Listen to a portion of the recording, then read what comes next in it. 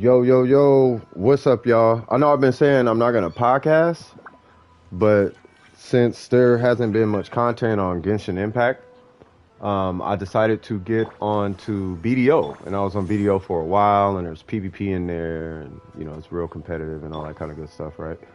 And, I'm making an honest effort to, not swear in my streams and stuff like that. So I'm feeling a lot more positive, right? So I get on BDO, and I've been on there for maybe like the last like week, I guess, right? And I think within at least the last 8 hours, it was a little bit of a long story. I had a birthday party, might have been exposed to some COVID, so we went and did an emergency test, and it came back negative, but we got to wait 3 days for that to come back. So I was up all night because we had to be there in the morning, so I'm still kind of up, coffee in my system, so on and so forth. So that's why I was up for so long. But in the meantime, I was on BDO. Right now,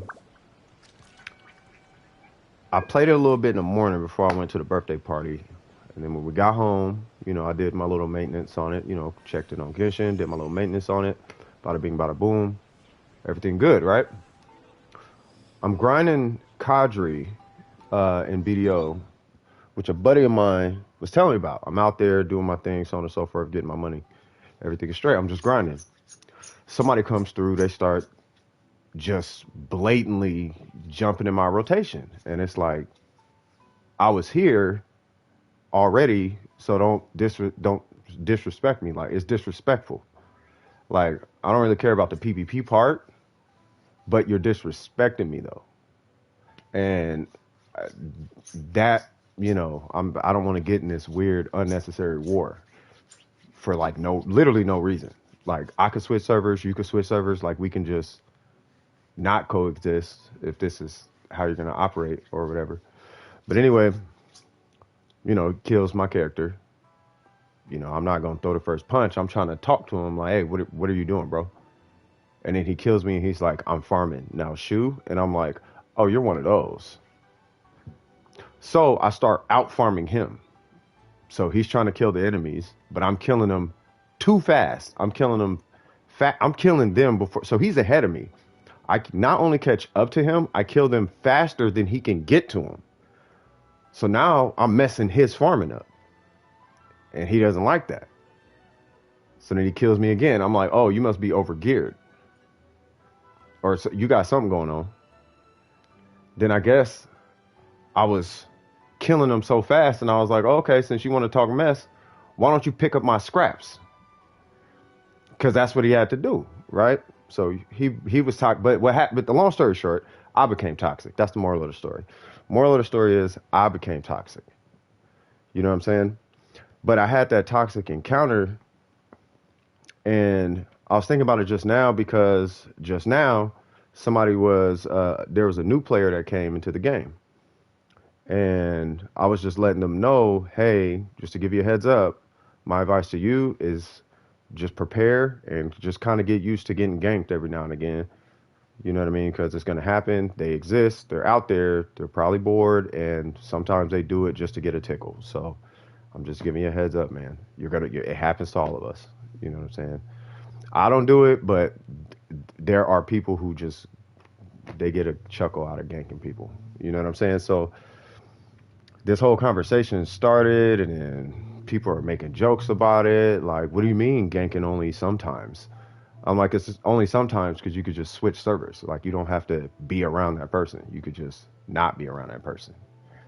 You know what I mean? Or you could be in a situation where you see a gank coming and you could just switch before it happens. You could just switch servers. Like, you don't have to deal with that. You know what I'm saying? You could just let them live in whatever vicarious world they're living in, which is fine.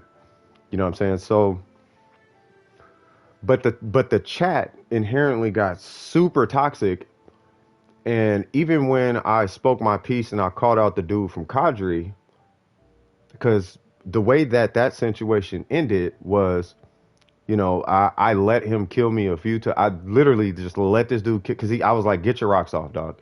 So he killed me a few times, and then I had like 5 minutes left on my booster, so I already had my money. I was just there picking up extra, But since he wanted to come there and do that, I was like, okay, well, I'll just keep you from being able to hustle. Since you think you mess with my hustle up, I'll let you think you're messing my hustle up, but then I'm going to proceed to mess your hustle up. So literally, because I play a tamer and he was playing a striker, and strikers do not move as fast as tamers. Like tamers are way faster than strikers. By the time he, by the time I killed the group and he caught up to me, I was at the next group. That's how fast a tamer is. And I did that. I cleared that whole area, went up the stairs, cleared them, ran back, went up the other side, cleared them, and I sat by the spawn location. Right. And I was like, I don't know what he plans on doing. Like, he's not going to be able to mess this hustle up. Like, I'm just going to keep him from hustling. So I cleared his hustle and my hustle. Right. And I just did that. And then after a while, I was like, bro, there's nothing you could do. Like, there's nothing you can do. I don't know what you plan on doing, but there's nothing you can do about this. I basically have infinite revive. I have so many revives. You would be here for at least another 30 minutes just killing me, dog. There's literally nothing you can do. You're not going to be able to farm here. I'm way faster than you. I one shot everything out here just as you're one shotting everything, but you have to get to them before I can get to them. And you can't. That's the problem. I can kill them and I did that for like another 3 minutes. I would kill them, and before he can even get to me, I was killing them. Like, that happened, and it's like, you, I don't know what you plan on doing. So I called him out in the chat, and I was like, called him out in the chat, and I was like, hey, by the way, just to let you know, I now give you permission to grind here, since you think you're giving me permission or you have power in this situation, which are, toxic antics with the ganking and all of that. You can kill me, that's fine. But you had to leave. So who really won this interaction? Because you had to leave. You can kill me, but I made you leave. Something about that doesn't make sense. So he was like, well, I'm going to come get you. I'm like, I'm not even invested in that. I'm not investing in this anymore. I'm just letting you know you can go farm there now because I'm done. My boosters ran out. I'm not there anymore. You can go farm there now. If you want to go farm there and get your rings, you can do. I'm not there anymore, so you have my permit. You can go do that now. Now, because I knew who I was dealing with, which was a bitter, toxic person, I knew that me saying giving him permission was going to hit a hot button. Now, this is me being toxic, which is bad, right? Now, let's be real. He killed me. I was bitter about that. He took about 2 minutes off of my farm, but it was like a 1 hour farm. But I was still bitter because I like to be optimized in my farms when I'm on BDO, right? So I, but he shaved off like 2 minutes off of my, maybe about three. I'm not even joking, maybe about 3 minutes off my farm, and I felt some type of way. So I responded, and I was bitter in that moment. You know what I'm saying? And like, I'm still a little like weird about it, but I don't believe that that was the right way to respond. To be completely like real about the situation, I don't think that was the most adult way to respond. Like real, like on some reality Earth type of situation. I don't think that was the best way I should have responded. I should have switched servers. That really would have just ended it right there, and I wouldn't have had to deal with it. But it was that chat, when what they were saying in there, they start telling each other to shut the F up and this, that, and the third. And I'm like, man, what is wrong with these people? You know what I'm saying? Now, this is after all those carry streams that I've been doing where we're having a good time. I'm not cussing. Everybody's cool. Everybody's getting along. It's like, it's cool. At a birthday party, I'm talking to my producer homies. Like, everything's moving in the right direction. It's a lot of good news around me, blah, blah, blah, blah, blah. And I'm looking at this chat and I'm like, I never really feel compelled to do that in a chat, like really. And a lot of the people that I deal with don't seem to be compelled to do that in a chat either. So what's really the situation with this toxicity in the chat? And I wanted to talk about that today. You know what I'm saying? Now, traditionally, at least what the case seems to be, is that when a person exhibits like toxic behavior, You know what I'm saying? And I'm not getting preachy or coachy or none of that. I'm not above toxicity. Like I'm toxic too. Yes, we're all human. But what I'm saying is that place that that toxicity comes from, it does I believe it comes from a place of bitterness in one shape or form. Where, hey, how's it going, Rose? By the way, this is going to be very similar to when if you guys need help, you could totally ask me. It's just this is one of my podcasts, but I thought this one was important because once you understand where the bitterness comes from, it's easier where the toxicity comes from, it's easier to deal with the toxicity. It's almost like it's going to sound really weird when I explain it, but this is the first example that comes to mind. Imagine if you hand somebody a piece of paper to read, right? And you don't know that they can't read. Your first inclination is like, what are you, stupid? Which is like kind of like wrong, right? But now let's say you understand that they can't read, you're going to be a little bit more patient with them, like, oh, okay, he can't read, right? And it's easier to deal with that situation, right? Same thing for like toxic people. Like, let's say you're dealing with a person who's being toxic. From my life experiences, usually it's safe to assume that there's some sort of bitterness going on. You know what I mean? And it's not that it's you that's the issue, right? Like, let's say you're playing, because I was playing BDO and somebody came and ganked me. So it's not that they were like I did. It's not like I did anything to them. They was feeling some type of way, and they decided to, take it out on somebody for whatever reason. You know what I mean? And that happens. You know what I mean? I'm not going to go as far as saying they were bullied and all of this extra stuff, you know what I mean? But they probably experienced something and had to push that energy outwards. You know what I mean? Like, because it's got to go somewhere, whether it's positive or negative. You know what I mean? Me and my moms was talking about, no, who was I talking to this about? I forgot who I was talking to this about. I think it was the homie. I think it was one of my. I think it was one of my producer homies. But we were talking about. Maybe it was my mom. We were talking about what people get off on. No, it was my producer homie. We were talking about like what gets people off, and like let's say S&M, right? Now, oh, it was taboo, right? Like some people get off on taboo, which is fine. Everybody's got their thing, right? But it's taboo for a reason, right? So if it's taboo for a reason, you know what I mean? Like smoking in front of kids, you know what I mean? Handing kids alcohol, like that's taboo, right? But some people get off on the excitement of doing the wrong thing. Some people actually be excited for that. Like some people, for example, they like to, do private things in public. Let me put it that way. You know what I mean? Like walk outside butt naked just to get a reaction out of people. You know what I mean? Like some people do that, and it's not that they get off on it, but they get like this. They get something from it, if that makes any kind of sense. You know what I'm saying? So, but the fact that somebody can actually get something from doing something like that, there's something wrong there. Is it bad? Is anyone getting hurt? No. Be yourself if that's your thing.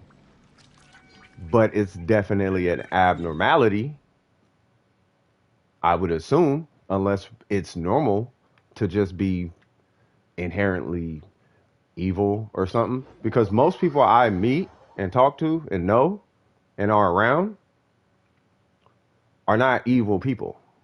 They don't do evil things.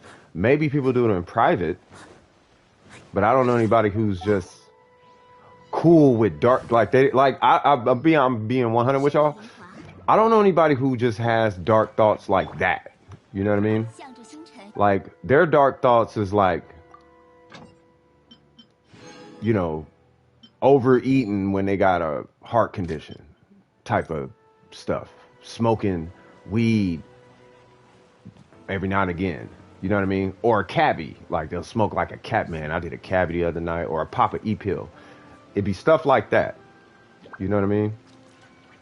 But anyway, let's get kind of went off subject for a second. Sorry about that. But coming back to this bitterness, you know what I mean? I know I went way left field, but coming back to this bitterness, I think it's safe to assume that something is abnormal. Something abnormal is happening with that person. You know what I'm saying? Think about people. Think about customer service representatives that are obviously good customer service representatives. Think about them, right? You deal with them. They know the policy. They get you your situation. You don't have to second guess what they say. It just works out. You know what I mean? You talk to the manager. The manager is like, it just works out. You know what I mean? How do you deal with the situation? I'm gonna tell you what you should do, but we're all human, so don't beat yourself up if you don't do this. Like, it's not a big deal because we're all human, but the best thing to do is really like ignore it or turn away from it. Or if you can present them with like some teachable information, if you can present them with a resolution to their issue, but that takes like discernment. Like, you got to be able to read what's going on in their life. Like, I had my partner hit me up a while ago, and it sounded like he woke up on the wrong side of the bed. He was like super negative for some reason, right?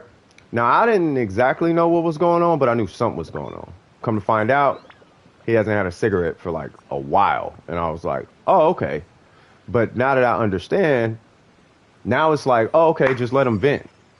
You know what I mean? Just let him get it off his chest. Whatever happens, I 100% understand. It's not personal. He's just having an influx in his hormones. You know what I mean? So he's going to be abnormal. He's trying to get himself back on track with his emotions. You ever cried for like no reason? Your hormones are out of balance. This is pretty common in people with like severe depression, where they're not their hormones, but it's kind of around that department it's kind of in that department though. It's in that realm where your emotions are kind of all over the place, right?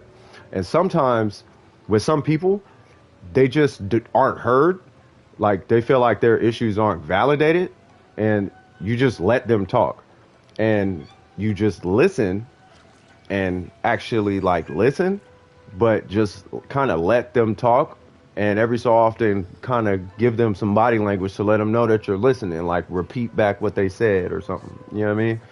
I eliminate all who oppose me, Rose. They are inferior in every way due to their own insecurity getting the better of them. I say that this is true, except it's not. I'm just being extra. No, you fine. Don't take me seriously with that. You are crazy, bro. But no, like real talk, know that you're not the person that they're actually getting at. But sometimes you are. And sometimes it sounds super cliche when I say it really sounds super cliche. But sometimes people actually are upset at your happiness. It sounds so cliche, but sometimes that is the case. Sometimes it's the case. And it's actually your happiness, though. It's not that it's not your success and they feel like you don't deserve it. That's a different thing. I'm talking about they're actually upset that you're like happy, right? That situation is where you got to just separate yourself from that person. Like, you can't talk to them. There's no talking to them at that point. You gotta let life take that, because life has its own ways of dealing with people, and that's when you hand that off to Mother Nature and life itself. Be like, okay, life, this is on you, bro. I can't. Nah. I'm not a planet. I'm not energy incarnate. I'm a whole human being, and I don't even know what I feel right now. So because this is beyond me, I'm finna remove myself. You know what I mean? And you just do that, because you got to keep your wits about you. You know what I mean?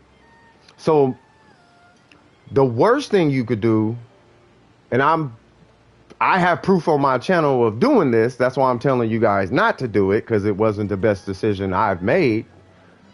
You know what I mean? But I personally like to address things as soon as possible, or let people know that I'm not dealing with them and then remove myself. You know what I'm saying? But if they remove themselves, then I just leave it alone.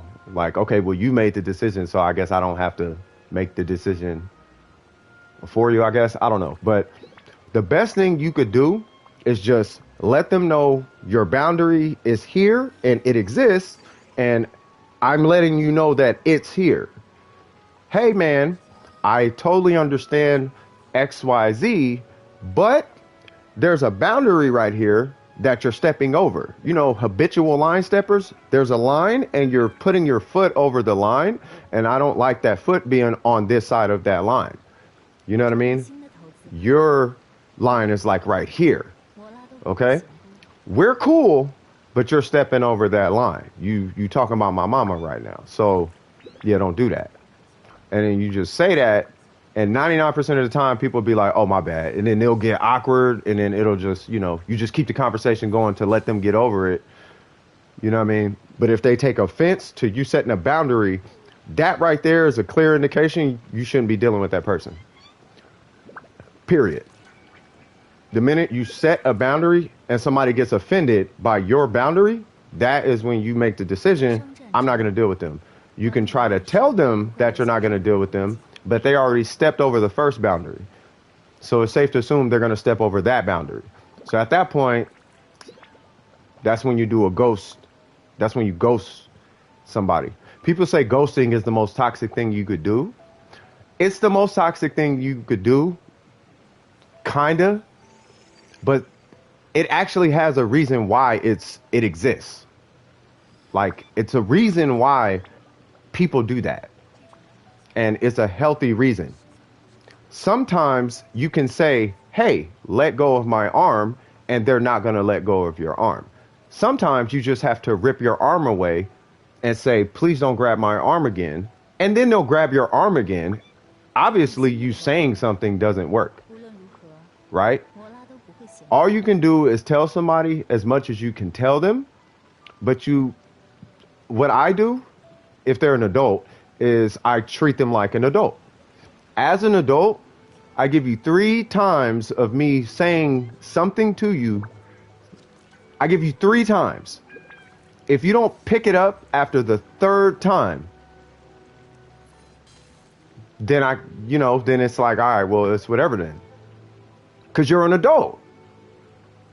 If you're an adult, I'm going to treat you like an adult. Now, if you're a child, then obviously you get a lot more chances because you're a child. But if you're a whole super extra responsible, brush my teeth every morning type of adult, it's not like a job. You know what I mean? Hey, it's kind of awkward. Like, hey, 1, okay. 2, okay. 3, all right now. Now we're not being adults now. So now I have to treat you like a child. Because you're not doing adult things. And if I have to treat you like a child,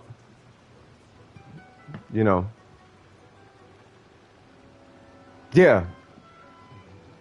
If you give me many chances, then honestly, that, in my personal opinion, is a fault. That's disrespectful to your well-being.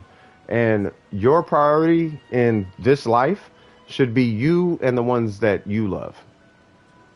Right? If someone violates, your...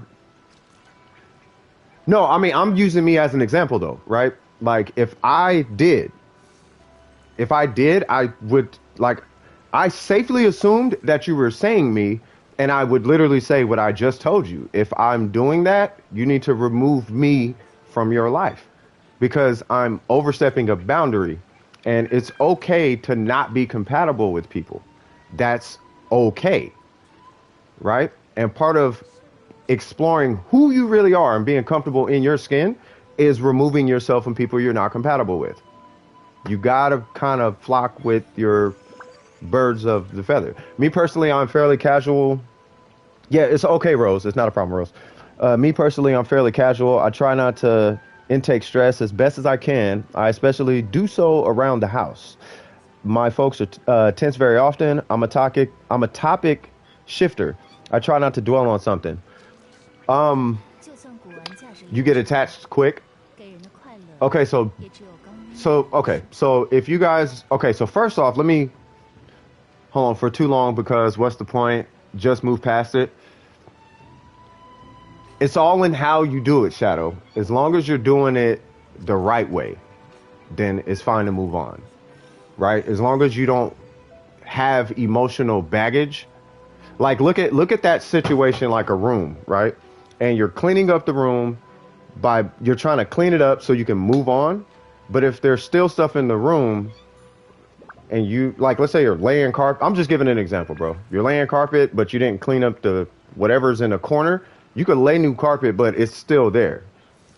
You know what I mean? And it's still there though, right? As long as you clean it up and then move on, by all means, you know that's good. As far as getting attached to people, the thing about it's okay to get attached to people, but you have to be aware of who you're getting attached to, and you have to be honest with yourself. You have to be honest with yourself. Pick up on the red flags. Pick up on them. Acknowledge them. Like that's a flag. Say that's a flag, and then from there, decide if it's worth it to put up with that flag, because that flag is there. Like it's a flag. They come up to you and hit you on the shoulder. Hey, I just stole this watch. You know what I mean? You want it? You stole this watch. Where'd you get the watch from? Oh, I just stole it from my homie over there. You stole that from your homie? That's a red flag. You see what I'm saying? Why? Because they just stole from their homie. Or even still, I just stole this from this person over there. You just stole this watch from that person over there. Yeah, they don't even know. Oh, they don't know that you took their watch? No. Now, what happens if y'all don't become friends? You're going to be that person over there. You see what I'm saying? So the red flags, pay attention to them. All those are indicators to know who you're dealing with. You know what I mean? And it's okay to get attached quick. That's fine. Just know who you're getting attached to before you allow yourself to just get attached like that. Sometimes people take a little while to get to know. You know what I mean? There's a phrase where you don't know a person, like a person's going to show you their true color. Okay, you get half of the painting after 2 years, you get the whole painting after 5 years. Long story short. You know what I mean? So, but yeah, that's kind of why I'm talking about like bitter people, right? Because when I see these bitter people, especially after all this, like I'm trying to change myself. I have a lot. I believe I got a lot of mental fortitude. I would like to believe I do. If I need to be a certain way, I'm pretty good at making the adjustment. If I need to, if I feel like I need to make I'll make the adjustment. Like, okay, I should probably stop cussing in my stream because I don't like that vibe. So I'm trying to stop cussing in my stream, right?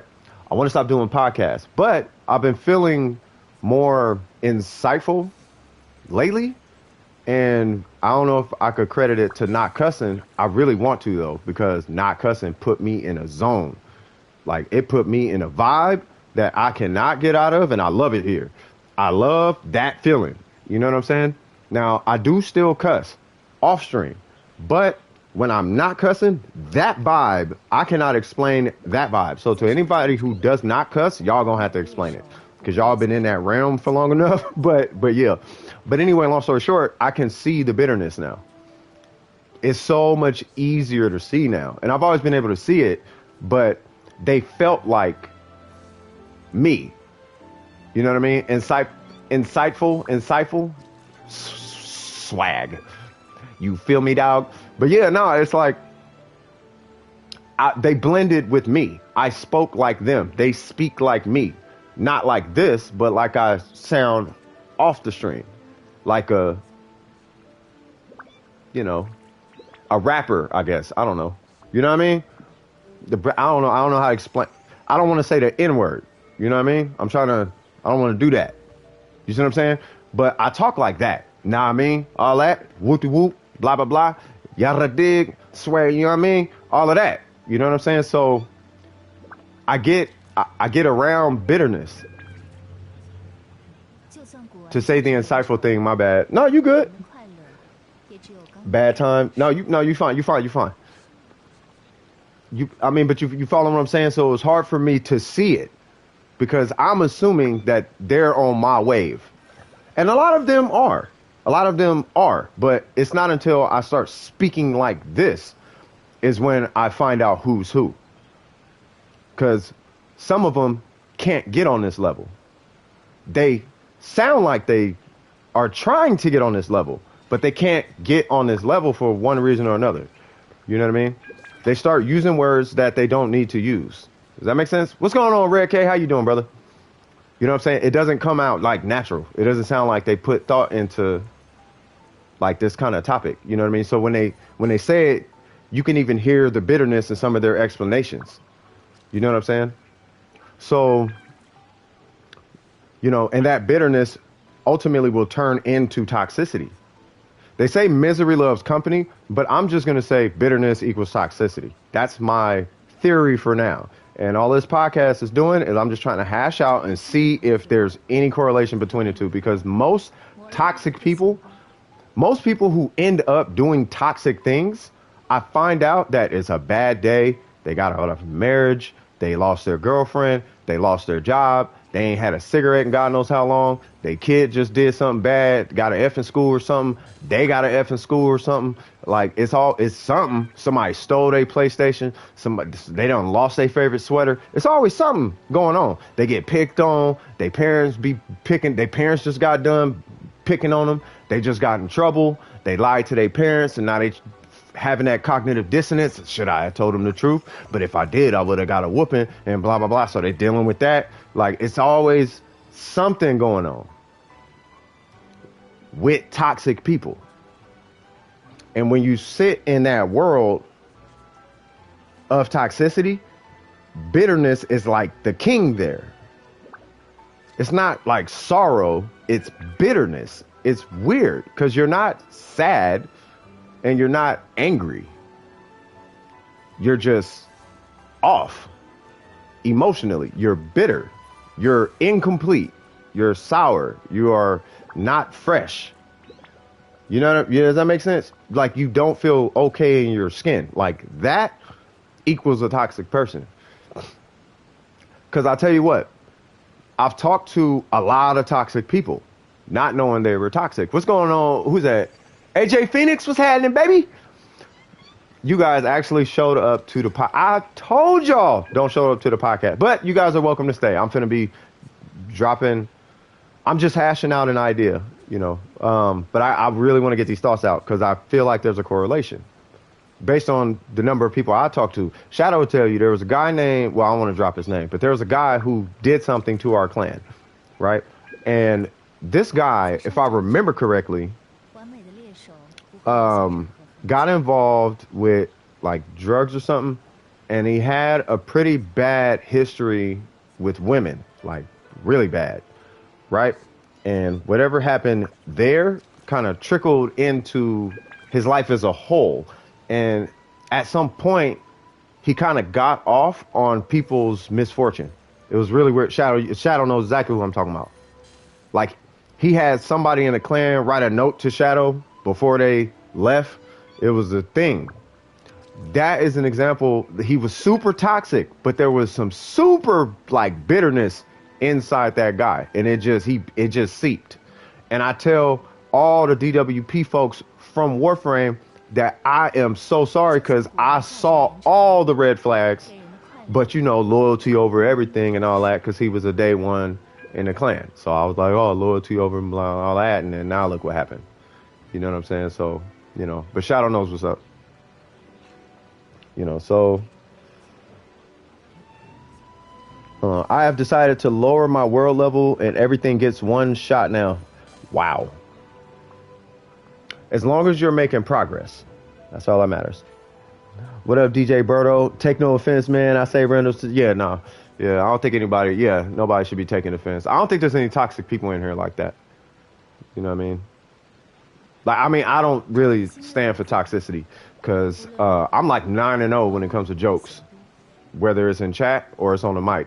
Like, if you want to, if we could roast each other, come on, we could do that. You know what I mean? You want to get toxic? Oh, we can go there. You know what I mean? I've handled my fair share. I was on a mic with somebody. If you're in here, don't say nothing. I was on a mic with somebody, and the dude, all he did was simply correct the spelling. And the dude tried to do some weird hacky thing and talk all this crazy stuff. And it's like, oh, is that so? Put me on the mic. Oh, did that man get off the mic feeling some type of way? And I'm not even capping. It sounded like he was about to cry. But it's like, if you're going to be toxic, you know what I mean? But that's what I'm trying to say, though. Like, don't fight toxicity with toxicity. Mind you, when this happened, I was drinking, right? This is something I learned over time. Yes, I was bitter. You know what I mean? For those who know my little story and whatnot, you know what I mean? You guys are like, okay, they're okay. Yeah, that I would be bitter too, type of situation, right? But growing as a person, you know, I found that resolving bitterness with bitterness doesn't work out. It's like you're pouring bleach and trying to drink it. You know what I mean? You're putting swamp water into swamp water and then you're trying to drink it. You know what I mean? Demon Gozer, what's happening, man? Glad I got over that issue. It destroyed. Yeah, man. Yeah, it was a weird little. It was something weird happened, but it's all. It was, you know, it's good. It's good now though. It's good now though. You know what I'm saying? But I wanted to talk about this because of my recent experience in Black Desert Online and coming back to Genshin Impact, right? So this game, not much content. My podcasts are super boring to watch, by the way. If you don't have your audio on, you might as well just leave because it's a podcast. But if you guys do want to see something, just let me know and then I'll go do whatever you guys want to do. You know what I mean? But yeah, you just chilling? That's what's up, brother. But yeah, so my recent experience in Black Desert Online, particularly over like the last week, I'm noticing there's a lot of toxic people on there. And I've noticed this has been kind of a thing, like in these MMOs with a general chat. And I understood it, but I never really understood it at the same time. Like, what compels a person to do that, right? I remember this one guy in GTA who was bitter at me and my cousin for killing him when he was bothering us. Oh, yeah, that type of guy. In the first place. He then decided to stall the internet to my whole house out of spite. Yeah, stuff like that. Now, why would he come bother you in the first place? That is kind of where I think we need to start, right? Dude was so toxic when we were minding our own business. Yeah, that's what I'm saying. That dude. Okay, you got to put yourself in his shoes. Put yourself in his shoes. You're in shoes right now. You're in Grand Theft Auto and you're driving a car and you have weapons. And you're like, you know what? What would make you get out the car and just shoot random people? Players, not NPCs. Players. That's a player. I'm shooting this dude and I'm shooting that person and I need to kill somebody. What state of mind? I know it's a video game. I totally get it. I totally understand. But that's not something that people really do like that. There's a mind state that does that. What goes through your head when you do that? Right? And notice the feeling that you're feeling when you're thinking about it. That's the state of mind that they're in when they do that. That's the place that they're at. I hope that makes sense. If anybody can relate to, if anybody's ganked anybody or shot anybody for no reason, just went and picked on people, that place that you were in is where they're at. That's where toxic people are at. That's where people on Twitter are at.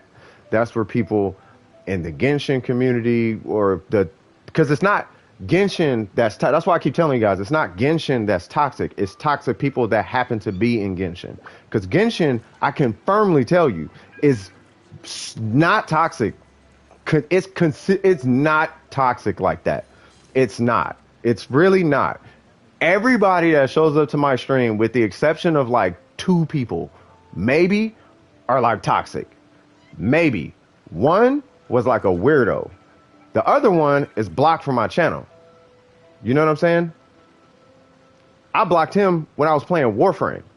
Like, that's it. Everybody else, perfectly fine. On Genshin, everybody else has been cool. Randos show up. It's been fine. I don't see the toxicity. But where's the toxicity coming from? Twitter.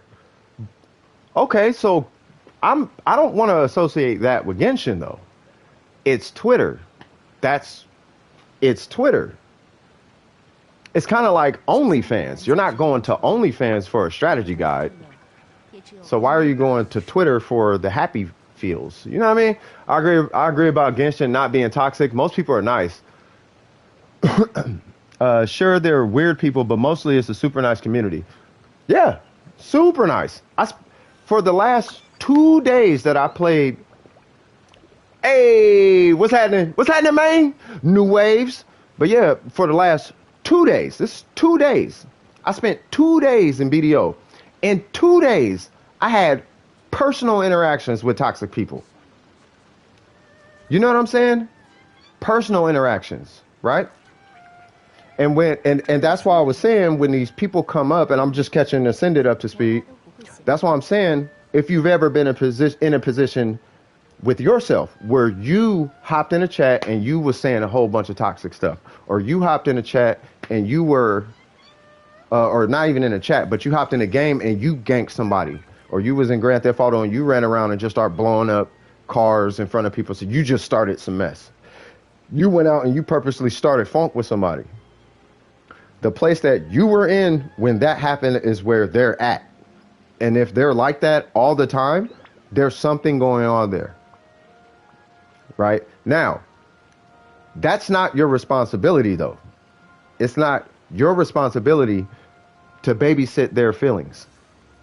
That's their responsibility.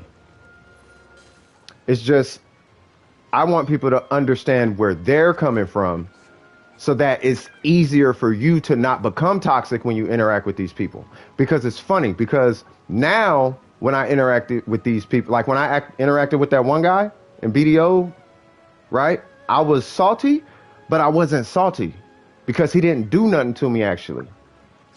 You don't have lives in Black Desert. You can just respawn like that. So it's not that serious. Plus, I got a bunch of these revive things, instant revive things anyway. And it's not like I care about what he did.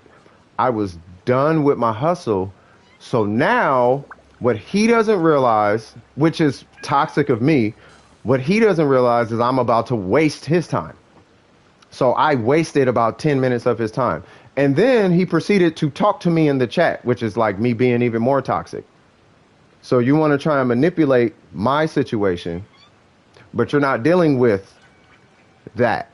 You're dealing with CS from DWP. So now, for whatever reason, you stopped your grind to go look for me on a map the size of like Los Santos? For what? I already put my character up, switched it out, did my farm, and got off the game.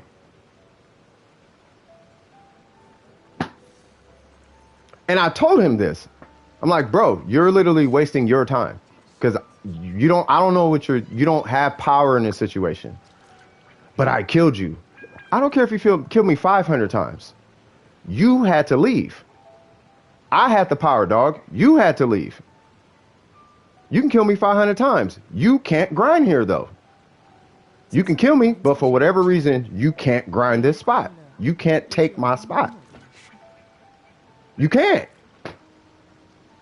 So you don't have the power. And I know that's what you want. But unfortunately, you don't have the power, which is exactly why you left. And I had to give you permission to come back. Okay, I'm done. What do you mean? No, no, I killed. No, you did, but I made you leave though. So literally, you wasted your time even dealing with me, and I'm done, and I'm leaving, and I'm telling you can go grind it now. Yeah, but you're weak. Yeah, I'm weak, and you're strong, but you wasted your time though. No, I didn't. Yes, you did, and you're still doing it. You could be grinding that ring you were talking about, but you're talking to me for some reason. So not only did you not take my spot and I made you leave, now you're talking to me instead of farming. So what's really going on, bro? The chat lit up. It was turned up. I'm like, yep. And that's how I deal with toxic people, which is not a good thing. The best thing to do is just switch servers. You know what I'm saying? You know what I mean? But I was salty and I needed revenge in the moment. And I'm working on that. You know what I mean? I think we're all trying to work to become better people.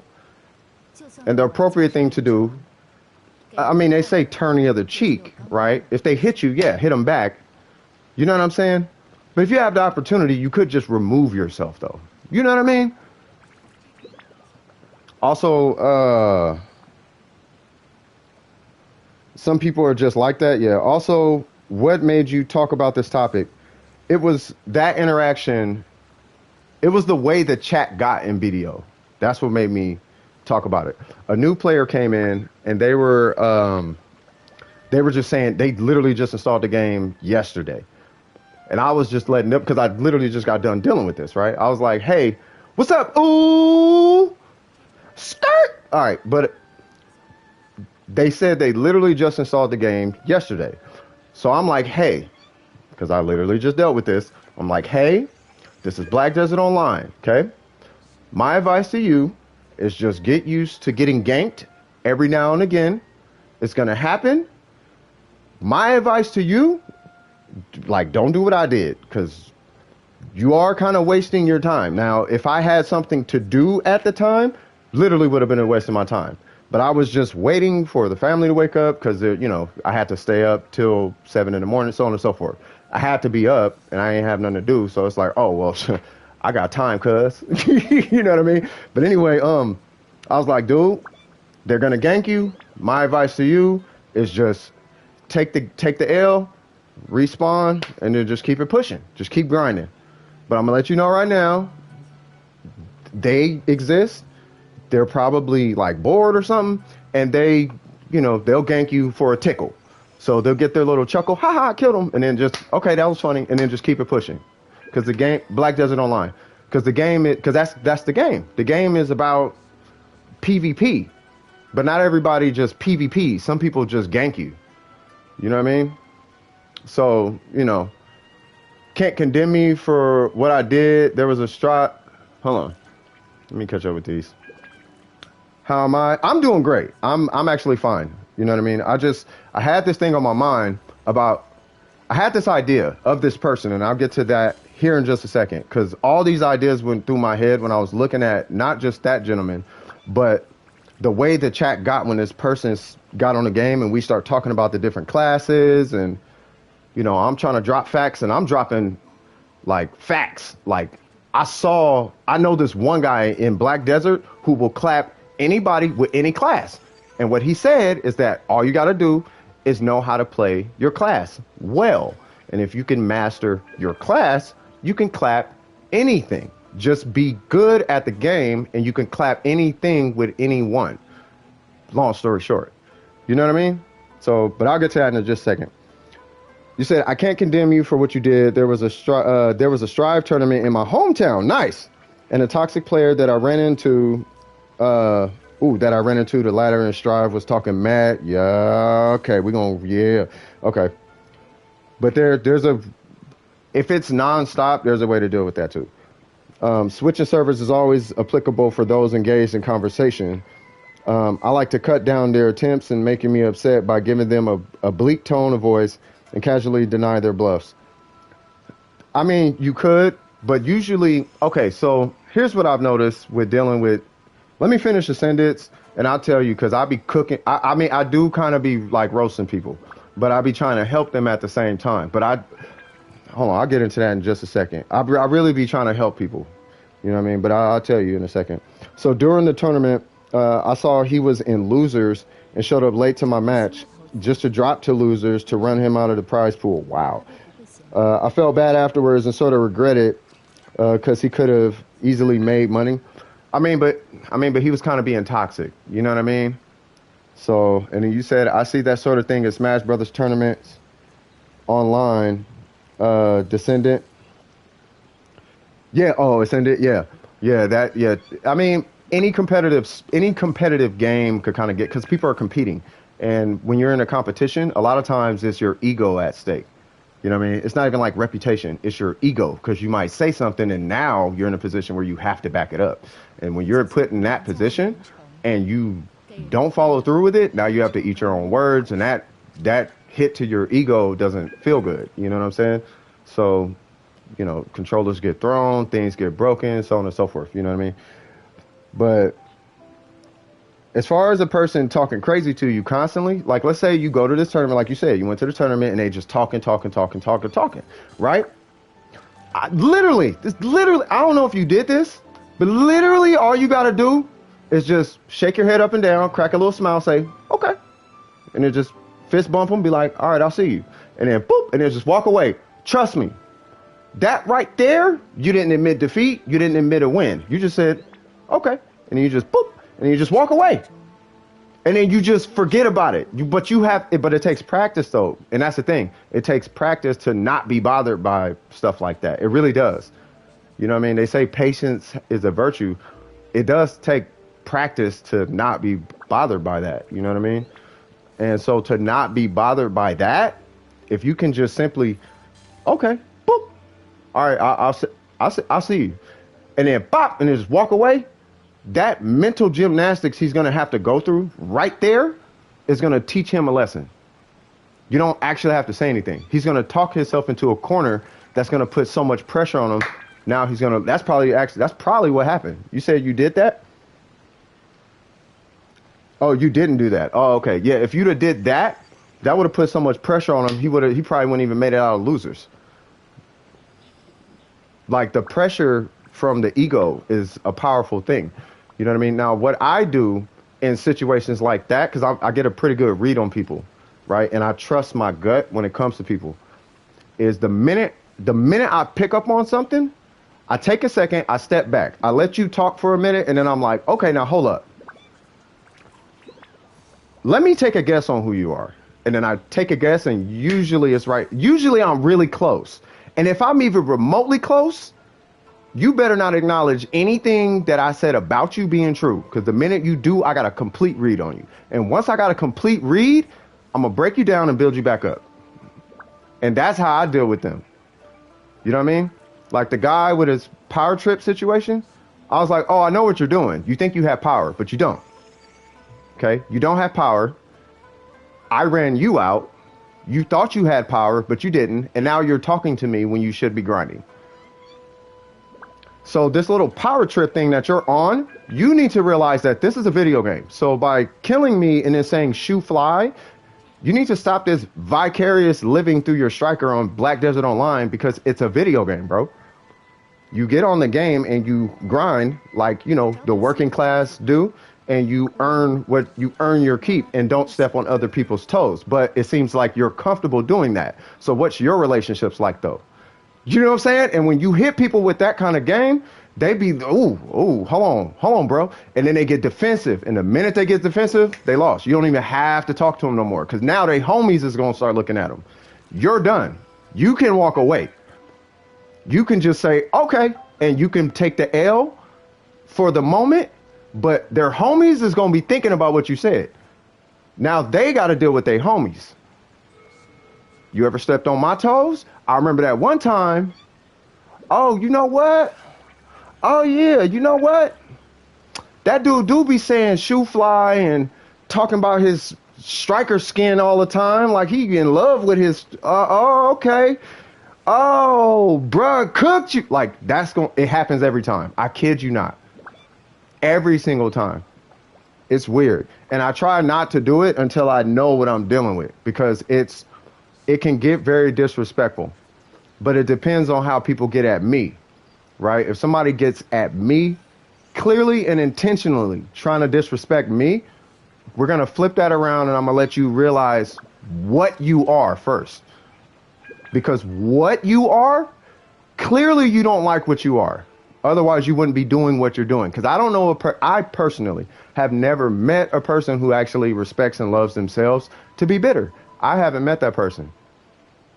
I haven't met that person. All the people I know who pick on people and beat up people and all that kind of stuff have some kind of bitterness on the inside of their heart. My brother-in-law was a gang member. You know what I mean? In the streets the entire time.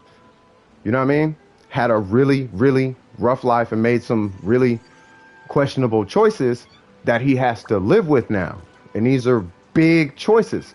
So he's really bitter about that.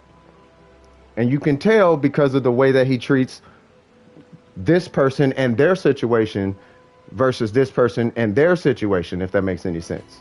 And he's trying to like make up for it with this situation, if that makes any sense, without putting his business out there. You see what I'm saying? But it's that bitterness that seems to be the connecting, that seems to be the dot that's connecting toxicity to bitterness. Or otherwise, bitterness to toxicity. So if you run into a toxic person, I would say the first step for you is to understand you're dealing with a bitter person, but it's actually a bitter person. It's not like somebody's just calling them bitter and fat and they live with their mom. That's not the case. There's a thing that's actually inside that person emotionally or psychologically, and that is hindering their ability to show love in any capacity, at least in the moment. And if you've ever felt that kind of emotion, that emotion is not a good emotion. It's almost similar to loneliness. Bitterness is really close, at least when I've felt it before, because I felt extremely lonely before and I felt extremely bitter before, right? I'll tell you these stories. I had just left a relationship and that relationship was pretty colorful. You know what I mean? It was like, it was my first time trying out love. I didn't know what love was. It was my first time trying it out. But I got super attached to this person. It was almost like codependency. I confused codependency for love. I didn't know, right? She got pregnant. We ended up having an abortion. Wasn't my decision. Whose decision was it? It was her mom's decision. So she, or we, had an abortion for a son, the first grandchild of my family, aborted over because her mom made that decision, right? Not only did that happen, I was supposed to get a job starting for $60,000 a year. Couldn't get that job because we broke up. I had to move, so on and so forth. So because I had something and I lost it, I missed it, and I started to feel a lot of loneliness. So the loneliness set in, right? Started drinking, you know what I mean? Got in a situation with wifey, you know what I mean? Life started becoming good, made all this money, but then my goal got way further than what was like reasonable. It's relatively real, you know, like everybody wants to make $1 million. It went like way up there and it wasn't happening fast enough, right? So I became bitter because I started preaching to myself and trying to big myself up. I'm worth it. I'm worth it. I'm worth it. I'm so smart. I'm nice to people. I'm planting all the seeds. I'm doing all the deeds. I'm doing all the things. Why ain't I a millionaire yet? I'm doing all the investment. I was making a lot of money. It just wasn't $1 million. And I became bitter. I became angry at God. I became angry at people who were leeching off me, and I didn't want to help people no more. And I was blaming everybody for this, that, and the third, so on and so forth. And that bitterness is when I was super toxic to the point. And I'm being honest. I'm an honest. I hope you guys understand that I'm honest. So I'm going to be telling you guys some questionable things. I cussed out a kid in Grand Theft Auto 5. I was drunk and I cussed this kid smooth out, talking about him and his mama. I was like, yo, mama need to get on the mic right now. Cause you out of pocket, little boy.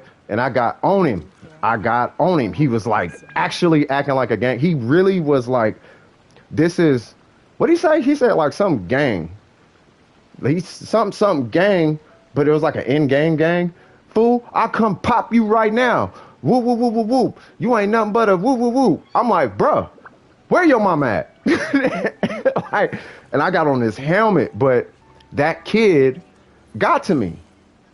You know what I'm saying? And I went on a murder spree. And because I was a hustler, and I always have to be doing something productive. I just like I'm doing this podcast. I gotta put something out.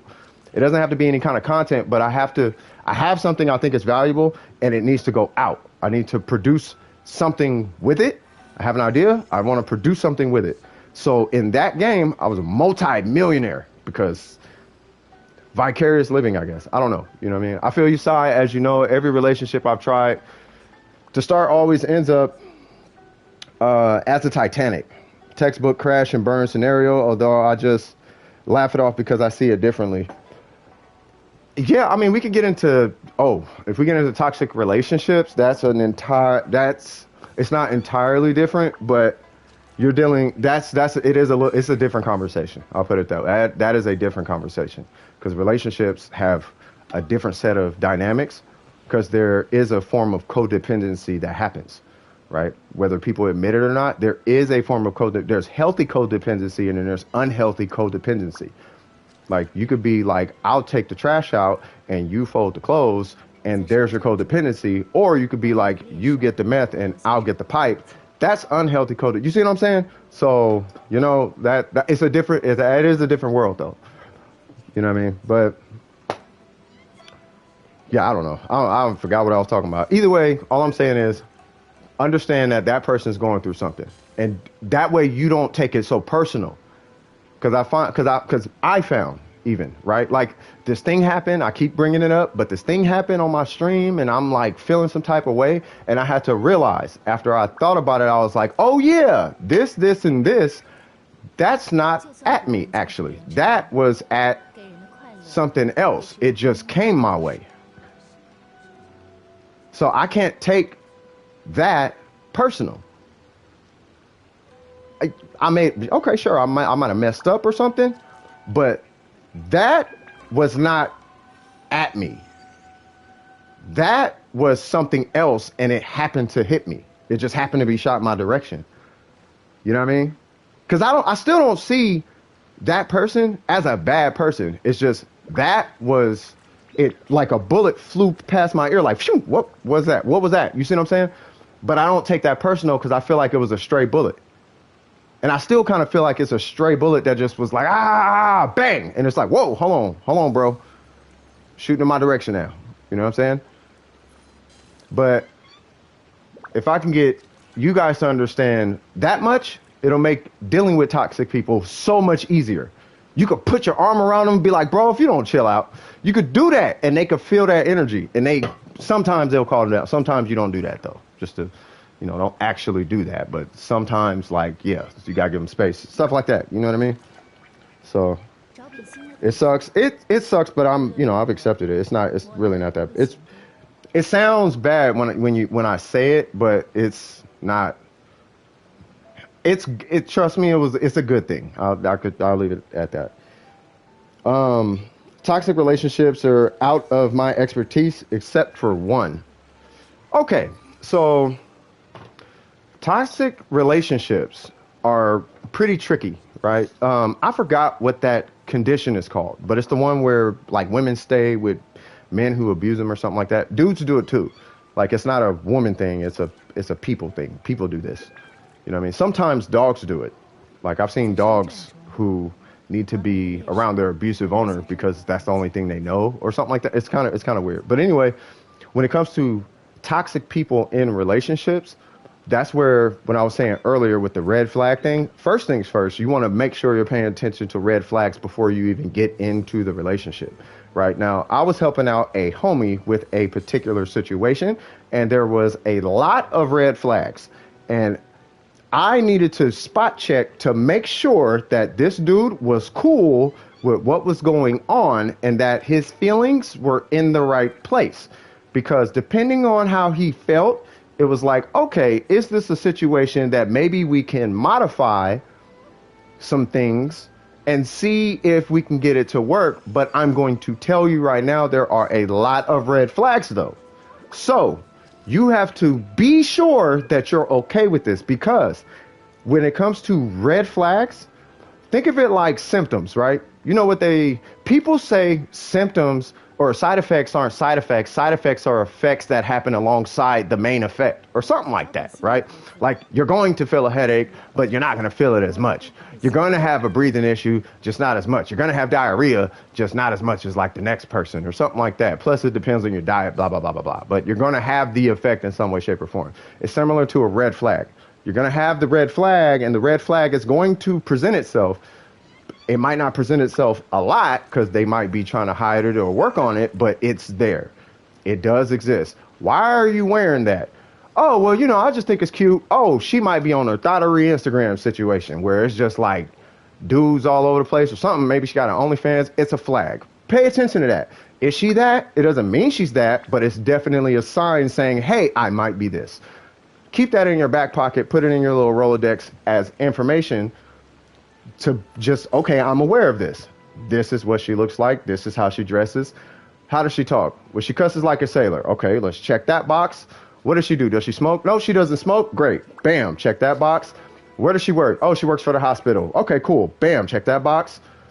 I don't know. Are there guys that work there and everything? No, but there's this one guy who looks like that dude that she tells you about meme or whatever. Okay, so that's a thing. Bam, check that box. So on and so forth. What's your last relationships been like? They've been like blah, blah, blah, blah, blah, right? Once you have all the information, you pick out the ones that seem like they could be potential issues, right? And then you come to your decision from there. Now, if you don't pay attention to these issues, like the guy, and it's not about jealousy, it's about, woman, I don't know you, so I don't know what your habits are like. And I don't want to get in here, waste your time and my time, and look kind of like an idiot trusting you or something like that, because I don't know you like that. Hey, we ain't been together 5 years. I don't know what happened if somebody pull a gun on me. Are you jumping in front? No. Maybe you're not afraid of guns, but you cool with cheating. Like, I don't know you like that. You know what I'm saying? So I'm not finna just be like cool with you going to go have coffee with Mr. Giga Chad Tough and Stuff, Soup Boy, Doctor, $100,000 a year guy. I'm not cool with that. You know what I mean? You're insecure. Yes, and you should acknowledge that. Same reason you wear makeup. So get out my business, I'll stay out yours. That's a joke. What I'm saying is you need to have your boundaries, and you need to make sure that you're cool with what you're doing. Like me and my girl, because we're both super friendly, right? And we both don't even know that we sound like we flirt when we talk to people. It's just the way we are. I guess we sound like we're flirting or something, right? So we came to an agreement where I'm not going to have female friends and she's not going to have guy friends. She can, but if she has guy friends, then I need to be able to have female friends. And she's not comfortable with that, so I'm not comfortable with that. And that's our agreement. And now if she wants to have a bunch of guy friends, that's cool. But I got a bunch of female friends that I kind of like, they're my friends, you know what I mean? But it's like, you know, I'm sorry, but, you know, my girl's more important. And unfortunately, you got to respect that. I'm assuming that if you felt some type of way about your man's girls, you would probably want him to do the same. So I love her, so I'm going to do that. You know what I mean? And that's my decision. So I'll see you at work, though, type of situation. You know what I mean? So, but cover your bases when it comes to relationships. The thing to keep a lookout for, one of the main things, is your communication, though. You know, the communication between you two is going to be key. Because if you guys can't have a communication, you'll tell a lot about the person based on your communication. Hold on, let me read this real quick. Let me see. You said, one of my friends was asked out by a doctor while he was off duty. He made very good money and acted respectful. However, after some digging around, his last relationship ended due to his severe drinking problem. That's what I'm saying. You got to get to know people. I think that, look, I always say know who you're messing with. I say that all the time. That right there is a perfect example of that. Know who you're dealing with. It doesn't get more clear than that. You know what I mean? Even me, if you got any weird feelings about me talking about this, dude, stop the stream and leave. Like, there's no handcuffs. You got to make the decision. You got to be comfortable with your decisions. You know what I'm saying? But you have to understand that you have control over that. Just be aware of who you're dealing with. with, like in Ascenda's case, you know what I mean? I never understand why most people in relationships find it rude to hang out with the opposite sex. At least the people I know. I respect it, but I don't understand. Oh, they find it rude or something? Knowing the metaphoric inside of a person? I get, it boils down to insecurity. It's not, I don't even know if it's insecurity. It boils down to a trust issue, right? You just don't trust that person in that situation. You know what I mean? You could call it projection, like they don't trust themselves in that situation, so they don't trust you in that situation. But it could be a combination of both. You know what I mean? But that would be, I think, the nature of where that comes from. You know what I'm saying? Like, I know that I'm not finna do anything, but like, I don't know if she's gonna do anything. You know what I mean? Or I don't know if I'm gonna do anything, so that's why I feel like she might do something. You know what I mean? It could be a combination. You know what I mean? That's just my theory on it. I think it boils down to like a trust thing. I know it sounds really simple, but it's probably that simple. Reason like these are why I'm glad to be the guy in town who knows things about being without being a part of everything. Yeah. Well, yeah. Yeah. I think it's a good thing just being aware. Like I said, it's just being aware. But I'm telling you, in toxic relationships, it starts there with knowing the person. Now, let's say, because I kind of want to move on from the filtering part, because that's all you're doing is trying to filter out people that you shouldn't be dealing with. That they need to respect your boundaries. Actually, let me cover the communication part. Let's say somebody pulls out a cigarette and starts smoking. You like, you know what I mean? And you don't smoke, and you don't want a smoker, right? At that moment, you need to make a decision. Okay, they smoke. Are they worth putting up with smoke breath, right?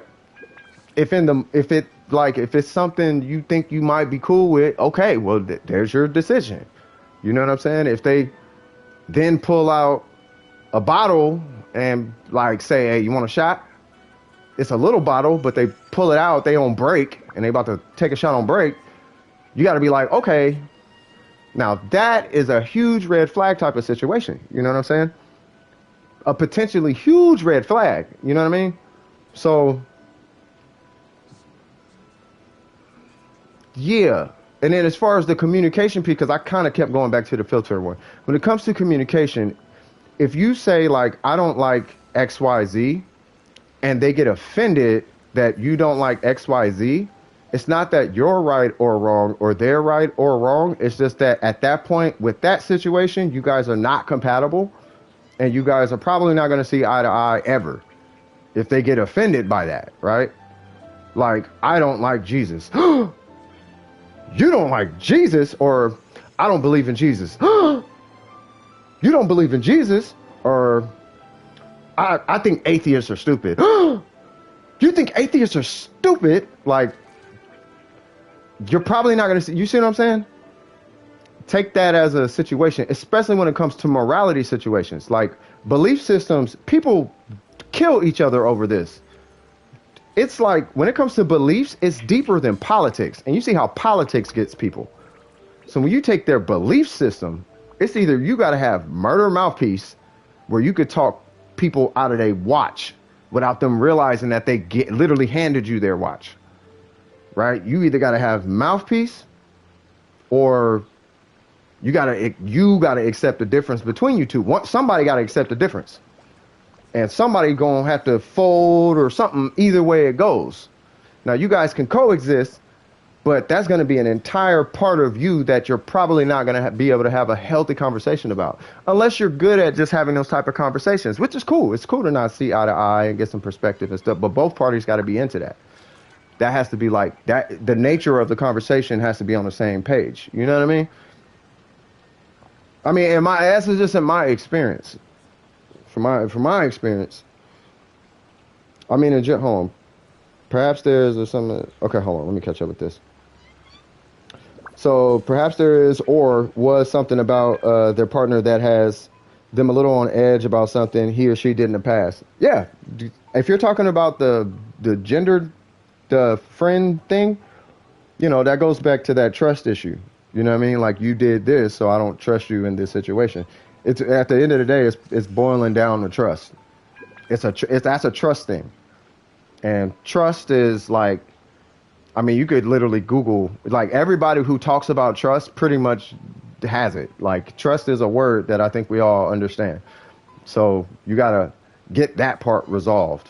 You know what I mean? But I don't feel like that's necessarily toxic until it gets into the insecurity territory. When it starts getting into the territory of, oh, they have insecurities, at that point, that's when it starts to become toxic. Because now it's not a action. Because now it's not reasonable. It's not a reasonable assumption. You see what I'm saying? When it becomes unreasonable to assume this, like let's say you, for all intents and purposes, you are attracted to not Honey Boo Child, the mama, whatever the mama's name is, Precious. You're attracted, and I'm not saying, okay, let me choose somebody else. I feel like I'm picking on people. You're attracted to a can of Pringles, sure. Let's say you are attracted to a can of Pringles, and your girl is like, I don't want you around cans of Pringles. That seems reasonable. But if you're attracted to a can of Pringles, and she's like, I don't want you around desk lamps. It's like, what does that have to do with what? I'm not even attracted to desk lamps. I'm attracted to Pringles. You're a Pringles can. I'm with a Pringles can. I like Pringles cans. That's a lamp. You're a Pringles can. I'm attracted to Pringles. I can't do anything with a lamp. At least I can eat Pringles. You see what I'm saying? When there's no reason, when it's not reasonable to assume, that's where the toxicity comes in. You see what I'm saying? I know that was a weird analogy, but I didn't want to pick people out of thin air. It's like, what's your definition of beauty? I didn't want to get into that. I mean, in general, unless it's family guys and girls, two can feel uncomfortable with their partner hanging out with the opposite sex if they aren't direct families or cousins. Even direct families or cousins, I mean, there's some stories I could tell y'all. But yeah, even direct families and cousins, it depends on the individual. I'm going to tell you right now. You know what I mean? If you go through the filtering process, you should be fine. You should be fine. Just know who you're messing with. That's really all it boils down to. You know what I mean? I don't know if I should be talking about toxic relationships. I'm talking about bitterness. You know, I'm supposed to be talking about bitterness because relationship advice, I can't really give relationship advice. I can only tell you guys really how to I can only tell you kind of like the type of people you're dealing with because I've dealt with so many different types of people on a personal level. You know what I'm saying? On a person from D-boys to New Yorkers to alcoholics to crackheads to literal crackheads to like homeless people, sat down and like broke bread, ate food, and had conversations with all these people, millionaires, multimillionaires, real estate, everybody. Man, my boss, my employee. I mean, Russians, I've been around Egyptians for God knows how long. Indians, you know what I mean? Like when I first started to get into business, my business partners were Filipino. You know what I'm saying? Like just everything. And women too, been around I've worked with them and everything. And they're, you know, yeah, you have enough conversations, you realize, oh, okay, nobody really that different. Knowledge does kind of come from within. If you really take time to get to know yourself, you come to find out that, oh, people aren't that different. And that's where when you start to make these assumptions based on the knowledge of yourself, when they say, what would you do in that situation? And you're honest with yourself, it's like, oh, okay, you know what? You felt this way, huh? I can almost promise you they're going to say, yeah, I did. I felt this way. Yeah, I did. And because that's happened so much that I've gotten comfortable like, oh, okay, yeah, this is probably what it is. That's why I say this is probably what it is, because that's probably what it is. Because I've gotten a yes from so many probably what it is that it's like, oh, okay, well, that's, you know what I'm saying? So anyway, let me catch up with some of these things. I'm thinking that if they admitted these mistakes to their spouse, it will make them more trusting. However, if they must find out through other means besides the spouse, it'll get rocky. That is true. Yeah, talking to the Pringles person. Right? I mean, maybe. But for example, if a partner cheats and comes clean, like right away, saying that they did this and they think, yeah, I might see it hard to forgive it all. I mean, here's the thing. Look at like if you need to look at what cheating is in the first place, right? Cheating, the act of cheating is you're literally going out of your way to hide a truth, a devastating truth from a person that you're supposed to have like these relatively strong feelings for. And if you're saying love and in love and all of this, and you're spending money and they live with you and all this kind of stuff, that's supposed to be like the ultimate love. You're supposed to have on this, or you're supposed to be on a level of like ultimate love. And if you have the capacity to hide and schedule and kind of work out in some way, shape or fashion, whether it's spare the moment or not, you kind of worked out this. I'll get to this in a second. You kind of worked it out in your head already, right? And you did this under the influence of ultimate love, and you hid this from this person in the first place, right? That right there is what creates the lack of trust, right? It's not that you told them and you were honest and all of that. That's why it's usually hard for people to just outright forgive. They appreciate that you told them, because it's like, all right, cool. You got some of your trust points back because now I can at least take what you say at face value. But you didn't say nothing when you did this, though. So now I got to imagine, well, you might just not be saying something. You see what I'm saying? So that's where it gets kind of fishy. But in that situation, why would you put yourself in that situation in the first place? Just simply don't deal with the person if you don't want to not be with that person. Or be like a Mac or a pimp or something. Not a pimp, but just be kind of like a ladies' man and just keep it real up front. That's not like a forbidden thing to do. You can easily just say, hey, I'm not exclusive. I have a lot of women that I deal with, and we do the funny part dance every now and again. You can say that, and they're going to either be cool with that or deny that. And you would be surprised how many are actually cool with that. I know this because I know these people. I don't do anything with these people, but I've worked with these people. I know these people, and they do that.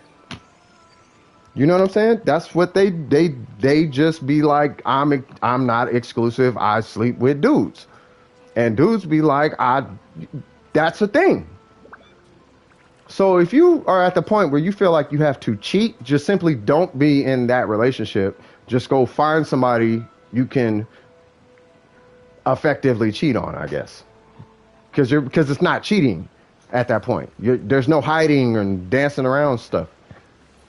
It saves everyone time and energy if that's what you're trying to do. You see what I'm saying? The only time you should ever get in a relationship, ever, is when you're like, I actually want to be with this person forever. When that actually happens and it's real in your head, at that point, that's when you go for the long haul. Until then, don't do that. Because, especially as a dude, I'm pretty sure it's the same for females, but they seem to have a little more control over that. But at least for guys, things start to do the thinking for you. So you should probably be pretty sure before you're like, I'm going to do all the things for Miss Lady Ma'am, and you haven't actually like really like thought about it. Like, what is this going to be like when she's like really old? What is she like really like though? Like really like though? And it takes time to get to know that. So take a little bit of time, unless you just know. If you just know, sure.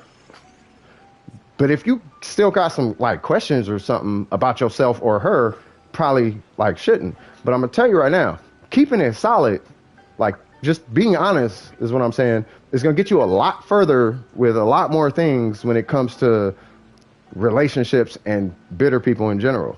You know what I mean? Bitter people won't be as bitter around you. They won't bring that around you as much. If you notice, you know what I mean? If you notice, and you come on my Discord, you'll notice there's some people who it might sound that way. They're super not that way. Like they can say whatever they want because I know what they're saying. You know what I mean? These are the most wholesome dude. Like you actually talk to them, they're actually really cool.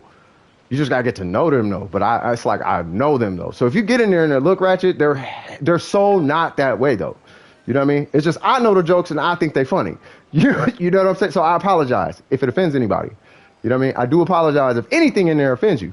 But these are good-natured people. And if anybody starts picking on anybody up in there, like on that tip, everybody already know. Every single person in that Discord should know, especially those close to me, they know how I get down. That is not what's finna happen because there's boundaries set. They're set in my relationship. They're set in my list of friends. They're set in my Discord. They're set everywhere in my life. You kind of got to set all of that. You know, that's the only way you're going to maintain any sense of peace in your life during these states of toxicity. When they start to show, first off, they don't show up as much. You know what I mean? And when they do show up, having the understanding that, oh, okay, this is probably some pain that they're going through.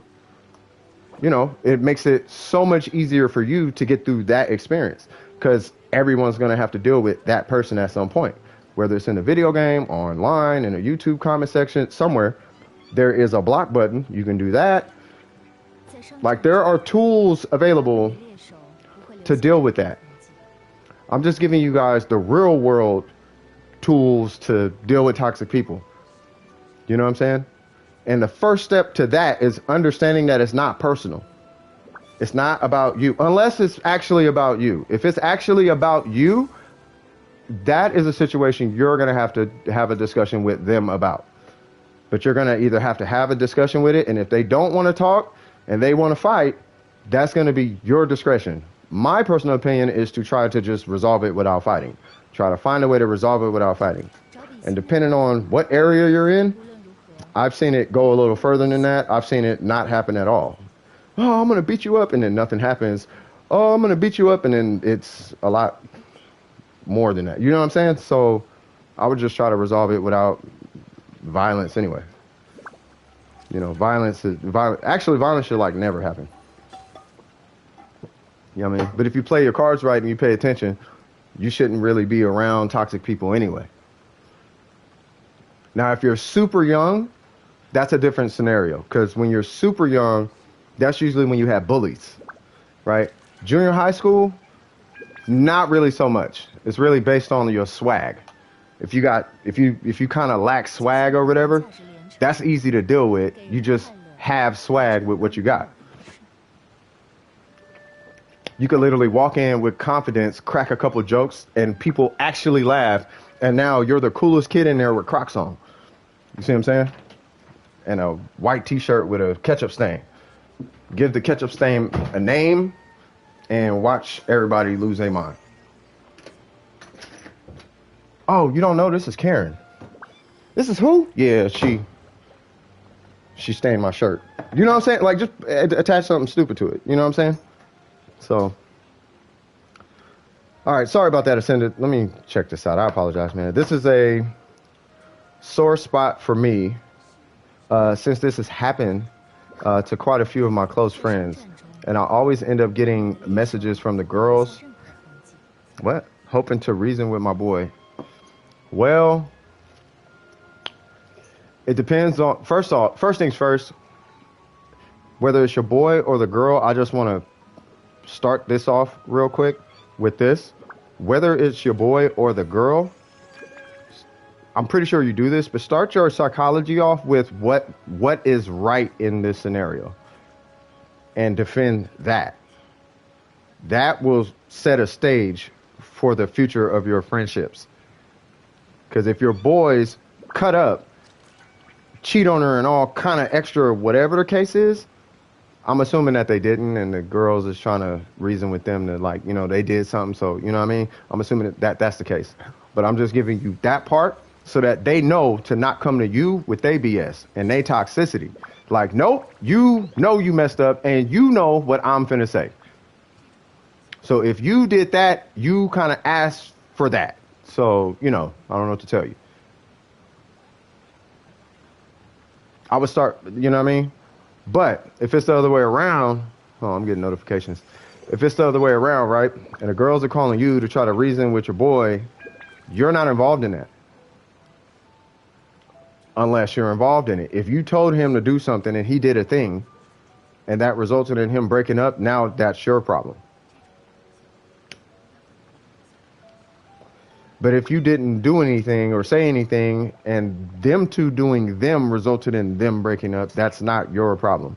Your job in that situation is to just support your boy and make sure that he's okay.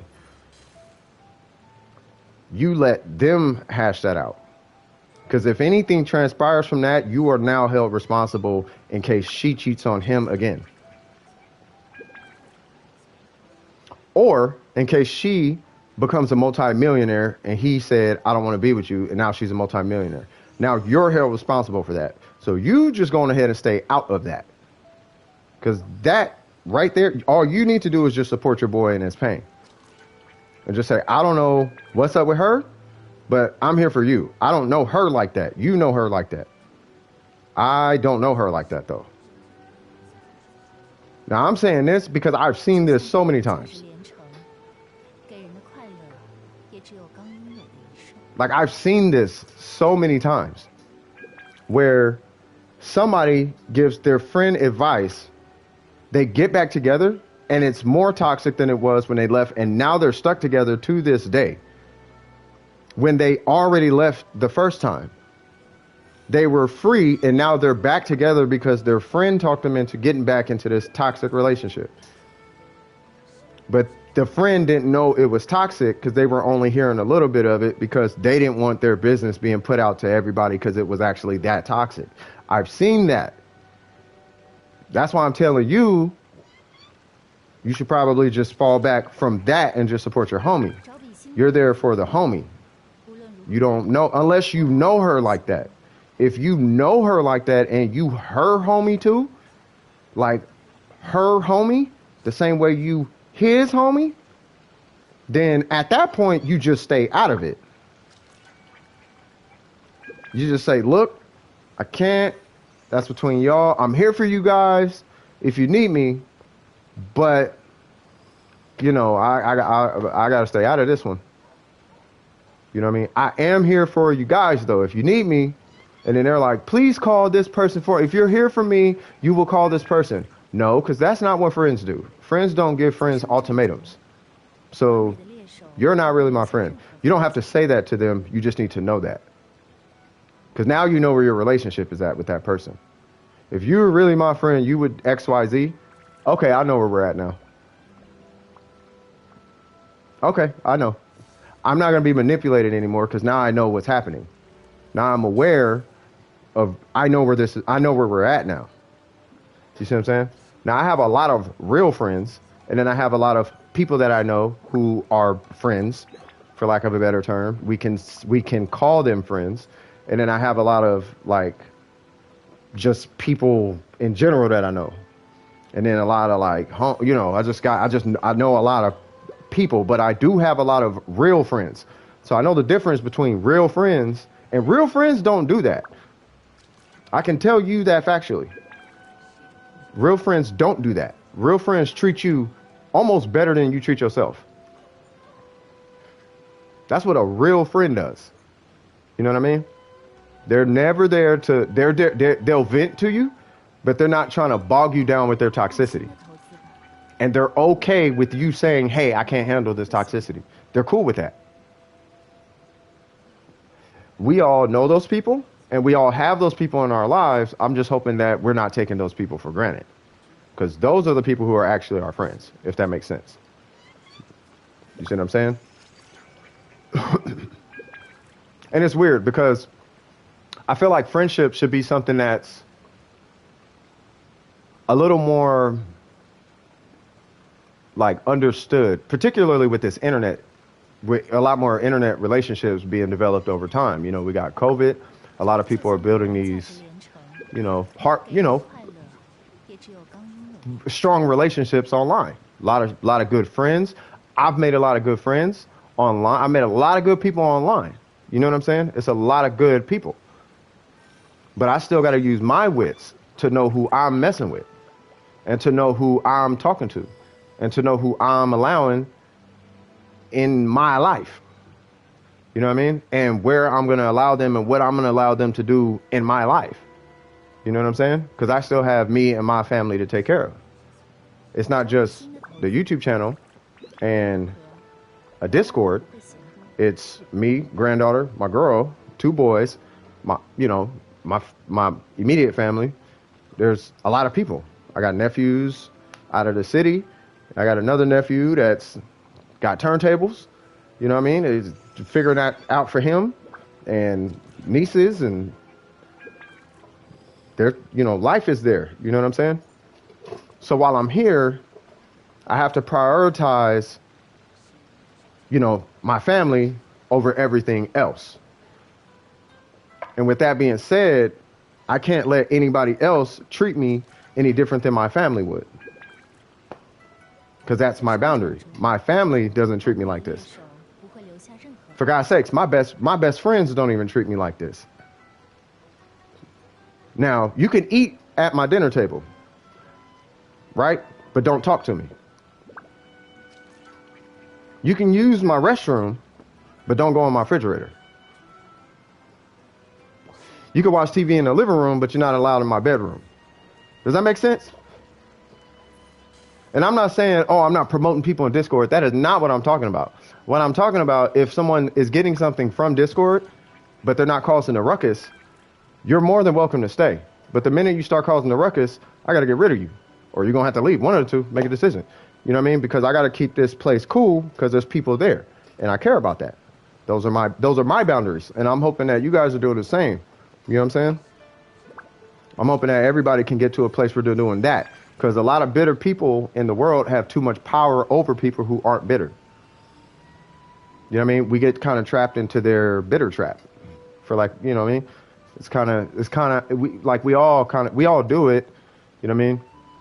And it's okay to do that. It's okay to do that. We're human. You're a human. It's perfectly fine to be human. Humans aren't perfect and can walk on water and, squeeze milk and make cheese. Can't do that. You can't smoke a cigarette and go run 18 miles right after because your lungs are instantly healed with the X factor. We don't have the X factor. We can't go ultra instinct. We can't throw fireballs. We're just regular. We're everybody's a regular human. You know what I'm saying? And but expect that other people are going to be human too. They're going to be good. They're going to be bad. They're going to be bitter. They're going to be happy. You know what I'm saying? It's just paying attention to the signs and recognizing what traits trigger or what psychology is triggering certain traits in people.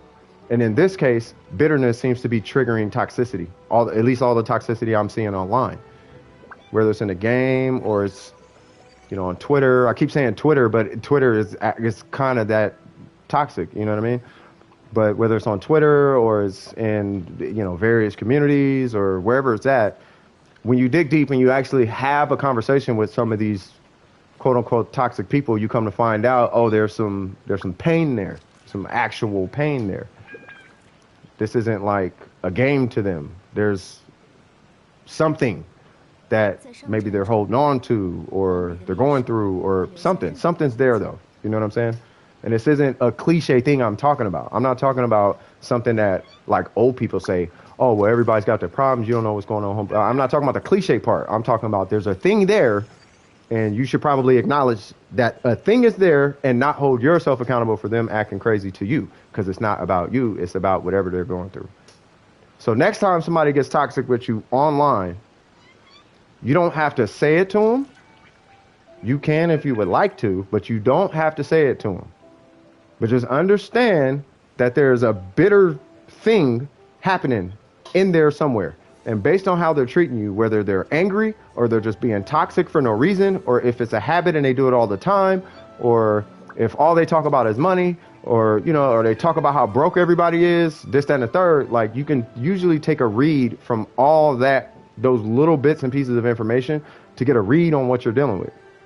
If all they talk about is how broke everybody else is, it's because they feel broke. They might not be broke, but they feel broke. And that's an insecurity that they're dealing with. And that's why they're toxic about everybody else being broke. Because in their circle, they're the broke one. In their mind, they're the broke one. That's why. You see what I'm saying? If that makes any sense. That sometimes is the case. It's called projection. Sometimes that is the case. Actually online, most times that's the case. At least online. In person, people tend to be a little bit shiftier with hiding it. You know what I mean? So you got, that's where good conversation comes in. You just have a good conversation and just pick up on the little nuances of what they're saying and how they're reacting. And you can usually get a pretty good read on them.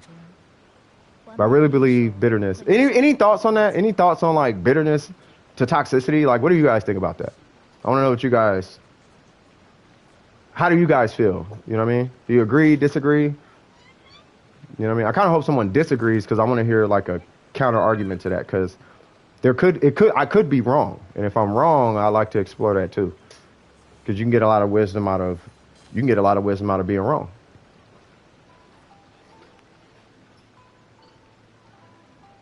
Oh, and I guess everybody left. So,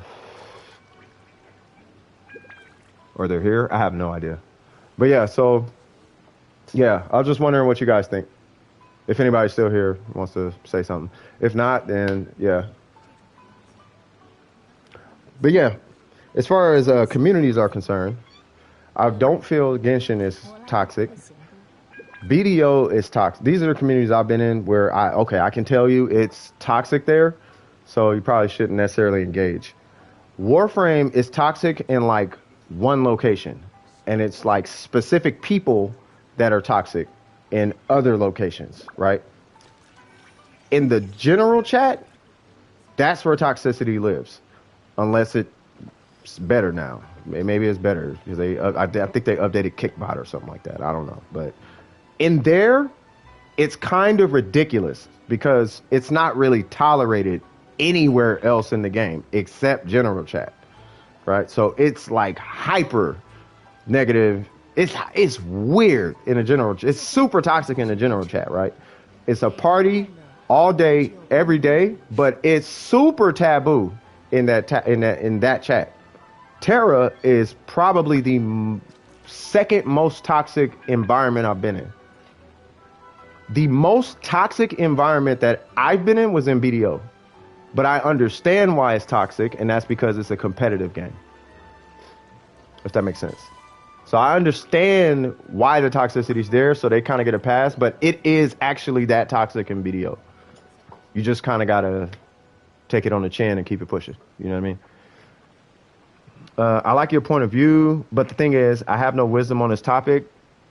Hey, if you have a thought, share it though. I mean, hey, you never know. You never know. I usually leave or try to talk them down if it's online. IRL, I try to reason, but I usually just let them get on me without fighting back, but I know I should. Okay, so that's something I found inherent in people who say sorry too much, right? So if you find yourself not fighting back, don't think of it as fighting back. That's the first problem. You're not fighting them back. You know what I mean? You are trying to reason by what you call fighting back. But you don't actually have to fight back, though. You can just let them know. That's why you hear black people say, I'm gonna let you know. They say that all the time.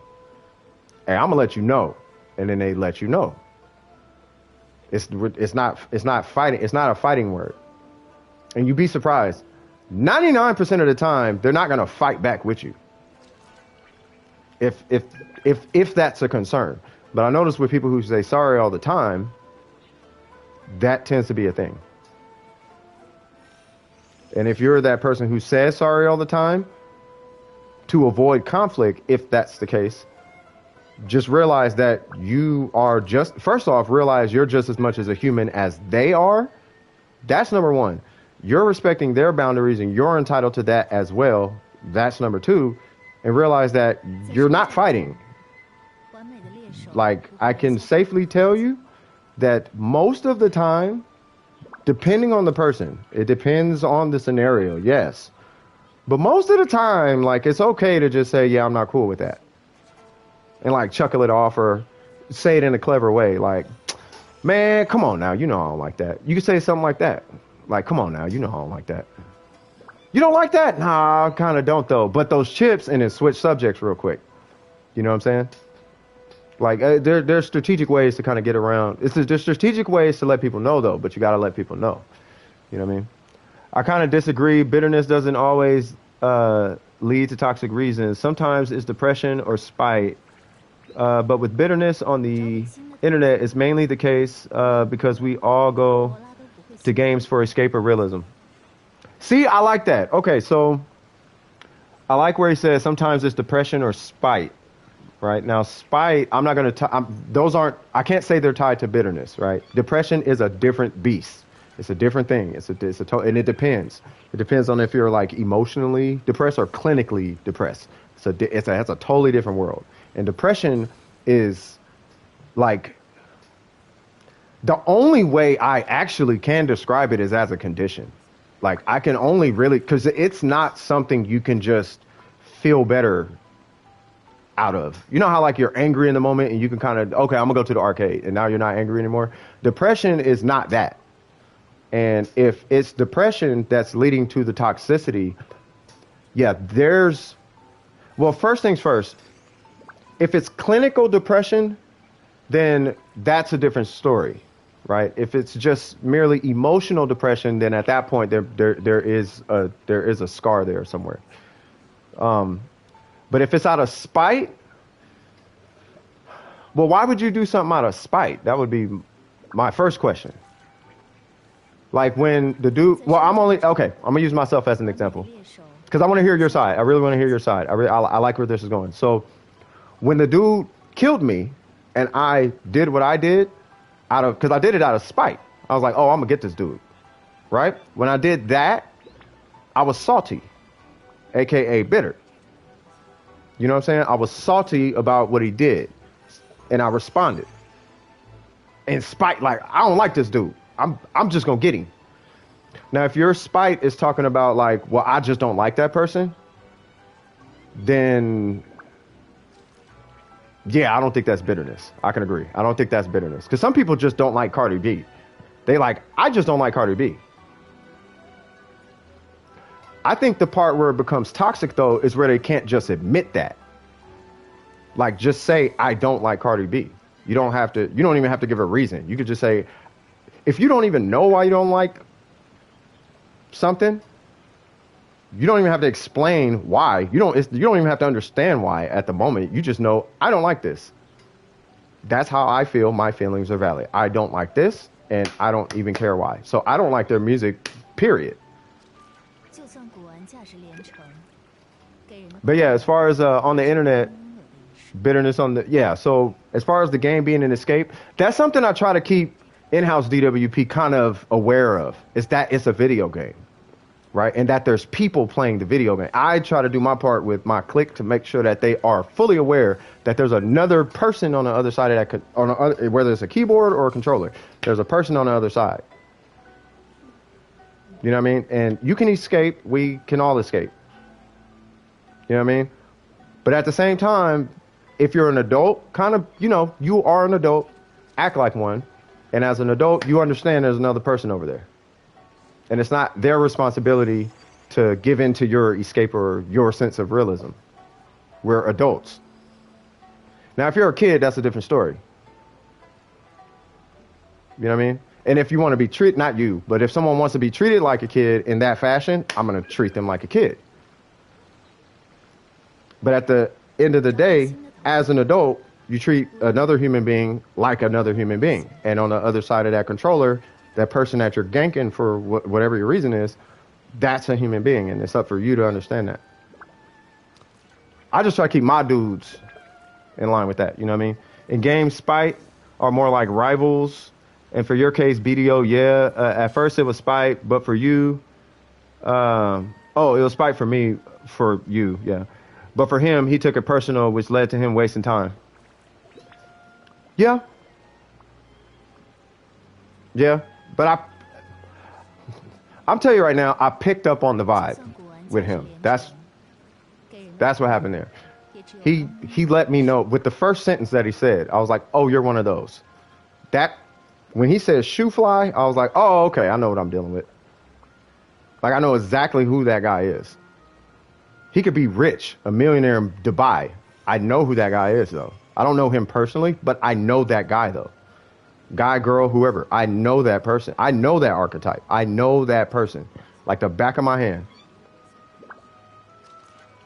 That person is power hungry and they get off on having power over other people in some way, shape, or fashion. That's what that guy is. And he's doing it vicariously, which is psychologically it's a mind screw in a way. He's mind screwing himself. He's trying to live in a fantasy world. And why would somebody want to vicariously live somewhere else? Realistically.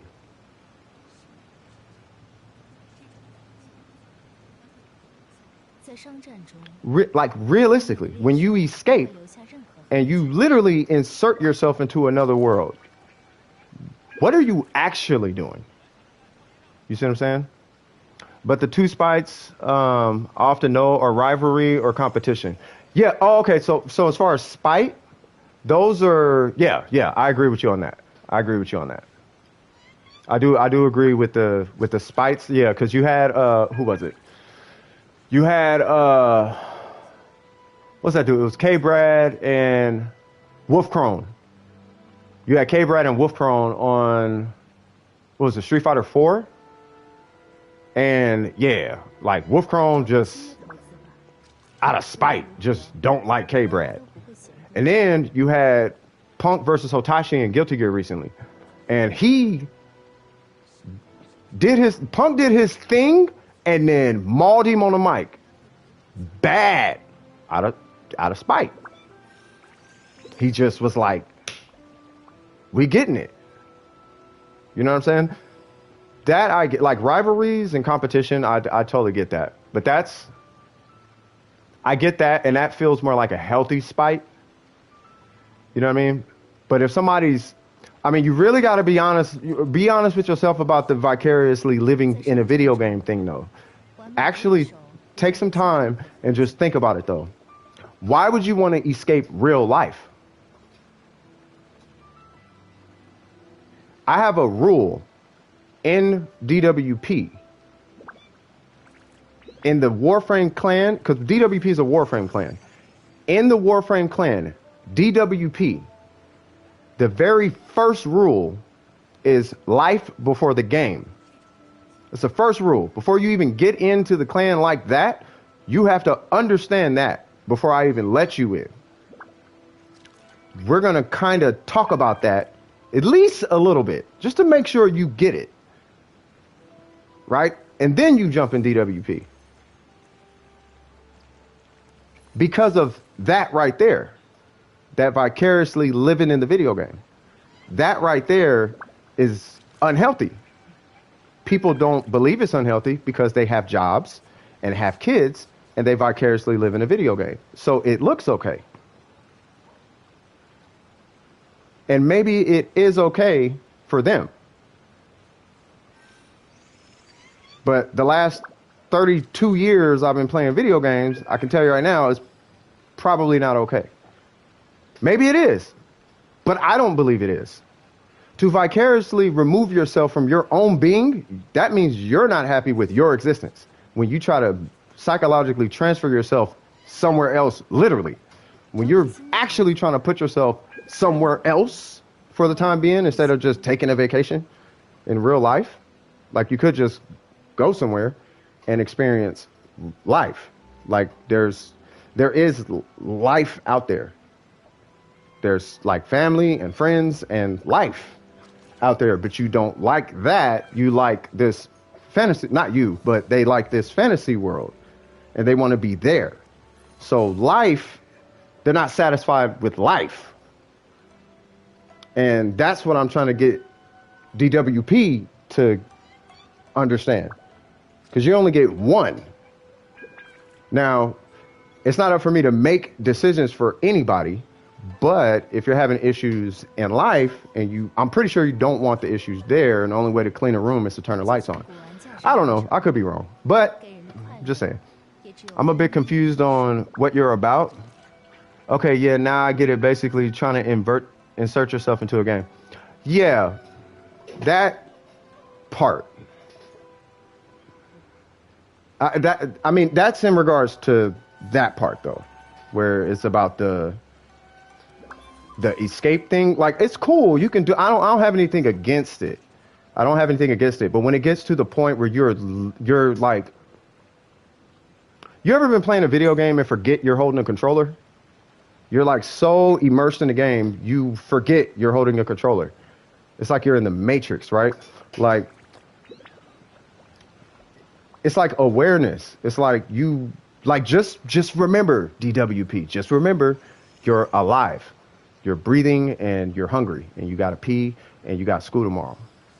You know what I mean? And you got work tomorrow and you have kids and you have parents. You have parents and you got cousins and you got people. There's people that love you. You know what I'm saying? Like, it's like, don't forget about that. You know what I mean? Because it's easy to get lost in these games. It's so easy to get lost in these games. Especially nowadays. They're super immersive. You know what I mean? Yo, what's up, Bargoff? Long time no speak, brother. I hope life is treating you amazing. Into a real game, middle school days. Ha, that part. Yeah, middle school is middle school. It's middle school. Middle school is middle school. Middle school is always gonna be middle school for middle. Every time I talk to somebody, like a kid, about middle school, it's either it's not a problem or it's either not an issue at all or it's like the worst. Which, I mean, I guess, you know. I'm gonna be real with you guys though. I was blessed though. I was blessed. I had a blessed childhood. You know what I mean? I was spoiled by the universe. You know what I mean? I had a lot of friends. I wasn't a popular kid in school, but yeah. One extreme or the other, A. Yeah, I mean, yeah. Oh, well, at that point, you're looking at balance. Yeah, I think I know what you're talking about, Bargoff. At that point, that's where I would like to say, okay, we need to find a balance instead. Because it's okay to do X or Y or Z, but don't go like so far to where you lose yourself. You know what I mean? Whatever your school hierarchy status is, yeah. Yeah, I didn't know what it was. I didn't care though. And no one seemed to have a problem with that. You know what I mean? It wasn't on my mind. You know, I wasn't a jock. I wasn't the most attractive dude. I didn't have the most attractive sneakers, but I knew everybody. And everybody knew me. You know what I mean? And I was cool with everybody. I used to skateboard. Like, I was chilling. You know what I mean? I was chilling, you know. Used to get down with the greenery here and there. You know what I mean?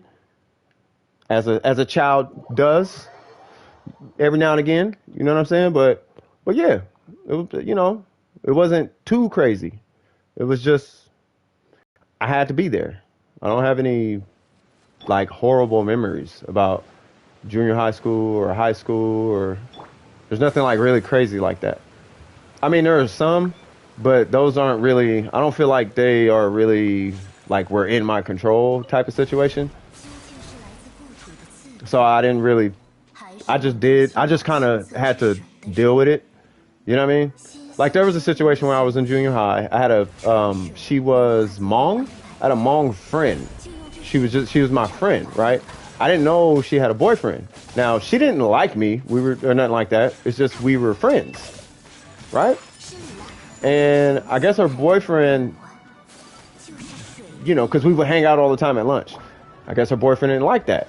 So he was part of, I guess, like an Asian gang or something back in my hometown. And yeah, I got word from a different school, because I knew through my sister, I knew some people at a different school, you know, the big homies from the hood, all that extra stuff. And they were saying, hey, by the way, word through the grapevine is you going out with such and such. And I'm like, who? They like, yeah. I'm like, no, that's my homie. We don't go out at all. You know what I mean? And it was like, you trying to get at her? I'm like, no, she's my homie though. And it was like, oh well, yeah, her dude is he kind of got something out for you or something like that. I'm like, her dude, and then that conversation happened. And after that oops, snap. And after that conversation, shortly after, some people came to my neighborhood and knocked on the wrong house and had a silver gun in their hip. Now, I never knew, I'm young at this time, I didn't know that people could get shot over a misunderstanding like that, right? But it was at that moment I knew. So then I just started skipping school. I was just like, you know what? I'm not going to school. And then my mom asked, and I told her, and we're all from the same city, so she knew what was going on. And she was like, I feel you. And then I just stopped going to school. And I started going to arcades instead and hanging out with some homies around town here and there. You know what I mean? But I wasn't like gang banging and all this, that, and the third. I was just like, I'm not going to school or going to that area because that makes sense. Why would I go to that area? That makes no sense to go to that area. So I just didn't go to that area. Now, luckily, the house that they went to was this super crazy dude that they really shouldn't have went to his house. But the fact that they went to his house, I was like, oh yeah, somebody getting shot. If y'all say one thing to him out of pocket, he's shooting everybody in his front door. He came out. He was yelling at him, hollering and screaming. Nah, you ain't, because he was like an older guy in the neighborhood, and he was mean, but he cared about all the kids, and he knows I'm a kid, and it's 3 o'clock in the morning. You know what I mean? And I opened the window, not the window, but the blinds, and I just looked. This dude had he pulled out a thing, and I was like, bro, okay, this is, okay, yeah, okay. But yeah, he did his OG thing. He did his OG thing, and I didn't really have to worry about that coming back to the neighborhood, because there wasn't just me. There was a lot of people in that neighborhood, and I knew everybody in that neighborhood. So that's how that got resolved, I guess. You know what I'm saying? And then we moved, and then when I got to this area, it was, kind of just felt normal to me, because I was already kind of like this. You know what I mean? And I was like, oh, okay, cool. I could play video games and skateboard and do graffiti, and you know what I mean? It's just kind of, But my grades were so bad that I actually ended up dropping out of high school, because I had to make up so much that it was just like, it was impossible. Like, it was so much. Like, I just got in the habit of not going to school, and even when I would go to school, I didn't want to be there. Like, it got bad. But then after I got out of school and then I went to college, all of a sudden I became a hustler. Because now, I can make money? Okay, let's do that. So I did that. And that's how I ended up in a nice neighborhood making a good living and whatnot. And then I got sick and I ended up here. So now I'm here. You know what I'm saying? But through all those life experiences, and I can give you guys a ton of stories, but through all those life experiences, going from the middle to the top, to the bottom, you know what I mean? And then having these emotional highs and lows throughout all the processes, the perspective the perspective changes depending on your mood, and your perspective kind of owns that situation, really, at the end of the day, what I found, because you could be broke and super happy, or you could be rich and miserable. And I can tell you firsthand, I was making 100,000. I didn't even tell y'all how much my girl was making. You see what I'm saying? Like, we were okay. We were good. We were good. You know what I'm saying? We were straight. You know what I'm saying?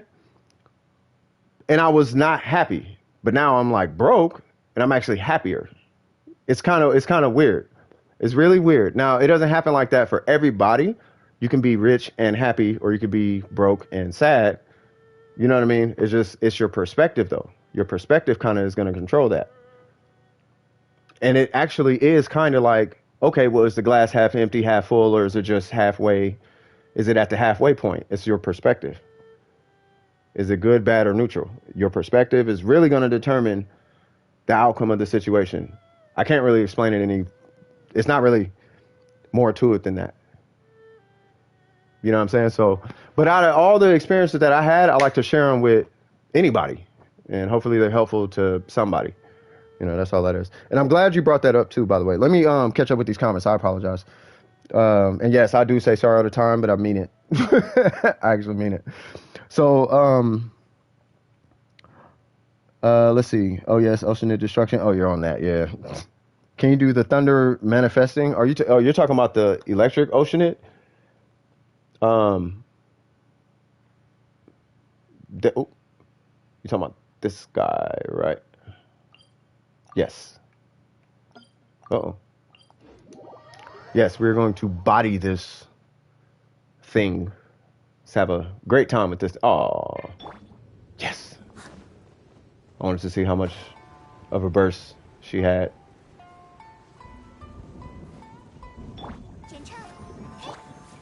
Should I use food or no? It's up to you guys. I mean, I don't have... Nah, I ain't gonna use food.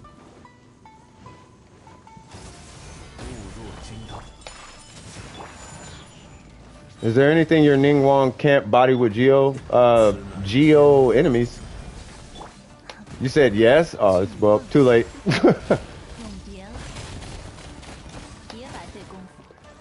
Ah, I didn't get all the hits off. Ah. Nope. Are you gonna come back over here? Yep. Welcome to Mickey D's. Enjoy your... Oh, never mind.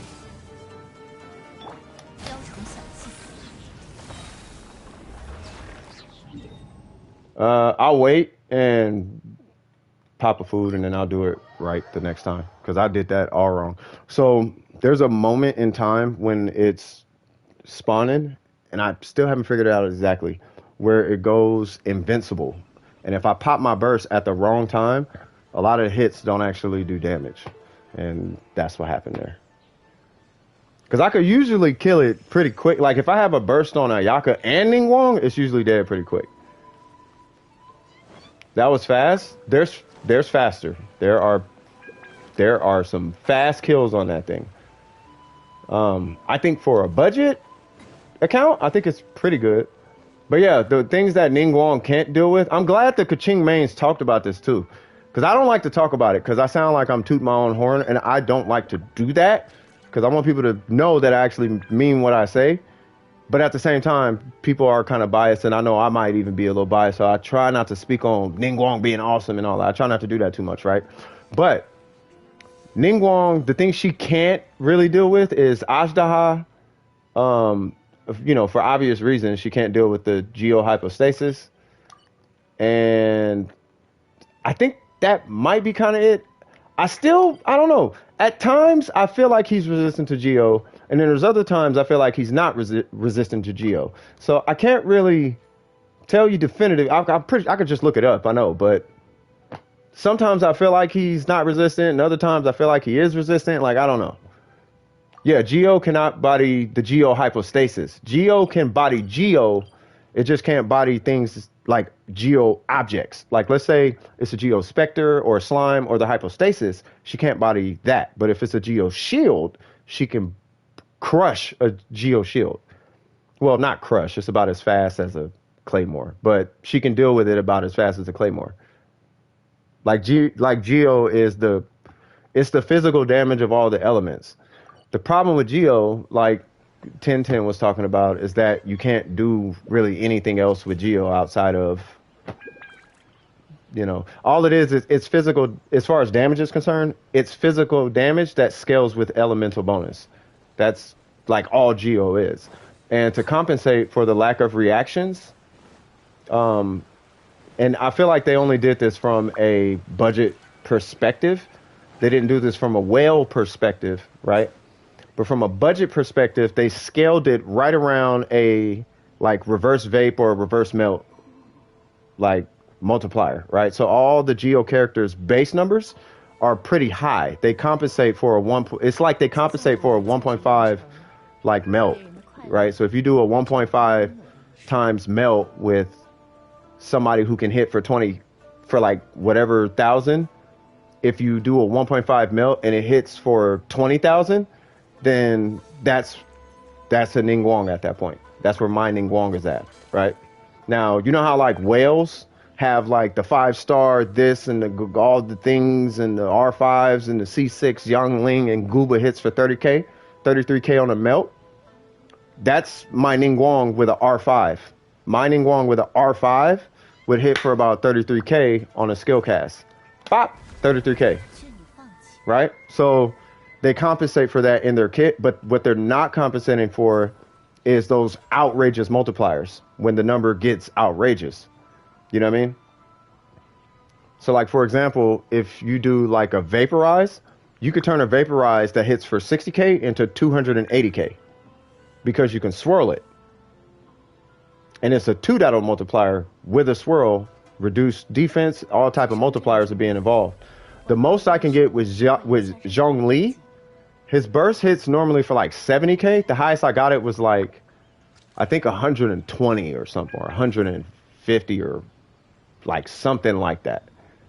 But when it comes to like wiping people, like it doesn't scale like the other, you know what I mean? So if there's a way for them to get Geo to scale like that, then Geo would be more relevant as far as offense is concerned. But what I think they really should do is, if it's supposed to be a defensive element, they need to first off buff all the skill shields, and then they need to buff the crystallized shield, because the crystallized shield is effectively useless unless you have like a ton of mastery. And who in God's name is running that though, except Albedo, because it comes in his kit. You know what I'm saying? What's happening? What's going on, Hifumi? How you doing, brother? Speaking of vaporize, how is Hu Tao treating you? You know what I mean? You still smacking everything in the universe? My dude. Yeah, man, I just wanted to get a podcast out the way. You know, we were just kind of doing some random stuff in the meantime, but, you know, I had a theory that bitterness led to toxicity, right? And then, who was that? Shout out to Lon Smith Bodkin. I like their interjection. Like, I really do. Because I want to kind of play with that thought. I want to do it on stream, but I want to think about it a little bit more. That way I don't misinterpret their point. You know what I mean? But from what they were saying, so my theory was toxicity is, under most cases, a result of bitterness, whether it's temporary bitterness, in the moment bitterness, or, you know, a lifetime of bitterness. It's a result of some general sense of bitterness, right? That was kind of my theory, and I was working through the theory, and it made a lot of sense. You know what I mean? It was making a lot of sense. You know what I mean? But that's the nature of bitterness, right? I think I didn't really define bitterness, but it's kind of hard to describe that, right? But I was like, does anybody disagree? I would love to hear that, because that's going to open the door to even more. For me, it always opens the door for more like wisdom, you know what I mean? More insight into a situation, because I'm only looking at it from these four corners, not realizing that there's 4 more corners in the room, because I'm standing not in a square, but in an octagon.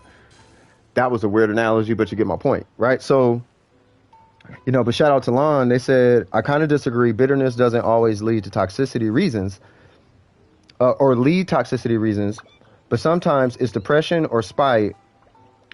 But with bitterness on the internet, it's mainly the case because we all go to games for escape or realism, right? So for a minute, we were kind of hashing out the escape realism part, right? And I don't know if I want to label the escapism piece leading to toxicity as bitterness. Like a different word might be a little bit more appropriate, because at that point they're escaping, right? And escaping is usually a sign of something. It's kind of like alcoholism, right? Like you escape to something. I mean, just take a second and think about it for a second. how many people are escaping and how many people are not even how many people, but who's escaping and who's not escaping, right?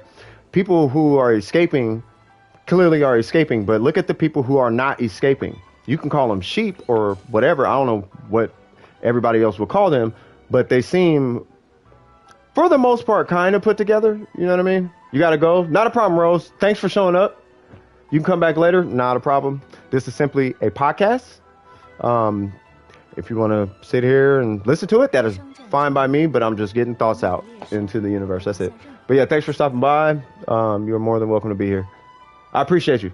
But yeah, but with the toxicity being linked to depression or spite, more so than bitterness, I get where they're coming from, particularly when it comes to spite, but spite, totally understand, because I don't think spite really has anything to do with bitterness. You know what I mean? I'm talking about like ganking people and like cussing people out in the chat and getting crazy over like a video game type of toxicity, or like Twitter toxicity, or like, you know what I mean? Like, okay, you know that I know that you know that we know that I don't even like to use the word toxic. Right? I'm pretty sure you're the same way. Because toxic is a buzzword. And I don't like buzzwords, because buzzwords always carry additional meaning different from its actual meaning. So I don't even like to use toxic, but I know what toxic means to other people. So when I say toxic people, I'm talking about their definition of a toxic person. You know, that person on Twitter starting random stuff, causing beef, the person who comes up and ganks you when you're literally minding your own business, and they just come, gank you, laugh, and call you names and run off type of situation, right? Yeah. Oh, but I mean, sometimes it might be jealousy, and sometimes it might be them hiding their own. Hold on, let me go to that. Hiding their own shame. So with what you just said right there, the jealousy could be bitterness. That I could tie that. I can tag that with bitterness. I don't know if I can tag that with depression though. Depression is a little bit different. Like depression is like it's a state. It's not even a state of mind or a state of emotion. It's just a state of being. Like depression is its own thing, right? Like I don't think depression can hold bitterness. It can hold all types of negative feelings, but I don't know if jealousy is, because jealousy usually has a trigger, but depression doesn't need a trigger, really. Like actual depression, well, at least clinical depression, doesn't need a trigger necessarily. You know what I mean? Yeah, people with depression, well, I beg to differ. They barely talk about their problems. That's what I think people don't realize. I'll give you a good example. Do you know that I am diagnosed with depression? And I take Cymbalta. Did you know that? But I will talk your ear off. And I will speak with with my heart on my sleeve. But I went through therapy and I realized what my life is like. And I have learned to accept it.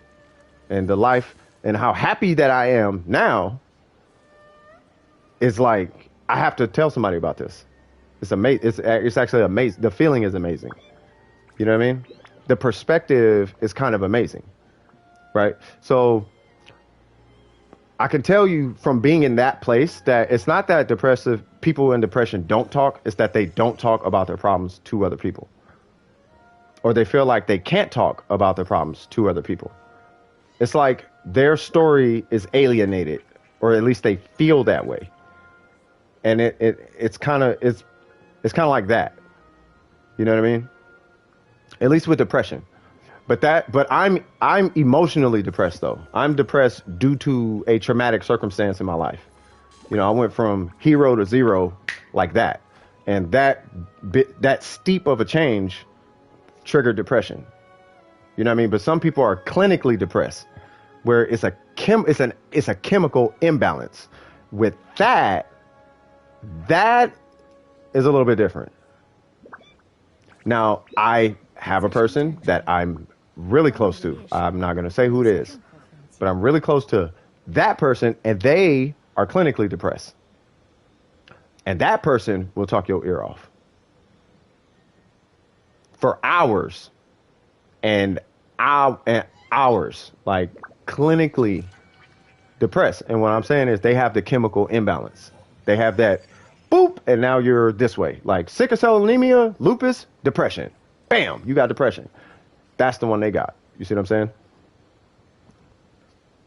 So with depression, but it's such a state of being that I don't even know if I want to call it. You can be depressed, the emotion, but depression is a totally different thing, right? So I think with what Lan was saying, where it could be depression, I can throw bitterness in there, but bitterness is not necessarily the cause of the toxicity, though. Like it's deeper than the bitter. At that point, there's something deeper than that, and because of something deeper than that, there's a different root cause to the issue. So that, like the tree, like the leaves play a part to why the tree is alive, sure, but the roots are kind of a big deal. They're kind of a big deal. The arm and the legs are definitely useful to survive, but the brain is kind of a thing. The root of the being of the situation is like way deeper than bitterness, right? So I can agree that it may be depression, but at the same time, there has to be some kind of underlying trauma that's causing them to be toxic, because the energy is going in, festering, doing something, and it's making its way out. It came from somewhere. It came from somewhere. You ever saw somebody at Disneyland unhappy? If you ever do or did, if you did, have you asked them why they're not smiling? And if you have not, if you ever do, ask them what's going on. I guarantee you there's a reason why they're not smiling. There's a reason why they're snappy at you right now. Get off me, you stupid. People who play pranks on people. Matter of fact, Boonk is probably the best story about toxicity. He is like one of the best stories. Like, I'm going to sound like a teacher right now. I implore you guys to go listen to Boonk's story. It's easily searchable on the internet, or as the cool kids say, the interwebs. Search the internet for Boonk's backstory. No, but for real, check his story out. There is some trauma there, like for real. You know what I mean? And yeah, that dude is like toxic times 10. He's, from what it seems like, he's good now, but you know, yeah.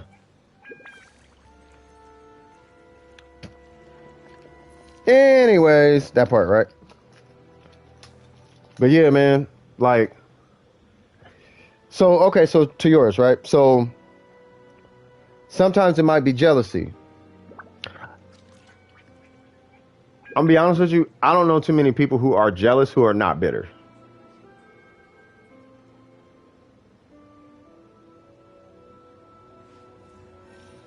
You asked the state to support you and buy you a piano.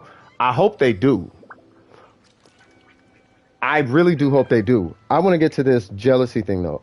I think bitterness is inherent in jealousy. I firmly believe, I can't think of a jealous situation where a person was not bitter about the situation, whether in the relationship or not.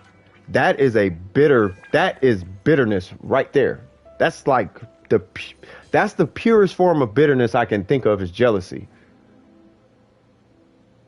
Now, it's not that oh, this person's bitter, so they're being toxic. No, it's this person's jealous, and okay, that's a bitter person right there. Like that's some bitter jealousy, right? That's some salt right there. They are not feeling good right now. Bam. Like those two seem like they go together. Every time I have a conversation around jealousy, the jealous person is stupid bitter. Especially if they're the person not in the relationship. Like, I'm jealous of her boyfriend. You are super bitter about that. Why Kanye, how Kanye get Kim? Bro, stop doing that to yourself. Like those types of situations. Man, I don't know why whoever is messing with old boy. Yeah, you kind of being bitter about the situation. Relax. Now, to the other one, sometimes it might be hiding their own shame. That would be projection at that point. Yeah, I can agree with that. I don't know if I can. I don't know if I can tie. Yeah, because projection isn't always bitter. That could be the situation. The fact that it's shame, I don't know if that's necessarily bitter. See, because here's the thing. Bitterness is salty. You're salty. Your bitterness is not, you're not really like mad, and you're not really like sad. You're just kind of extra bothered by something, but like to the point where it's actually kind of having an effect on who you are at that point in time. You know, it's like it's affecting you. You know what I mean? Something, you're not really mad, you're not really sad, but whatever it is, it's tradition. It's negative. It's not tradition. It's negative. And whatever that negative thing is putting you to a negative space, and you are not who you are normally. That's bitterness. At least that's what bitterness always comes across to me as. There also is a type of toxicity where you try to hide something or your traits and mistakes by insulting other people. I don't know how to explain that properly. That is projection, once again. So if you have ugly teeth and you're online and you make fun of somebody's teeth, probably because you have bad teeth. So really you're just making fun of yourself. But you're trying to make yourself feel better about your shortcomings. That's still a projection, is just putting your own traits onto somebody else. And it tends to be in a negative fashion. What I would hope people can do is see the good in themselves and then put that on other people. That would be pretty interesting. I've been trying to do that and see how that works out. And it's, I don't know, it seems to be working for me. You know what I mean? I'm stupid. No, you're not. You're amazing. Stay amazing. Like that seems to be working for me at least. But with people like trying to make fun of somebody else. First off, the making fun part, like I don't get the making fun part when when the intention is there. When the negative intention is, if it's for joking, that's fine. But if it's when somebody's intentionally trying to harm you with jokes, I don't get that part. You know what I'm saying? Plus the jokes don't hit. Like they don't hit. They're like not funny. They're like funny, but they're like not funny though. Like they don't hit right. You know what I mean? So it's like, I don't get the talking part. Because you're not really doing nothing. You're just trying to make the person feel bad in the moment. Which I guess it works. But, I mean, I'm a battle rapper. Or I used to battle rap. So it's like, it doesn't really bother me as much anymore. I don't know. It doesn't bother me, but, you know. But I mean, I can see why it would bother somebody, but yeah, I really don't get I don't get when it has like ill intent behind it. That kind of talking crazy. I don't get that part. You know what I'm saying? The state in Germany helps a lot if the family is more on the poor side. Hey, take advantage of that, bro. You know what I mean? I mean, you got the plug. That's what we call that. At least out here in America, you know what I mean? The plug ain't always the drug dealer. The plug is the plug. You plugged in. You getting juiced up. You know what I mean? you tapped into the power supply. You feel me? That's the plug. You know what I mean? And that's actually good that they do that, because in America they help the rich. I mean, they help everybody, really. Like, let me keep it real, okay? In America, they do help everybody. You know what I mean? They do help the rich, though. Like, a lot. It's kind of exponential. You know what I mean? It's kind of weird, though. Like, in America, they super help you if you're super broke. But if you're homeless, they don't help you at all. Like, it's weird. But then when you're not super broke, but you're broke, they don't really help you at all. And you have to be like almost dying in order to like get help. But then if you're in that in-between space, like where I'm at, yeah, you don't get nothing. And then when you're kind of getting a lot of money, you get okay kickback on your taxes. But if you're like rich, where you're supposed to pay taxes, as a small business, you pay taxes. As a bigger business, you basically don't pay taxes. You kind of like there's like loopholes for that. You know what I'm saying? It's like, it's super weird. The only reason I know that is because I had homies who used to do that. I had homies who would buy houses just to not pay taxes. It was so weird. It was something like that. They would do all types of stuff. One guy bought, one dude made money from buying, what car is that? It's an SUV. The Infinity, like QX3 or something, Q43 or Q45. I think it's Q45. But he bought the car cash, and because he bought the car and put it under his business name, it lowered his tax bracket, and he made money and got a car out of it. It was ridiculous. I'm like, okay.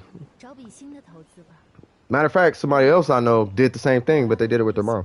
Anyways, I don't think they did it because of that, though. But they did benefit off that.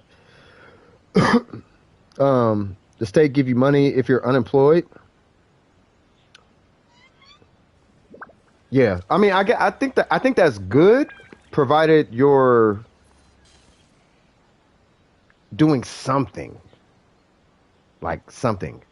Because I know there's people in the world who try, who probably aren't afforded that. And if somebody's not doing anything but terrorizing, but they're taking the money, they're probably taking money that ethically probably should have went to this person over here. You know what I mean? That would be my only, unless they just got money like that. You know, I really don't know. But they don't give you the whole money for a piano. I don't know how much they give. Well, I mean, we could look something out. We could look something up. I'm assuming you have a computer in some capacity, right? The keyboard that I got, because I don't need a keyboard, but I have a 61 key MIDI keyboard. It was $100, and all them beats from DWP slaps, those came from this $100 keyboard, because I use the software to do all the magic, which is where it happens anyway. Like, at least nowadays, like, no one I know is using a keyboard for the sounds except for live performers. They use the sounds in the keyboard. But for recording and composition and records and sync placements, sync placements is like for TV show. Like like this music you hear in the background is a sync placement. For stuff like that, like, you just do the sounds in software. Already asked. I'm waiting for the answer. Okay, just let me know how much it is. I'll help you look for one. You know what I mean? Music equipment it's expensive depending on what you're looking for. Well, not even that. It's expensive depending on what it could be super cheap or super expensive. It depends on what you need. And if you need all the things, okay, it might be expensive. But if you really don't need all the things, you might be able to get something for like $50. Like, it's, you know what I mean? So it just depends. You know what I mean? But yeah, just keep me in a loop on that. And another thing, congratulaciones, my good friend, because you about to get chipped out for a little scenario. You feel me? That is so. Wait, hold on. I just thought about this. You're unemployed? Is it because of They not take care of you on your shoulder situation? Oh, for about 400 to 500? Okay. Yeah, if you're doing something for like, I'm assuming it comes with sounds, like a sound library and a mixer and all that kind of stuff. Matter of fact, you don't even got to answer that last question. It's good. Like you don't answer that one. That's your business. You know what I mean? If anything, I'm just concerned about your shoulder, bro. I want to make sure that's cool. But yeah, man, the for 400, 500, you know, we could chop it up in Discord. You know what I mean? Or we could talk right here. It really doesn't matter. You know what I mean? I just want people to see realistic, like real talk. I just want people to see the title and kind of start to make little connections about the people around them. You know what I mean? That way they could be a little bit more patient when introduced to a toxic scenario. You know what I mean? That way they don't just react like, you're being mean to me, so I'm mean to you. Like, you'd be surprised how you will react if you understand what's happening. You know what I mean? It's pretty crazy. You know what I mean? Failed graduation. As I told you, I'm working on that, though. It's all good, man.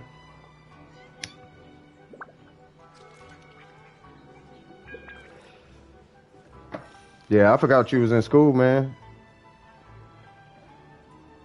You mature, bro. You feel like a adult, at least to me. You know what I'm saying? So you be like school, and then I hear it or I read it, and I'm like, oh yeah, he's in school. And then a couple of days go by, and we be talking, and I'll be like, man, he probably got to go to work tomorrow. You know what I'm saying? I don't know. It's weird. So, yeah.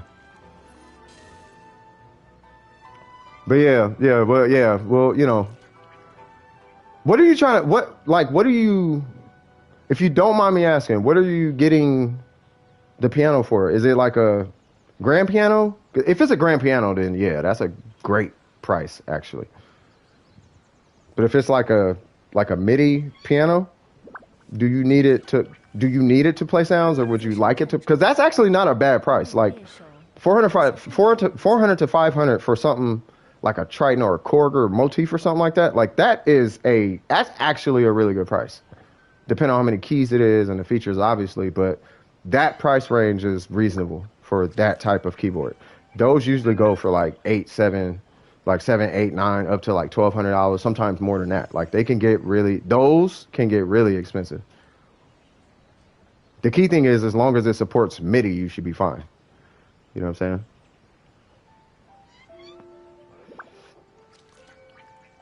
It's an electric piano. Okay, yeah. I was finna be like, yeah, if that's a grand piano, like Jesus, like that's. But yeah, I just don't know what you were trying to get. But if it's an E piano, if it's just an electric piano, like a Rhodes type of situation, you know, then like I know it's probably not going to be like officially the electric piano, the Rhodes electric piano, because those are expensive as God knows what too. But if it's just an electric piano, like bona fide, that's actually not too bad either. Especially if you do, but you're going to want that if you're doing live performances though, because you don't need the sound from it, because literally all the sounds are in the DAW, in the digital audio workstation. Like all of them. All the sounds you can conceive are in the DAW. You know what I mean? I'm getting one for learning to read notes faster, train my ear for composing. I will say this, now that you say that, I will say this about that, if it produces its own sound, is there's latency in the keystroke, right?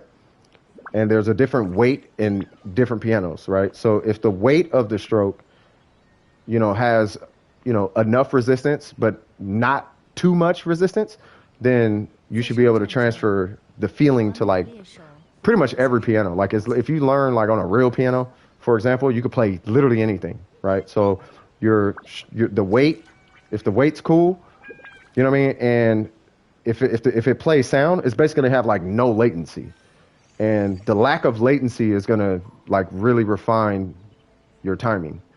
You know what I mean? It's gonna get your swings are gonna be crazy.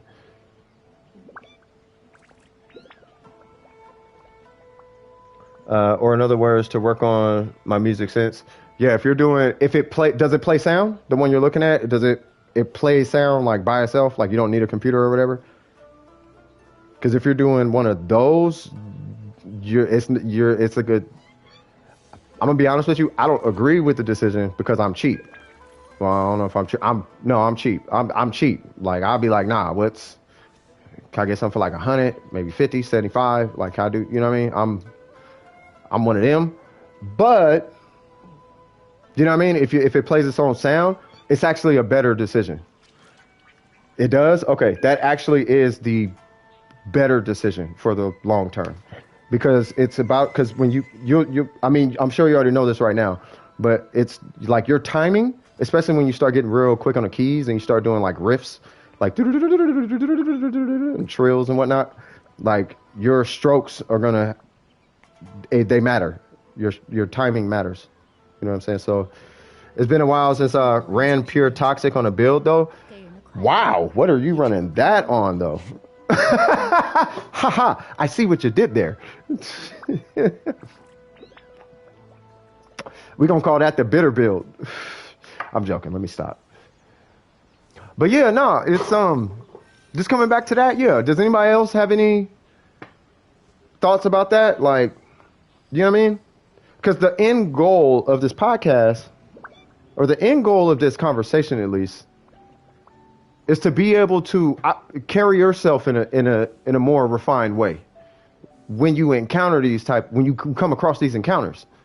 You know what I mean? And of course, they're going to be way more prevalent online because there's no consequences really online.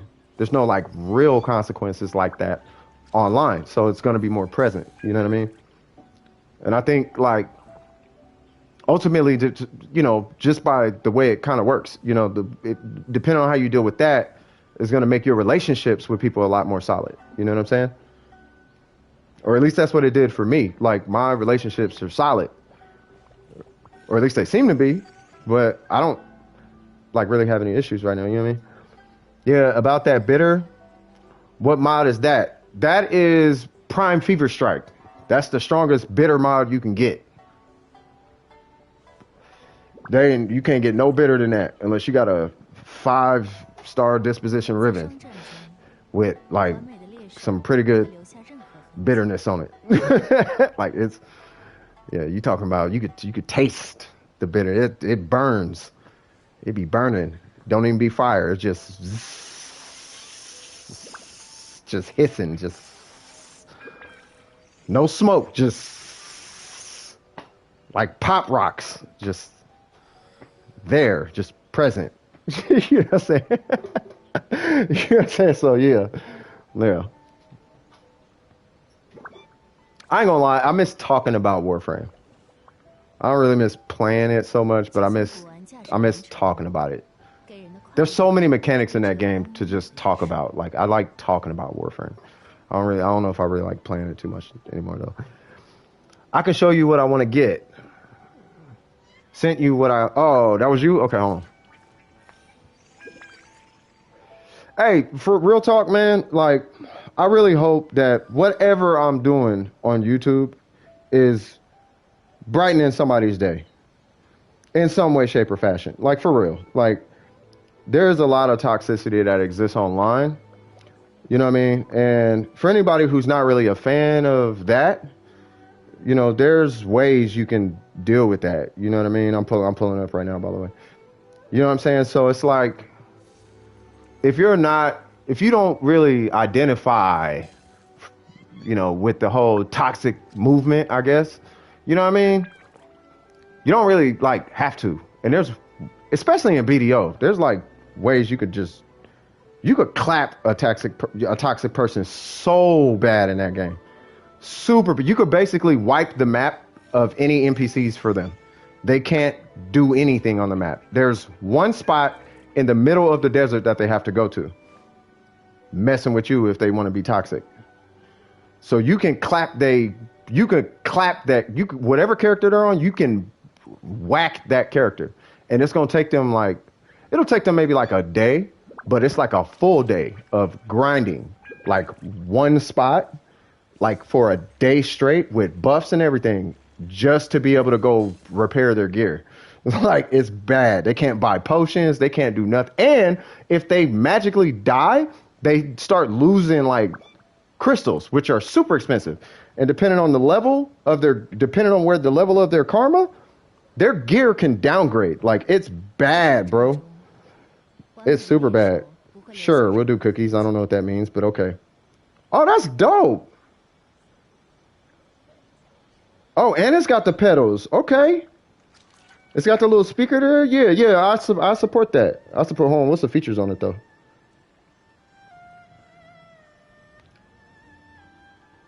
Okay, it's got 2 aux. It's got USB MIDI. Perfect. Okay, that's good. Voice demo. Nice. Touch response. Duet. Okay. Offers reverb. That's good. You're gonna have to learn to play. I would recommend getting familiar with what reverb is too. 16 sounds. That's good. 128 stemming polyphon. That's good. 128. How many keys is on this thing? Oh, I get it. Yeah. So the 128 poly. What that means is you can have 128 sounds all happening at the same time. And it works in chronological order, basically. So let's say you hit a bunch of keys and they're still like on the release, and you're hitting more keys because there's 88 keys. If you hit all 88 keys for whatever reason, and they all have sustain or release, and they're still going, and you hit more keys, you can hit more keys up to 128. And once it hits 129, it removes the first sound you played. And it does that over and over again. So that's actually good. That's actually really good. And I don't know one person who's hit 128 in a song. I haven't heard it. You know what I mean? But that's really dope. Bitter is probably primed blood rush with prime condition overload. Nah, because those aren't really toxic though. They bleed like crazy. But I don't know if they toxic. They hurt like crazy. Those are more like depression.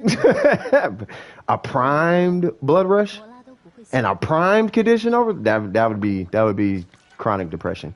You know what? I quit Warframe cold turkey. I was done, but sometimes I miss it. But I told myself I'm done for good. I'm not ever going back. Yeah, I mean, every time I hear anything about Warframe, it gets worse. So I'm like, yeah, I'm not finna play it. Like, I'm not finna play it. Like, they nerfed every single melee build I got, and I was kind of like, I'm like, okay, I think I'm finding closure with this game at this point. And then they tried to do that weird platinum thing just recently, and I'm like, yeah, I don't think I'm going back. Like, they keep playing around with stuff, and it's like, yeah, I don't know. That right there probably would have ruined a lot of people's means of progression. You know what I mean? I know what reverb is. Nice. Bruh, they keep adding quirky frame. Yeah, I know. I don't know why they keep doing that. This frame can tap dance. Like, that's fantastic, but that is not what Warframe is. This is not cosplay simulator. I guess it is now, but I guess I almost feel like this is just my opinion. I kind of feel like that's kind of what they wanted their demographic to be, though. Like, at some point, they kind of want that demographic. Cosplay simulator, fashion frame or whatever. I think they kind of want, lolly. Yata. Like, I think they kind of want that demographic. You know what I mean? So it's like, y'all good. Do you, DE?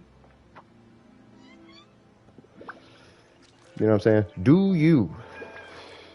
Bargrove, I was talking to you about my producer homie the other day.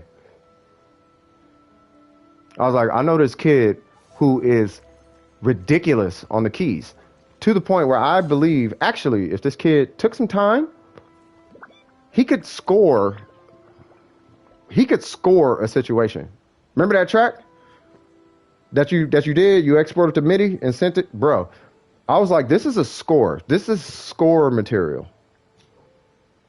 Right? So I'm like, okay, if for whatever reason something pops up and I hit you in Discord, you don't have to go anywhere, but I'm going to say, here is a scene, like an action scene or a karate scene, or I'm not making any promises. I'm just saying, hey, here's a cartoon of, I don't know, SpongeBob beating up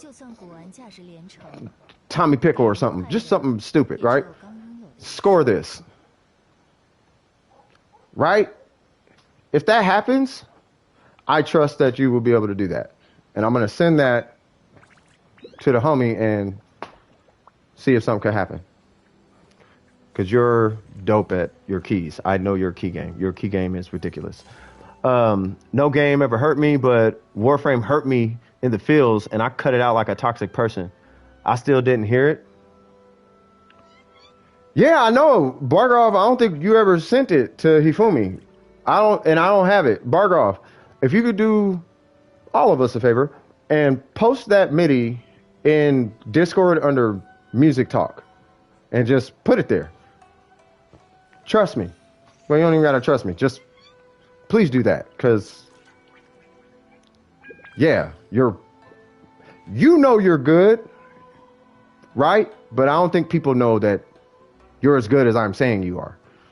Like, you're good. It's probably not everyone's taste, but you are definitely amazing at what you do. I know what I'm hearing.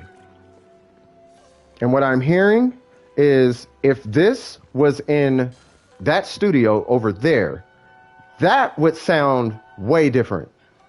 And that would sound like it was done by a 60-year-old dude on the keyboard.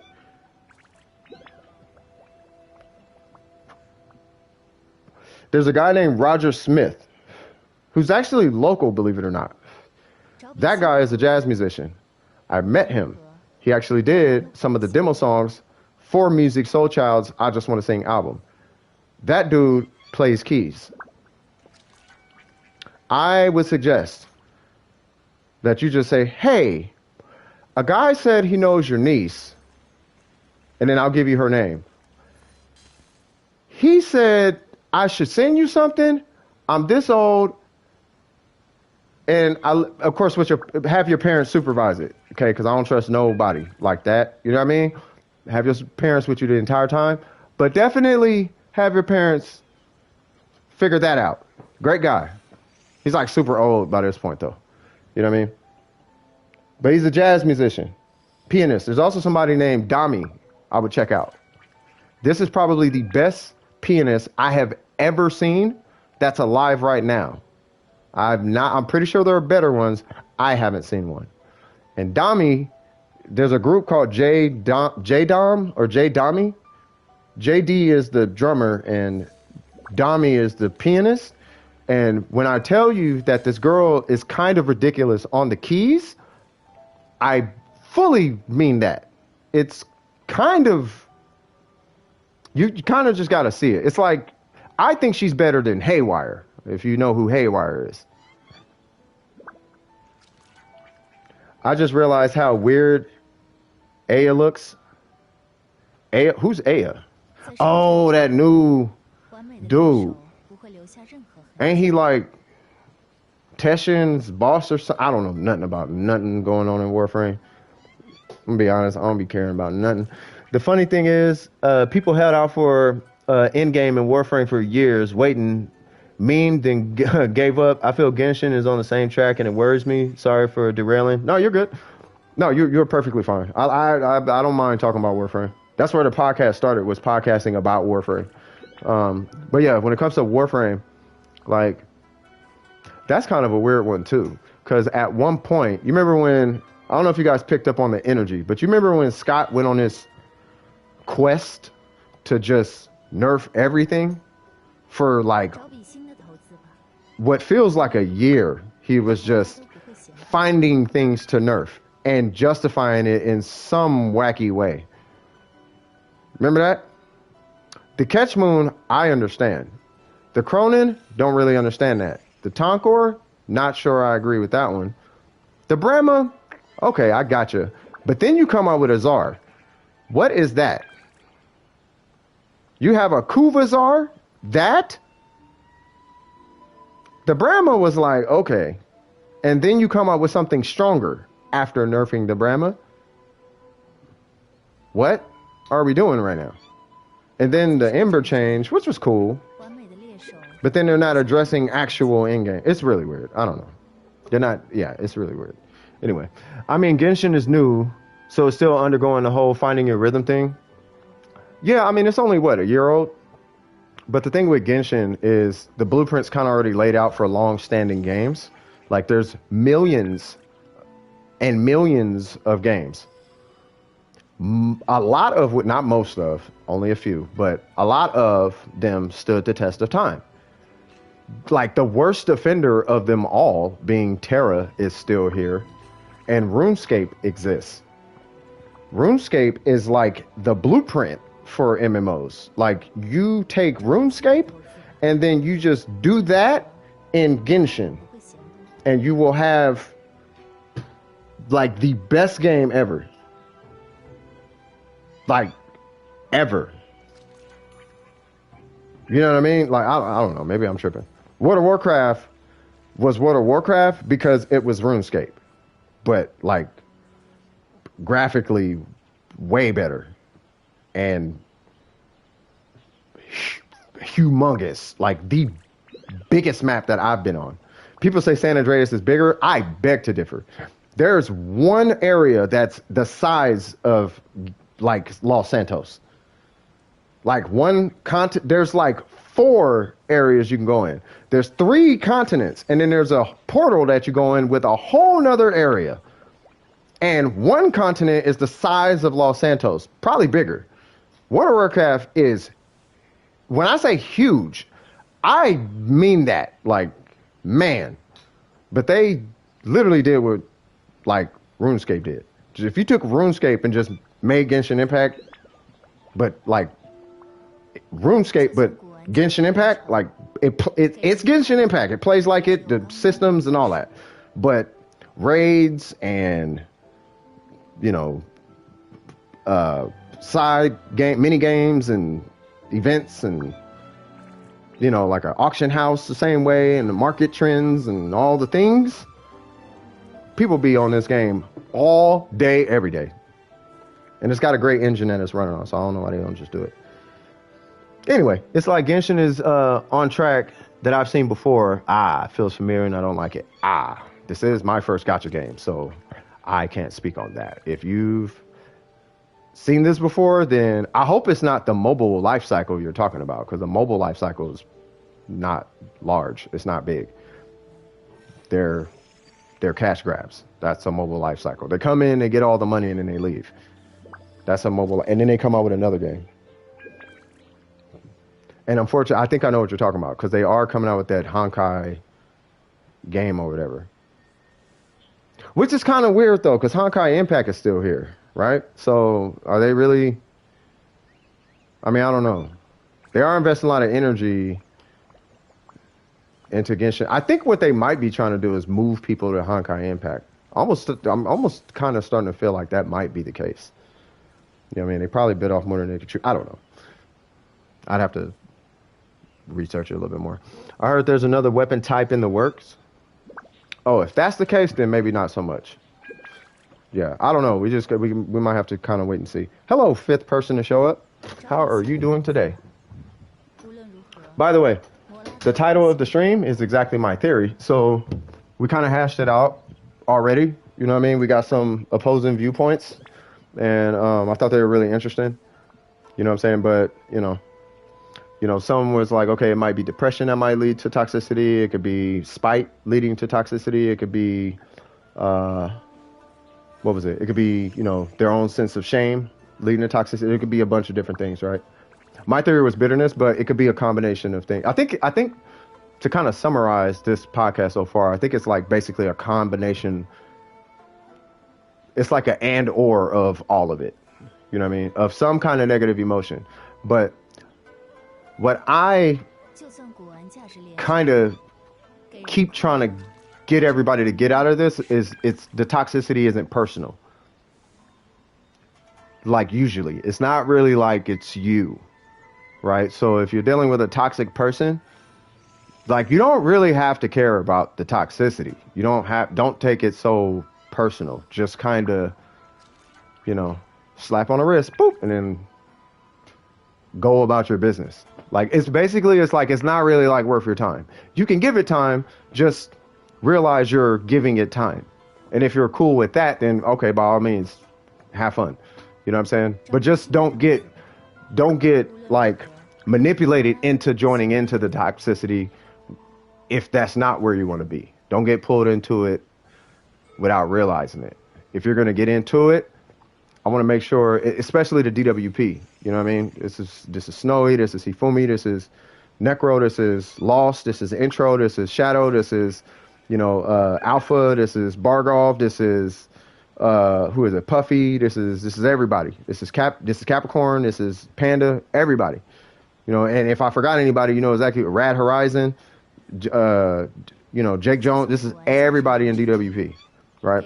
I just want you guys to understand and make sure that you guys are in control of your emotions and that nobody else is manipulating your emotions for you. You know what I mean? You need to make sure you stay in control of your own mind. And part of that, when you're dealing with a toxic person, is you can usually take it to the bank. It's not always the case, but you can usually take it to the bank that they're not getting at you crazy. There's something crazy going on, and it happens to be coming in your direction, if that makes sense. You know what I'm saying? So, yeah. So that's that. AJ Phoenix. What's up, man? To be honest, the Honkai games were basically their love child. Yes. You took the words out of my mouth. I'm so glad you said that. Yes. You see their animations and lore are pretty deep in there. Yeah, man. That's their first big game, right? Even Kiana, usually the main character of Honkai, was basically their icon before then too. I am too tired to put my thoughts into words well now. No, you're fine. Just relax. Just kick it. You know what I mean? I'm done with all the theories and whatnot. You know what I mean? You got Bargov's MIDI. I do not. It might be on my computer, but you just reminded me, bro. I'm supposed to be getting that thing in today. That battery in. Oh. Amazon and a 10 p.m. thing. It all right by 10 p.m. I understand that, but you're like right here in my city though. But then again, so are like maybe a million other people or something, so never mind. But yeah, no, you're right, AJ. Yeah, Honkai is kind of like their baby.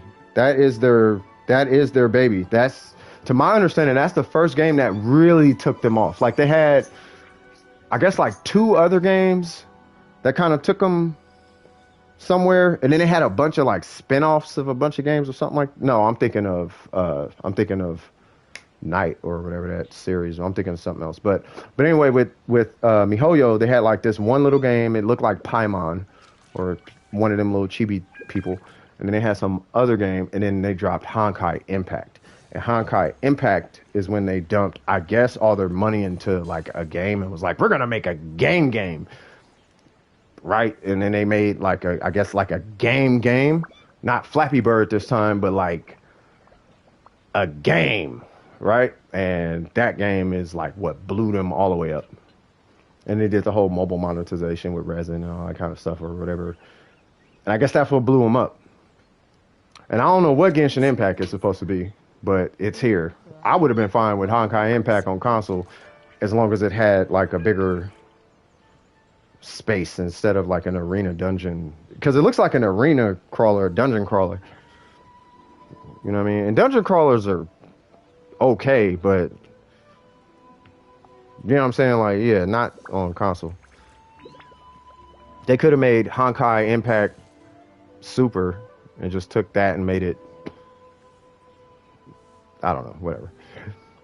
I think Kiana was their first icons in the early games. So I think that, okay. Because I've never played it, so I don't know who Kiana is. I'm assuming that's the girl on the front, on the icon, pointing her finger.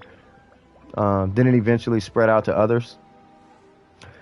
I want to know what's up with this Yay person. That's who I kind of want to know about. Like, what is the I'm assuming have you played Honkai Impact? I have not. I'll let you know right now. I've not played Honkai Impact.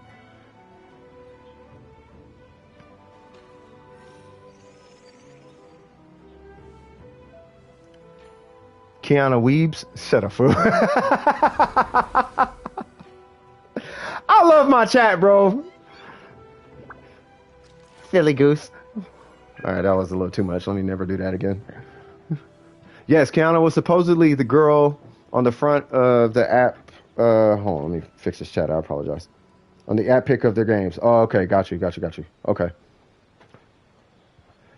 I swear, I might end up playing that game. You know what I mean? I have it downloaded on the iPad, ready to go. And he fooled me.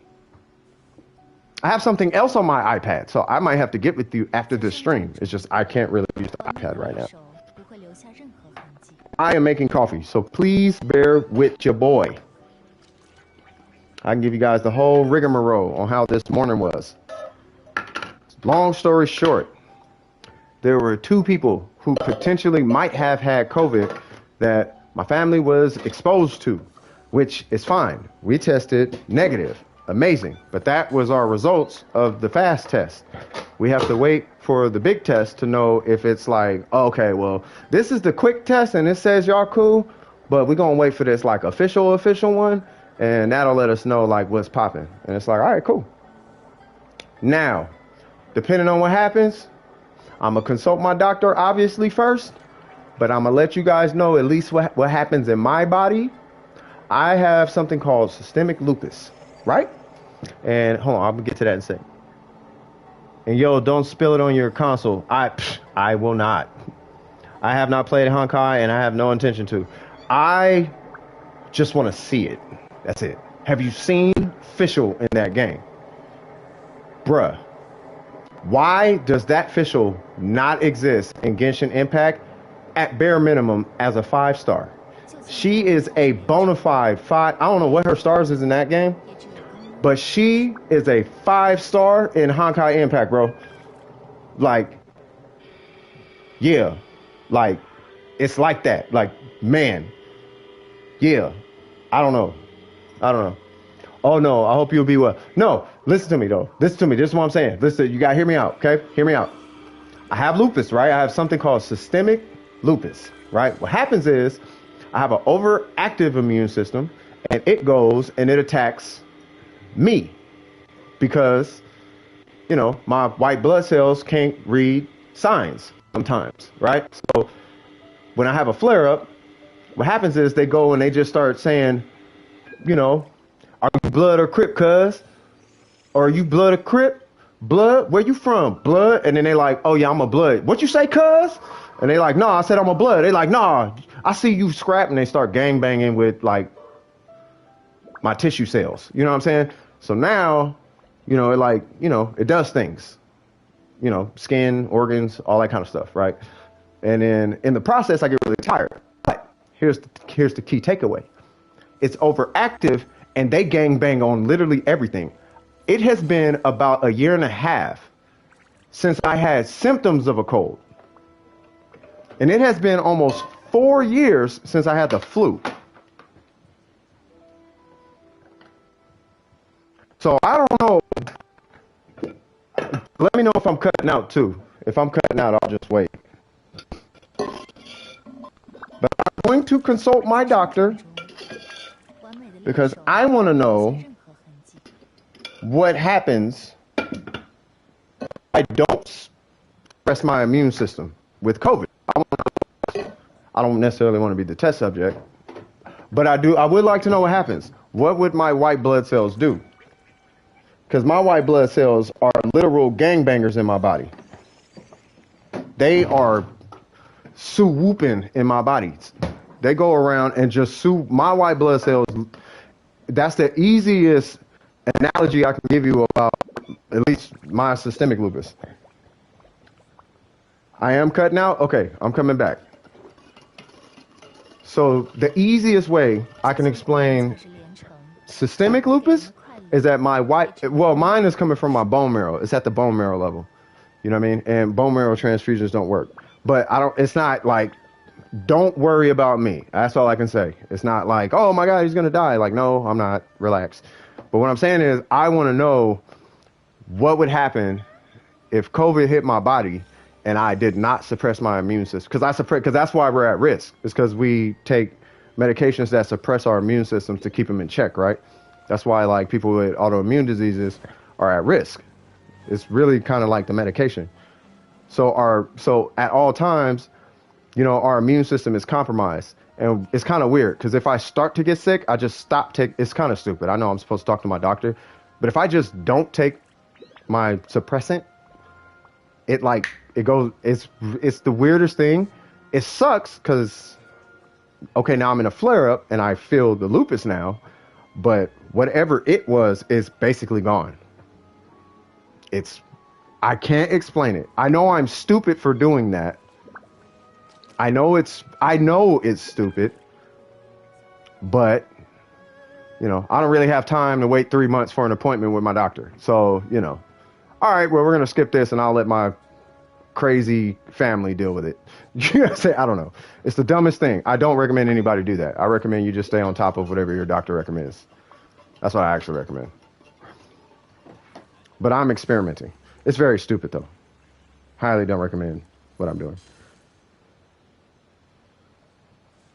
It sounds tough. You know what it is? And this is part of, okay, so this stream, I'm going to use this stream as an example to answer that. This tough part, right? Did I tune out? No, I don't think you did. Your audio is bad. You're kind of cutting out. Am I good now? Just wait 10 hours at the hospital, bro. Shut up, man. Hey. Oh, my God. Oh, that part, bro. That, if y'all don't know. Y'all don't know. There was a situation. It wasn't me either. Yeah, there was an experience. It was a 10-hour experience. And that was stupid. I'll just come out and say that. Anyway, so the thing about this stream, right, is how to identify toxic people. Why is that important? And what does this have to do with lupus being tough, right? Well, it's important for me to know how to deal with toxic people. And the reason why is because I have to stay in a state of Zen as often as possible.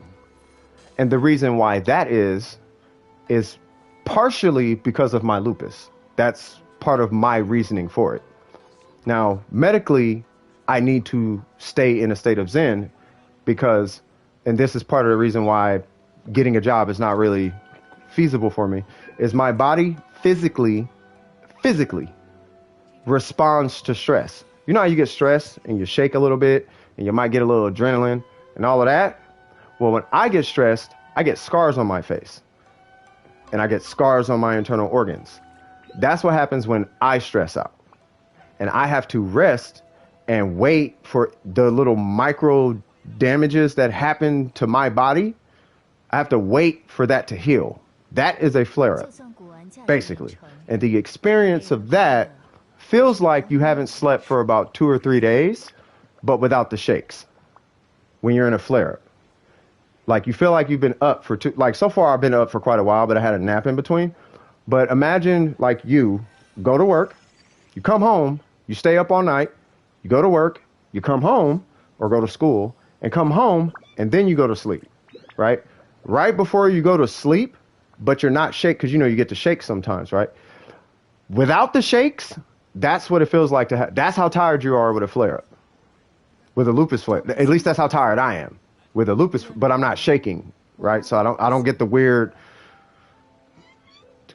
crash shakes. It's just I'm that like exhausted.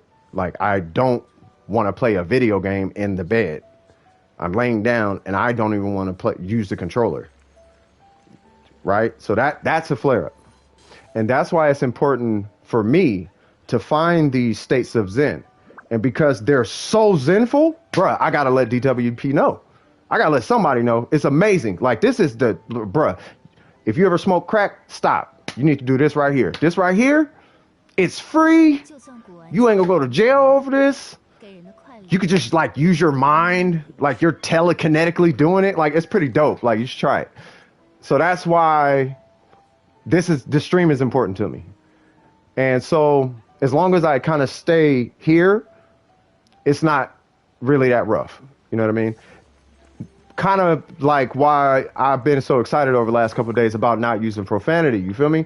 I don't really like to talk about this kind of stuff because then, it's not that it's a pity party, but I don't think anybody really needs to worry about me that much because I'll be okay. I think I'll be okay. It's been okay, and it's really just I had to shift my perception, and I got that from therapy. You know what I mean? And ever since I understood that part, she put me up on game on that one. I was like, oh, okay, I'll do the perception thing. Watch your profanity. Precisely, brother. You know what I mean? So, but ever since I, took that task on, like, okay, I'll investigate in perception. And I like learning stuff anyway. So I took a deep dive into perception and did my, my usuals. And, I'm a pedestrian, you know what I mean? And pedestrians are kind of esoteric anyway, so I'm in my little, Zen Buddha monk meditation mode and all that kind of stuff, right? And I'm not talking about DMT meditation. I'm not talking about none of that. What I'm saying is, just really trying to hone in and figure out, okay, perception. And part of perception I found is, it comes from like wisdom and understanding. And the understanding is like a key ingredient in managing, any type of interaction that you're having. You know what I mean? And gaining the proper perspective of a situation. Because one of the things I found is a lot of ill situations that I get involved in that make me feel that way are situations that I did not decide to be in, are situations that I don't have control over. You know what I'm saying? And it's not that I'm controlling, it's just that I am now in a situation that I have no control over. And I didn't want to be there. I could see if I didn't have control over it, but it's like a jolly situation. But if it's not, and it's a toxic situation, I could have physical ramifications for that, right? So I kind of have to do that. You know what I'm saying? But like I said just a few minutes ago, because of how amazing it actually is, like somebody gonna get something out of it. Somebody gonna get something from this. If it's one person or 1,000 people, like that's cool. If somebody dislikes the video, I mean, it doesn't matter as long as that whatever I got is out there and somebody's good off of the strength of that, then cool. I'm happy with that. You know what I'm saying? I'm just trying to share that. And part of that bitterness part is like the reason why I think that's important is because by taking toxicity personal and changing your mood, that's going to have an impact on your life. You know what I mean? I made a lot of bad decisions based on my mood and my emotions in the moment and stuff like that. And if I just would have kept composure and stayed in control, then I would have probably made a proper decision. But I made an improper decision because I wasn't equipped to deal with that circumstance. And the reason I wasn't equipped to deal with the circumstance is because I didn't understand what was going on. You see what I'm saying? So it's like, man, like if I could just drop a gem on somebody like, hey, just try to understand. Because part of the reason why people get frustrated is simply because they don't understand. You don't understand. You don't get frustrated with your phone because you understand it. You get frustrated with your phone because you don't understand what's happening. And it's not doing what it's supposed to do. If it just did what it was supposed to do, you wouldn't be so frustrated. So when people start doing they're supposed to be that way, you don't get so turned up on the situation. It works for me. So when somebody come and do something crazy, you know what I mean? It's like, oh, okay, they're supposed to be that way. Like, I ain't gonna pay them no mind. Like, okay, I hate to say it in a really weird, I hate to sound like I'm picking on slow people, but it's kind of like, okay, well, that person's slow. Like, they supposed to be that, but of course they can't walk. Of course they have trouble getting up the stairs. That's how it is. You know what I mean? I can't be like, get up the stairs. Why can't you get up the stairs? Like, they can't. You know what I mean? Like, it's cool. Help them up the stairs, if anything. You feel what I'm saying? So it's like that perspective. You know what I mean? And it's super cool. It's super cool on this side of the tracks. That's all I can tell you. Conversations are super easy. Sorry. I done hit my headphones. I apologize, y'all.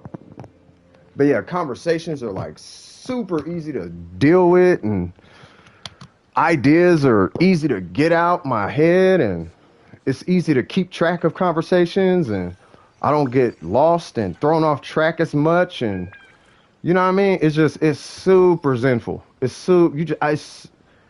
I can't explain it. You just kind of gotta You just kind of got to be there. You know what I'm saying? If that makes any sense.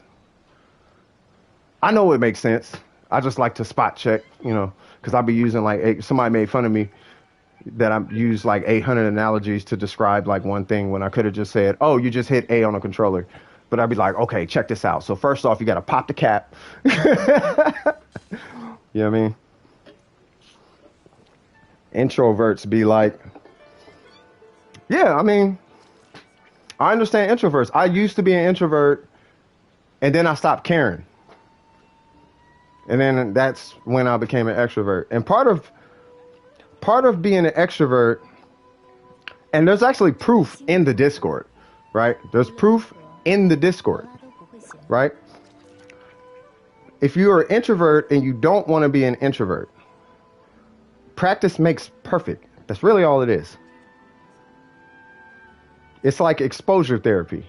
They call it exposure therapy, so it sounds like this therapy, but it's really kind of not. You just kind of got to go climbing up a mountain until you know the route. You got to just have conversations with people until you get used to it. Eventually, you'll just kind of catch on. That's kind of all it is. After having conversations, you know what I mean? Let people crack their jokes. It's, haha, he's awkward. Okay, that's cool. But, I still like Gundam. Like, you just kind of do it. You know what I mean? And then after a while, it'll just click. Might take you a little longer than somebody else. Because guess what? Their family talks at the dinner table literally every day and have since they were born. So they're just kind of that. But some people literally sit in their room and have no conversations with nobody all day. So they might not be well equipped for conversation, stuff like that. But everybody, I believe at least, everybody has the capacity for it. You just got to get used to it. Right? So if you're an introvert, what I'm telling you right now, there is proof of that in the Discord. I'm not the type of person to put names on blast. But that person was an introvert and is now not an introvert. And is in some very good situations. I can't fill in the blanks because those who know this person might know who I'm talking about. But they are not an introvert. And life is, according to them, going quite swell. Right? This wasn't just them, though. I didn't tell them that just because I thought of it. No, I have 2 boys. I have 3 nieces. And I have 3 nephews.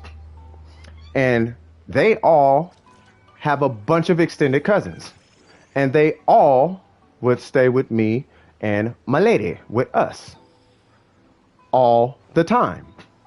So we dealt with this all the time.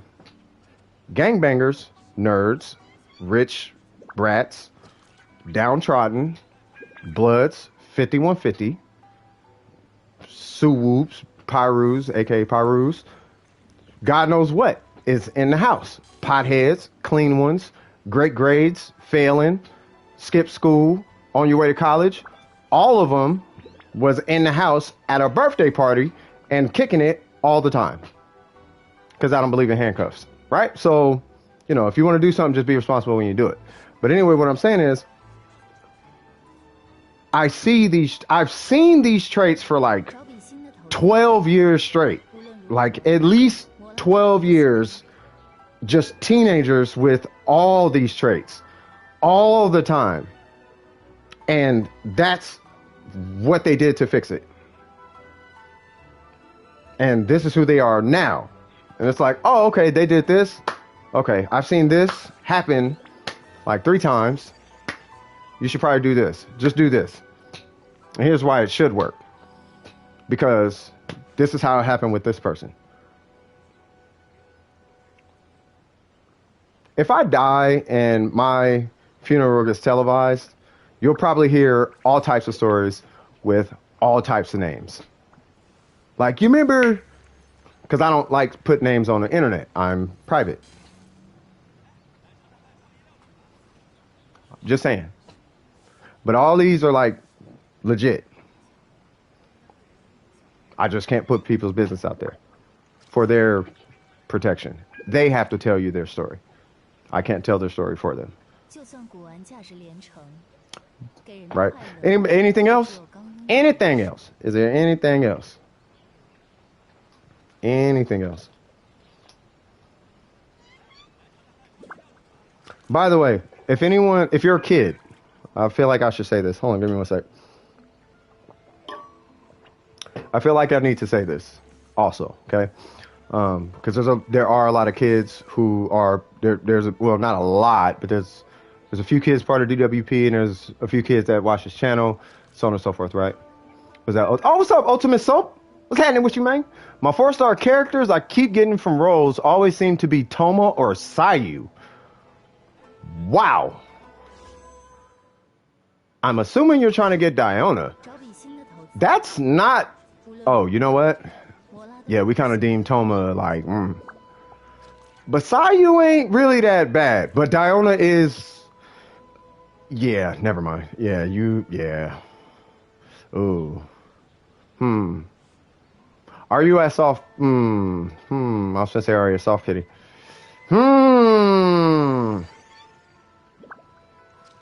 Did you get Hu Tao at least?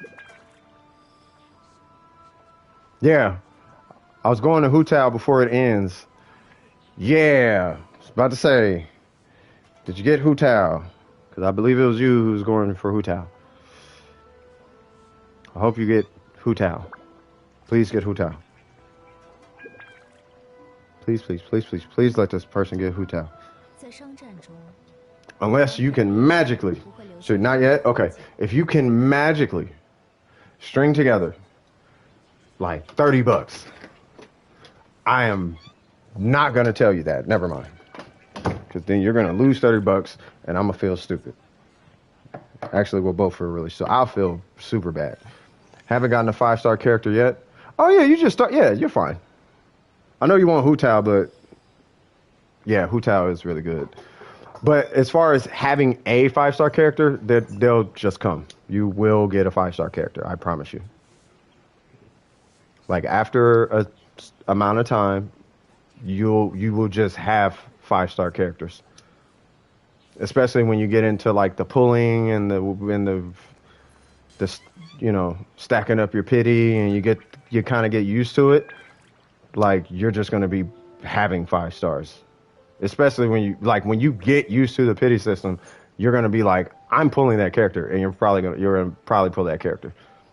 My Toma and Sayu are C3 and C4. I hear Toma C3 is supposed to be pretty good. Sayu C4, I don't know about her constellations though. Somebody said one of her constellations makes her heals kind of busted though. I don't know if it's C4 though. It's going to take a while if you're free to play or low spinning, but you'll get there. Yeah, you will get there though. I also rolled a Noel and a Ningguang. Oh, snap! Now hold on now. You talking about Ningguang now?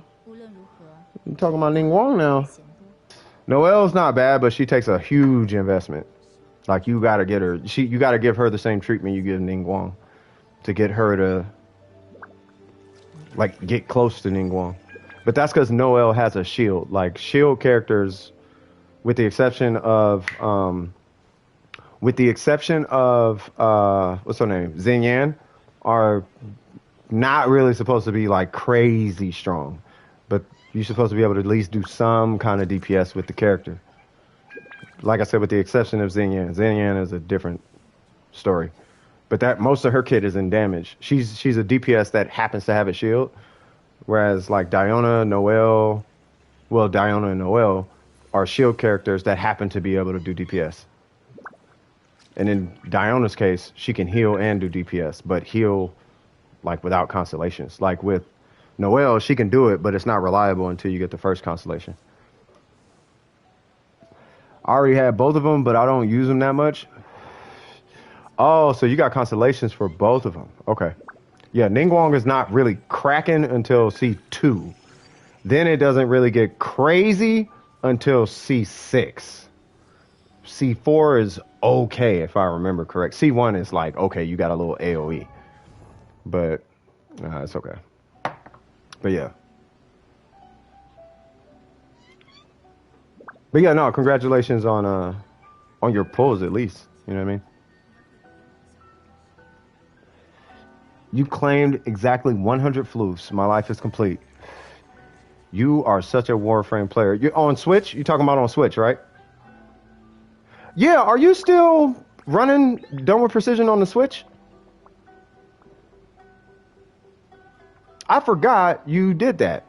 You are the Switch. You cover the Switch territory. How is that going? Yeah, we kind of gave up on that, huh? I yeah, I would get back to yeah, we I would get back to the Warframe clan. I'm just my heart's not in it though, man. I'm honestly for a minute I've been thinking about just handing the Warframe clan off to somebody and just calling it a day. Like it's cool. Like you guys can just do whatever you want. But I take a lot of pride in that dojo though. I don't want nobody touching that dojo. That's my only fear. Like just don't touch the dojo. My Bennett is now level 50. Okay, just keep grinding. You're doing good. Just keep at it. It's gonna take a while, but just keep at it. You know what I mean? Keep in mind, I took a break for multiple banners, and I'm AR-56.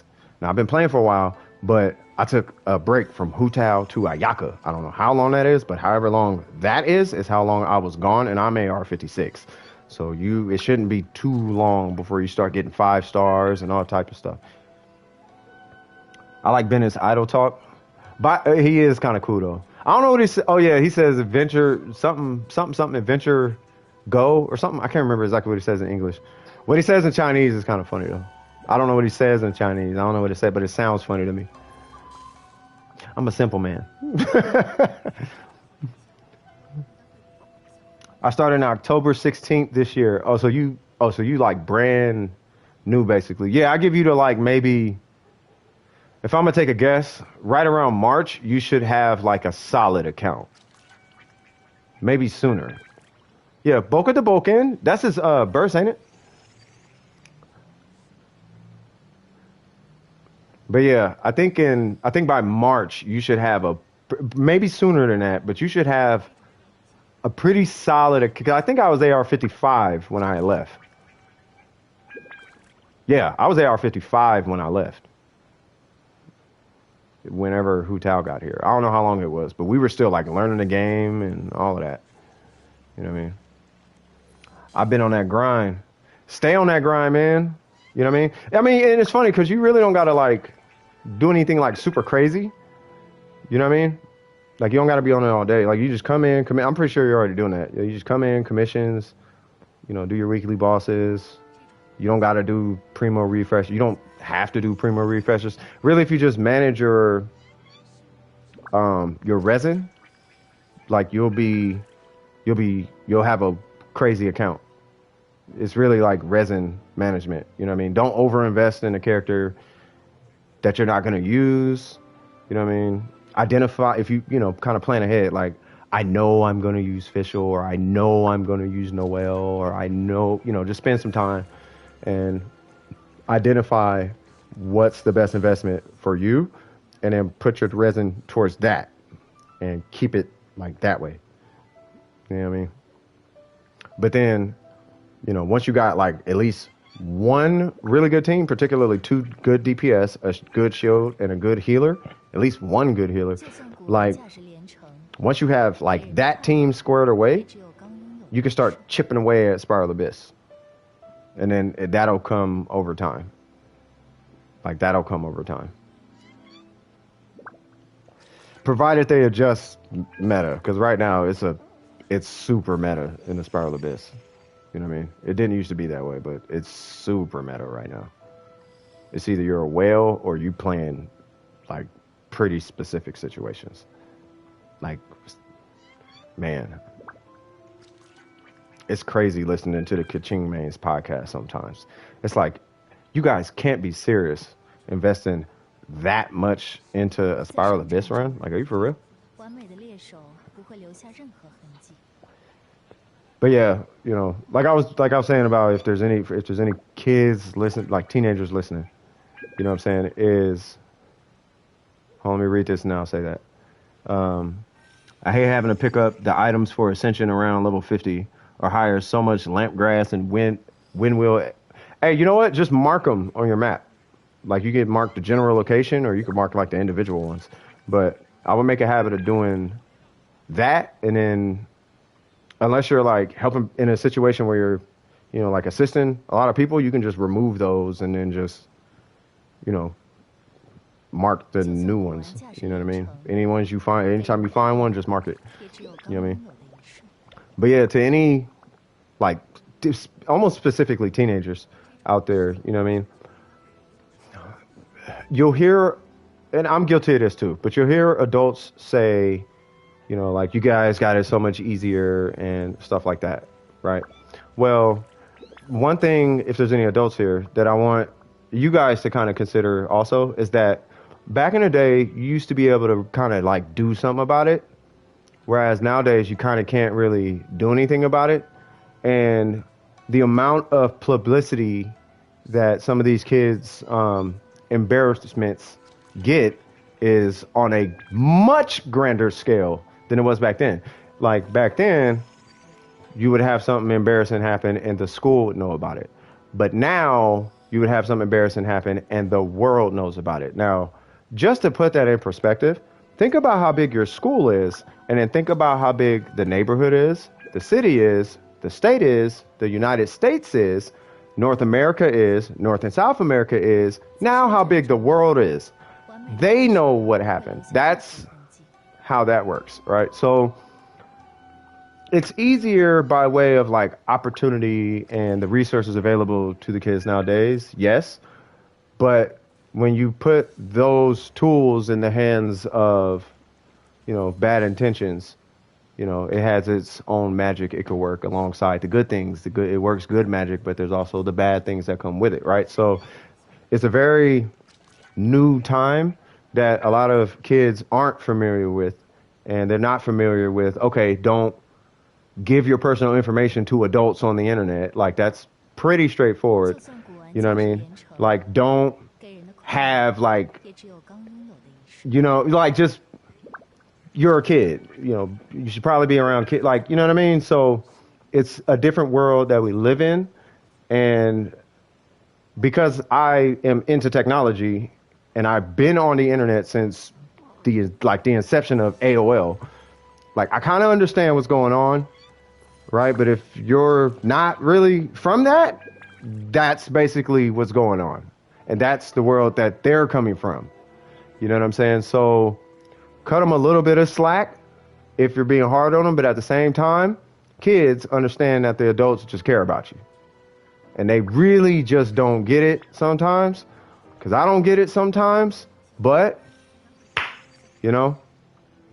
recognize everybody's got good intentions. So we can all get along, in the great words of Don King. Nah, I mean, I have a very specific opinion about resin refreshes. Unless you're super well, never worth it, not once. I agree, but I'm kind of frivolous with mine. I'm not gonna lie. For my Chongyun now, I have Snow Tomb Star Silver for his weapon. Ooh, I'm probably around your age. Ha, nice. I'm assuming you are pushing 40. That is a very good weapon for Eula if you care for getting her. Yes, it is. That physical damage is amazing. It's pretty strong. And she's cryo, so you can get away with that too. But Kaching mains are talking about don't pull Eula for the same reason that I'm not pulling Eula, but that doesn't mean she's a bad character. My opinion on that is play the game and have fun first, and then, you know what I mean? Dr. Phil would die. Oh, man. I'm just telling you today, kids, that the parents really do care about you. And to the parents, you have to understand that they are living in the interweb worlds and that their communication is kind of based more around text. So if they sound a little dry, don't call them inhuman or assume that they don't have feelings. They're still human being. All that Dr. Phil stuff he be saying. But yeah, no, I think kids have it just as bad. It's just that it's different. Is basically what I'm getting at. Parents have it just as bad. It's just that it's different. The economy is different. Technology is different. Opportunities are different. Everything is different. The blessings are different. The curses are different. Everything is just different. That's all it is.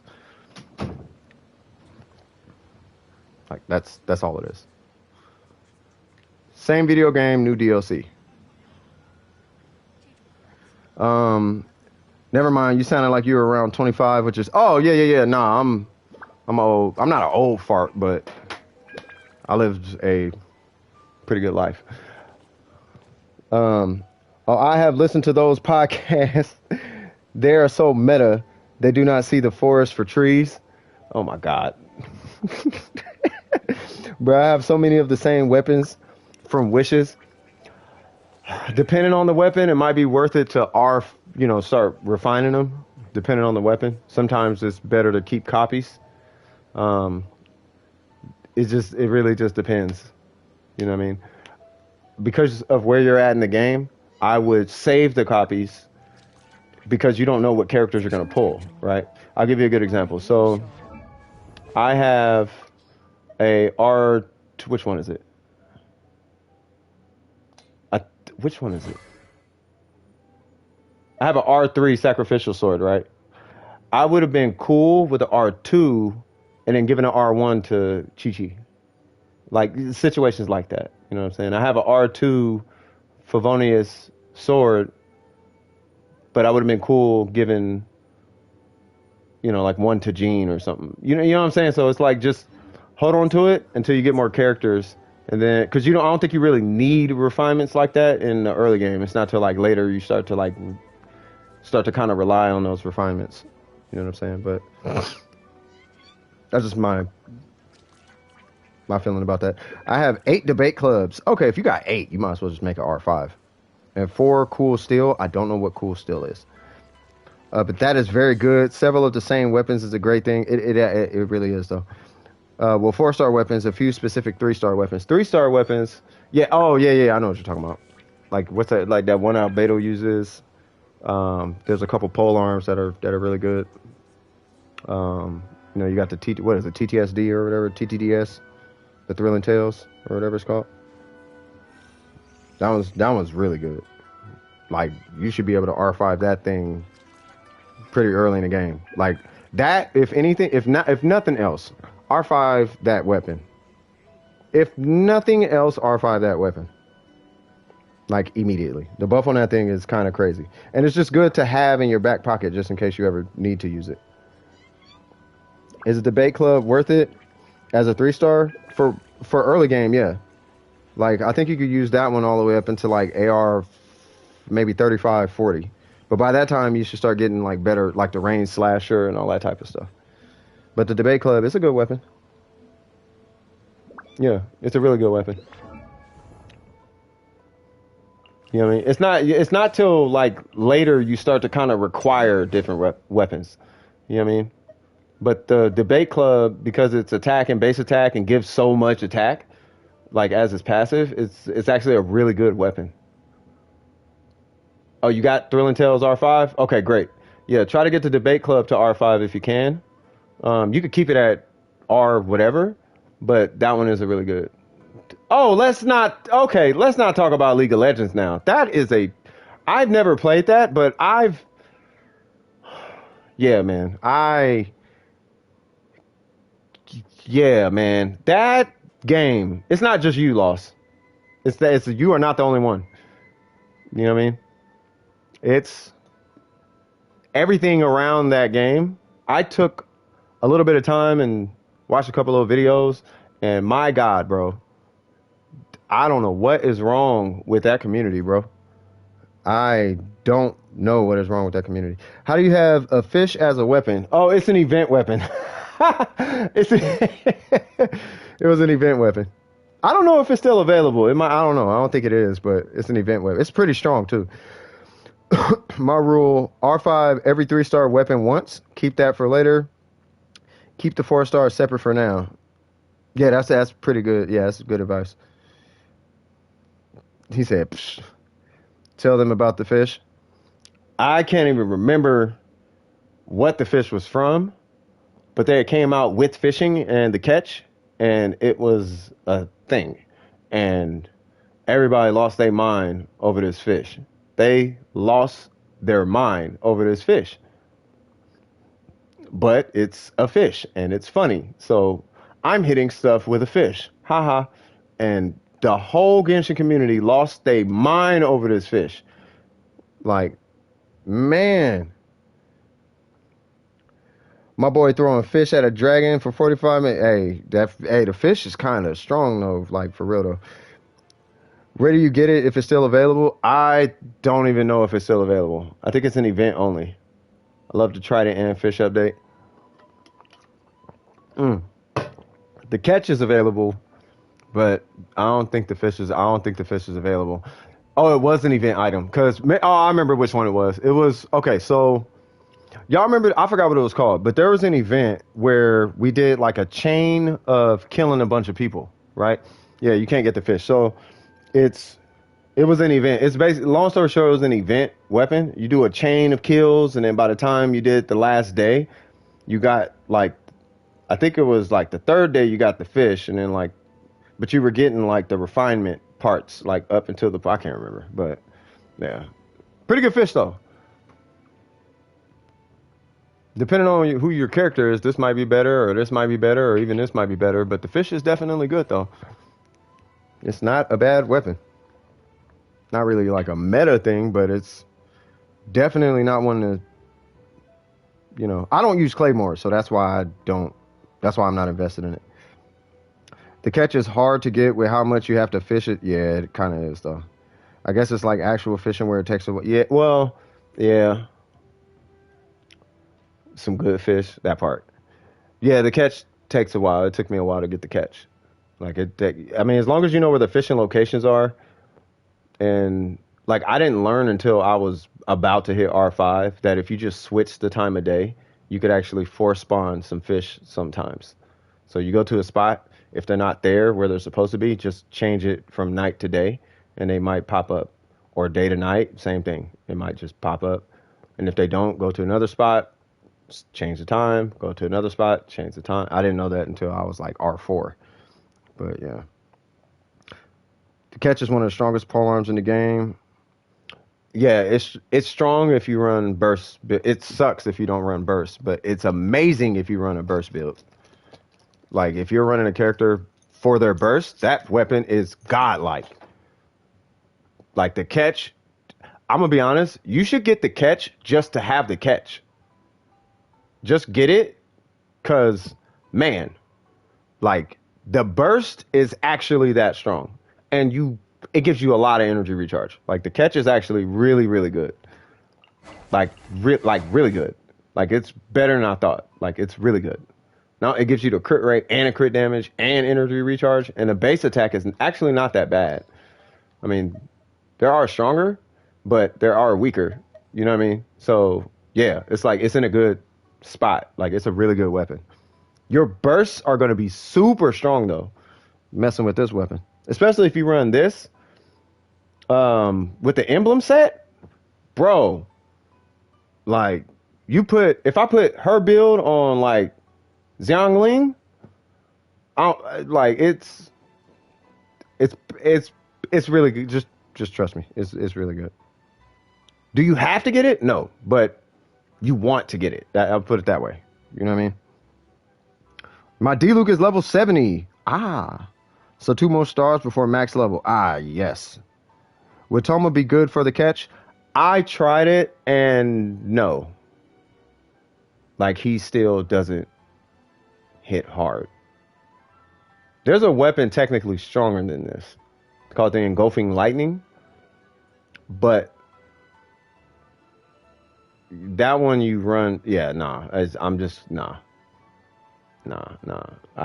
I wouldn't. I don't know what to put on Toma. I know what to put on him. I just don't know how to address his energy recharge with that. I have an idea, but yeah, like you're either going all the way to the DPS and not really getting the payout for it, or you're going all the way to the shield and not sure you're getting the best payout for it. You're getting a payout for it, but like Noel's shield is more reliable than Toma's for some reason. Like, I don't know why. Numerically, on paper, it doesn't make sense. On paper, his is stronger, but no, I don't know. I don't know. You have to play. I don't know. You have Noel, right? So play Noel and then play Toma, and then tell me which shield you like better, and then we can go from there. That's the best advice I can give you. But I will tell you this: if you're running Toma for damage, you're not gonna get much out of him. You might as well run Noel if you want to shield with damage, because you don't have Zhongli, right? But if you want a shield with damage, you are looking at Noel, maybe Diona. I haven't investigated it too much, so I don't know the full potential of that direction. But Xin Yan, probably the weakest shield, but she puts out some numbers. So take that as you do with that as you wish. Matoma has 220 ER. Yeah, hey, tell me if I'm tripping, Red K. That still don't feel like enough, do it. The only other polearm character I have is Xiangling. Xiangling is like the best character in the game. Not really, but she is like one of the best characters. And he literally said it. No one believes that early game, but he literally said exactly what I just said. Yeah. Zhongli, Dongli, Zhongalonga Dong Dong. This guy, I love this dude. This dude is, in my opinion, the most relevant character in the game. I don't think there's a character more relevant than this guy. Unless you're a whale. If you're a whale, it's probably like Hu Tao or Ganyu. Maybe Eula. But if you're not a whale, this guy is probably like the most relevant thing on your account. The only dude I actually wanted in the whole series. Hey, I'm gonna be honest with you. Like, I didn't even know what Ningguang was about. I just liked her over time. I fell in love with the character when I first got her. I was like, this character's actually kind of dope. But I saw this guy and was like, I'm getting him. Like, I don't care how weak he is. He can be the most trash character in the game. I want that dude. Turns out he's like the most relevant thing on most of the community's account. Like, almost every account that has him in their team all the time. He is like the second, if not the first, most used character in the Spiral Abyss. That dude is, well, probably, I don't think he's up that high anymore, but this dude is used, like, everybody uses this guy. Like, if he comes back, everybody, and I think he gonna sell more than the Raiden Shogun, unless this DPS thing keeps going crazy, because people like their big numbers. You know what I mean? I saw him and he dropping boulders. Yeah, I saw that meteor and was like, I don't care how much that hits for. I want that. Get the Catch R5 and put it on Xiangling. Learn how to use her. You will get through everything in the game. That is facts. For Bennett's idol in English, he says, Benny, that's what it is. Benny Adventure Team, assemble. And then a little rock drops on his head. That one, and when he gets hit by the pebble. I thought he gets hit by the pebble. Oh, no. Yeah, he says assemble, and then the little wind sound plays. Yeah, it's kind of funny. Said the same about Zhongli. Yeah. I did not care. I did not care what stats this dude had. I was like, I don't care. I'll deal with the damage. I'll figure it out. But this right here, boop, I need that. I need that. I need the little one-hand Hadouken pillar. And I need that shield. Ha! I need all, and that meteor. I need that meteor. I need all that. I need all that. But this right here sold me. Bop! That sold me. And this sold me. I saw those two things. I saw him kick the spear, and I saw him do that teleport. I was like, I'm pulling him. Like, I don't care. Yeah. Say, hey, bruh. He went pink. I was like, did he just kick the pole? Bruh. And then he like I was like, yeah, nah, I need that. Word through the grapevine is he was supposed to have multiple hits on his charge attack, but I don't know if that's true. I thought, I mean, that's what I was hearing before he came out, was he was supposed to go but I don't know. I don't know if that's true though. I doubt that was true, but still, yeah. I'm surprised Sucrose's hair hasn't been messed up yet because of the experiment exploding every time she idles. Hey, hey, for real though, that thing blows up in her face. Yeah, yeah. She needs a different skin. They should have. You know, it'd be cool. That actually be an interesting mechanic, like a idle mechanic, would be the longer she sits there, the more messed up her hair gets. You know what I mean? It'd just be interesting. And then, like after a while, she just shakes her head and her hair goes back to normal. That'd be pretty interesting. Oh, I have good news. I'm a happy Zhao main today. Oh, wait, what? I did a test run in the Abyss with Raiden National and Zhao Double Geo. Super smooth run, floor 12. Best run I ever had, easy 9 stars. Wow. Wait a minute. Zhao main. Did you already have Zhao? I can't remember. Because I'm like, I think it's Albedo and Eula. That's crazy though. So you did Raiden National and then Zhao Double Geo. That's actually pretty good. You did? Okay, okay. Yeah, that's actually pretty good. Yeah, Zhao kind of smacked though, huh? Just gotta keep Barber on his back. Just, let's go. Barber, go, Barber, go. Bam. And then switch to him and then just do his little Super Saiyan and let her fly. I hope they bring back the little floating thing.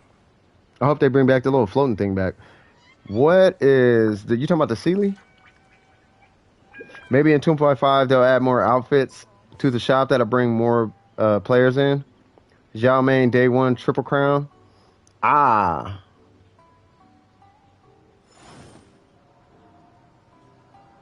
Zhao is, if you ever get Zhao to C6, you got to see what that's like. Welcome to the stream, whoever that is. Hopefully you have not been dealing with toxicity. But if you have been, take a second and think about if that person is going through something. That way you don't take it personal. That's the long and short of it. Right now, we're just kicking it. We hashed out pretty much everything already.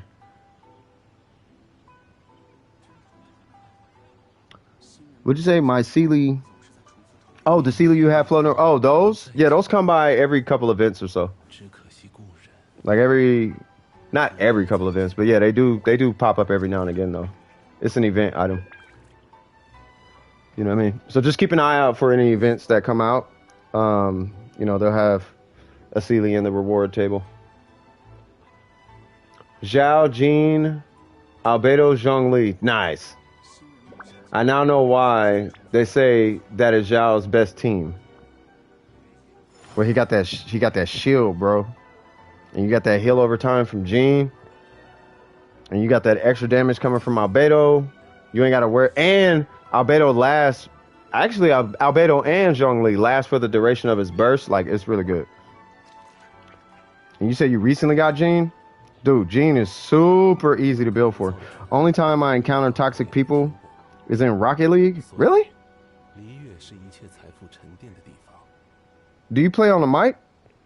Because we got a guy who, like, plays Rocket League. Like, he, like, plays it. And every time I watch him play it, like, I mean, I don't even think there's a text chat in that game. What's going on, Paper Cut? Welcome back, brother. What that going, boy? Hope all is well with you. Hope you're doing fine. Hope you're doing good today. I can't even do the roster. You playing on PS4? I'm only Diamond 1.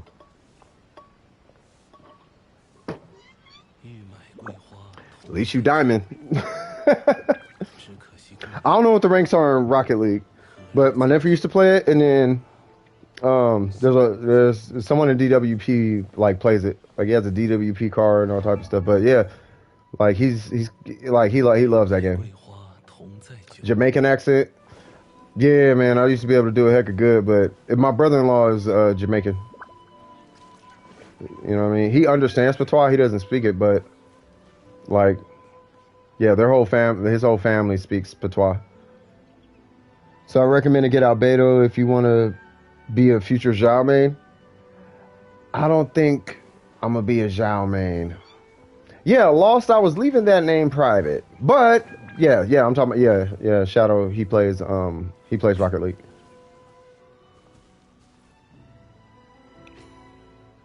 Yeah, he got the DWP mobile. Yeah. It's bronze, silver, gold, platinum, diamond. Nice. Champ, grand champ. And the last is Supersonic Legend. Wow. I also put an EM piece on my Venti. His burst is like 3K per hit with Bennett's ult. Nice. They have like bronze 1, division 1, then bronze 2, division 1. Huh. Yeah, I'm a little lost now. Not you personally, Albedo is underrated, I mean. Oh, yeah, no, Albedo is definitely underrated. But, yeah, if anybody does, Albedo is kind of good. Because you can't, you're not really going to do, like, a lot of swirling with Albedo. I mean, Albedo. With Zhao. It's not really, like, going to be a thing. I wonder why they made him Animo. I always thought that was a little weird. Like, why Animo? So you have to play a lot to rank up. Yeah, so you're diamond. So that means you put the work in. Literally just finished farming the material for Albedo's weapon. Ah, I should probably do that. But yeah, man, that Albedo weapon, like, yeah, people just found out. Yeah, they found out. Yeah, there was YouTube videos coming out about it like the day right after. It's like, bro, this weapon is going to make him kind of OP. And it's like, yeah, I think it might. But it's 40% of his defense. Like, I don't want people to get anybody's hopes up. Like, he's going to do 40% more damage. Like, no, he's doing 40% more damage based on his defense. 40% of his defense is as damage. It doesn't turn it into attack, to my understanding. Unless it does, but to my understanding, it's extra damage. There's 3 ranks in each of the bronze, 3 in silver, and... gotcha. Oh, yeah, so you have to do a lot.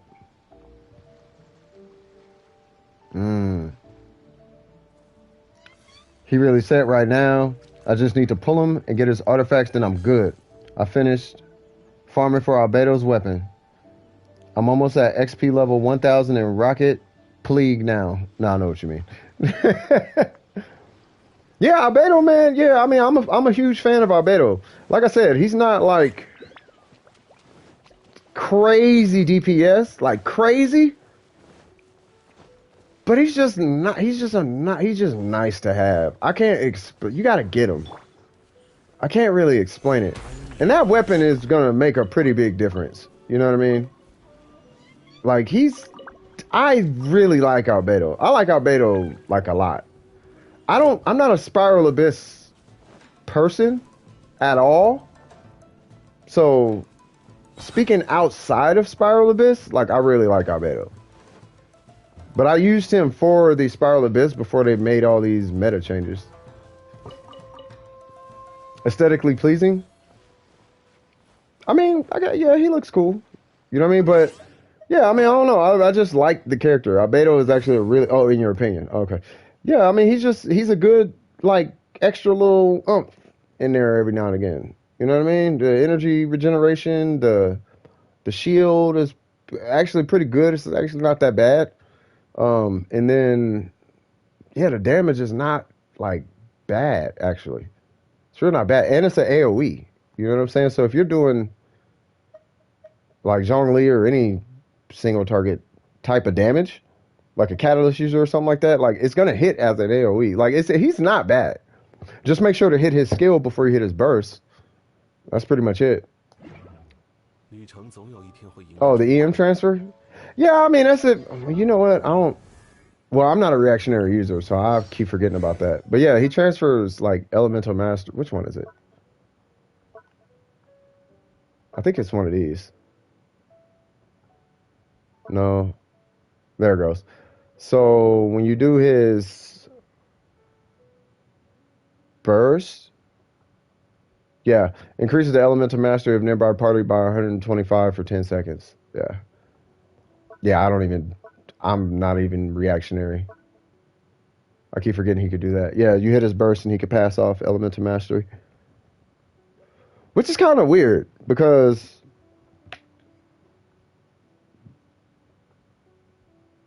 well, I mean, I guess it's okay.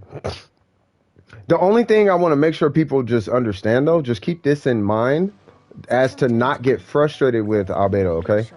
Now, there's a 2 second gap when his skill hits, right? So, as long as you're applying an element and then doing a reaction to that element within the 2 seconds, then you're good. Because if you apply the element, there's a chance that the geo hitting could remove the first element. Now you're not getting the reaction, or it could change the order of your reaction to a reverse from a 2.0 to a 1.5. I mean, it really just depends. But also, it has a potential to break your permafreeze. So just keep those factors in mind. You know what I mean? If they have a shield, usually it doesn't happen to my understanding because his skill can't trigger off a shield. It has to trigger off damaging the opponent. So somebody like one of those big lava churros or whatever, the gigantic ones with the shields, he can break their shield because you hit health and it triggers the skill. But if it's like an abyss mage, it won't trigger on the mage's shield. You know what I mean? So just a forewarning. That way you're not like blindsided by like, oh, I thought it would, like, no, it doesn't. Oh, but I was trying to do permafreeze. Yeah, but just be mindful of that. You know what I mean? So yeah. Did I see the new polearm user? Are you talking about? Yeah, well, both of them are. There's Shinhei and Yunjin. I'm not gonna lie, I'm kind of juiced about both of them.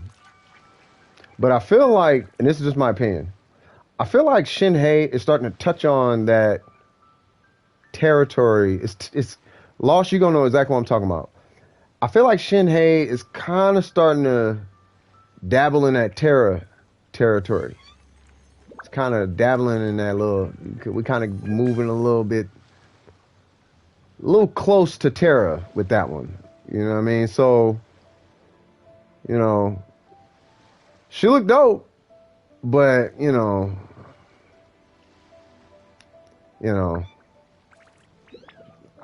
I just don't want to be having the conversation. She's hot. Like, okay, I get it. Yeah, relax. It's a cartoon, dog. Shut up. Like, relax. I get it. That's what I said when I saw her. Wow. But, I just don't want to hear that all day. You know what I'm saying? It gets weird after a while. That's all I'm saying. But she looks super dope. You know what I mean? She looks super dope. But that other one looks kind of dope too. I just don't know why she's Geo with a Dragon's Bane. That was a little confusing. But, it's okay. Should I farm the Power Regis fine if I'm using Bennett and D-Luke a lot? Yes. Oh yeah, I am super salty. Yunjin is not an animal buffer for Zhao. As I thought she would be. Ah. But she is Geo's, so I will get her 100%. Yeah, I want to see what she's like. I guess if you go on a forging or mining spree, just use Zhongli. Yeah. I use Zhongli and Ningguang. I'm curious about which one will be a 5-star. I think Shinhei is going to be the 5-star, personally. I hope it's the Yunjin. I kind of hope it's her too. To be honest with you, I really hope Yunjin is the 5-star. But that weapon that Shinhei is holding does not look like a 4-star weapon, and the weapon that Yunjin is holding is a 4-star weapon. So I'm thinking Yunjin is a 4-star character. Zhongli, best ore miner. Yes, he actually is. Razor, believe it or not, can do what Zhongli does. Oh yeah, I saw her pose. She is going. Yeah. I'm pulling for Yunjin when she comes out. Yeah, she looks really dope. What's going on, Capricorn? How you doing, brother? Google Terra, and you'll see what I'm talking about.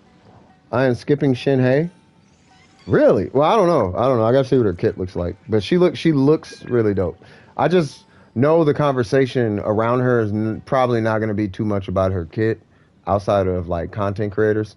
But the community, I just I know what the terror community's like, and it gets weird when you pander to that. Like it gets weird. A lot of weirdos start becoming a lot more vocal, and the conversations usually go there, and you gotta like bring them back, because you know what I mean. You gotta like let's come on back. There's a boss to kill. Oh, but her shirt is. I know, but let's come on back and kill this boss. Oh, I want her so bad. Oh my. Okay, but let's go on ahead and come on back. So what are you doing today? Well, I'm gonna farm this domain. Sex magically ingested in the conversation for one reason or another. Like, we're not talking about that. We're talking about domains. Why are you bringing up sex? Like, that happens. So I'm hoping that that doesn't happen. That those people don't come out the woodworks. But, if it is, it's fine. They are who they are. Red, they might be on the same banner. Ooh, I hope not. That's word through the grapevine that they might be. Is it worth it to do the quest gazing 3,000 miles away? If you can teleport there. Rumors say Shinhei is a 5-star and Yunjin is a 4-star. I hope Yunjin is on the rerun banner. Oh no, she's not. No, it's who is it? It's Bennett, Rosaria, and Noel. Yeah, yeah, you saw that game, right? Yeah. That game, you can't have a conversation without somebody being horny. It's the weirdest. It's weird. It's really weird. You ever talk to somebody who turns everything sexual? Every conversation goes sexual for one reason or another. That's the entirety of Terra. And I'm hoping that I don't mind the conversation, but every single time, like, bro, you're like, stop being so like you're horny, bro. Like, relax, my dude. Come on, man. Why everything? We're talking about yo gabba gabba, bro. How do you turn that into this? Come on, dog. Like, really? That's Terra, but that design is obviously worse in Terra, but it's everywhere in Terra. And so far, that seems to be what at least OK Code's chat was super tripping on. And I'm like, that's cool. We all notice it, but let's, focus. Let's focus. Because there's a flaw in men that I have to coach the homies about sometimes. It's starting to kind of become routine. And that is, don't think with your Zhongli. Don't think with this. And life will become a lot easier. You think with that, you might end up with some issues, because there are plenty of people that I personally know that I had to cut off due to that. So don't use that to think. Know what I mean? So it's not healthy. Anyway, actually, Paimon tweeted today, Geopolar Impact. Nice. That is why I suspect that they're running the 2.4 will be Zhongli with Yunjin and Zhao. I hope so. Especially when they're talking about fish. Oh, God, yeah. If Zhongli gets another rerun that soon, I'm pulling him. Pulling for him. I think everybody should get Zhongli. Like, really. But let it Shadow show up in the chat. I can almost promise you Zhongli is showing up. Just because that's how Shadow's world works. The world kind of folds to his will. He's like, I want Zhongli. Oh, well, guess what? Zhongli is coming out in the next 3 months. Like, that's how his world works. So, wouldn't be surprised. I've had my headset. Hold on. I've had my headset for about a year now since I got it in February.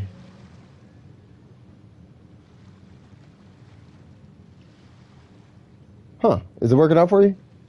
Agreed. Everybody should get Zhongli. Yeah, everybody should get Zhongli. If you're not gonna pull any character in this game, there are 4 characters.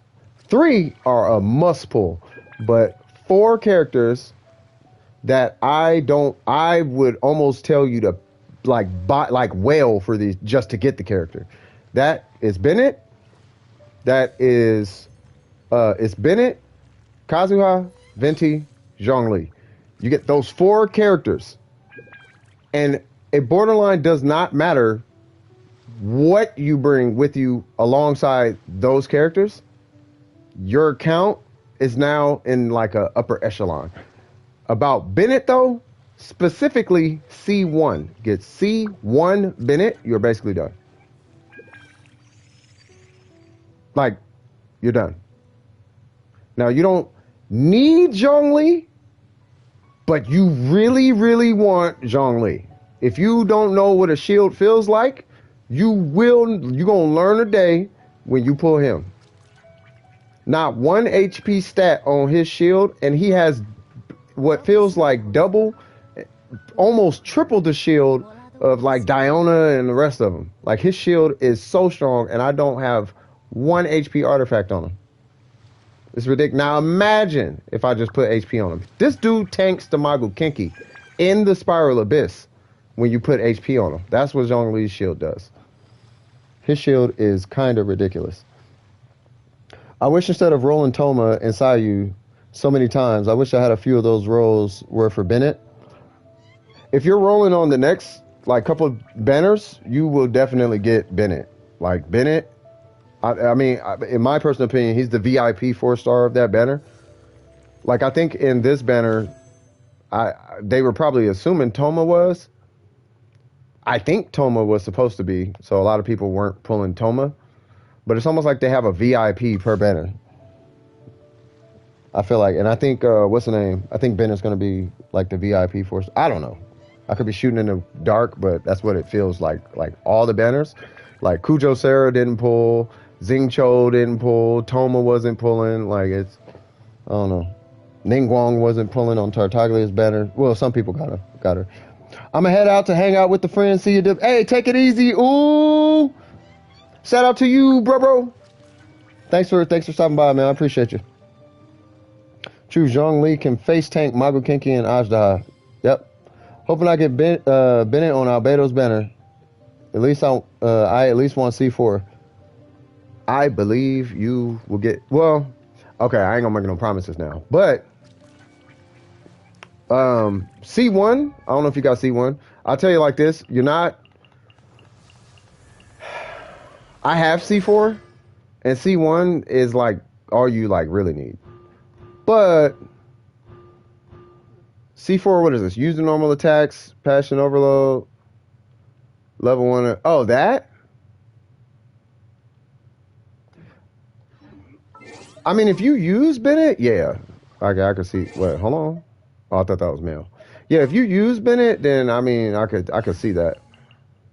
But I don't use Bennett. He's there for a burst, and that's it. I think I did it. Right? Yeah. So that third strike, that's what that C4 is.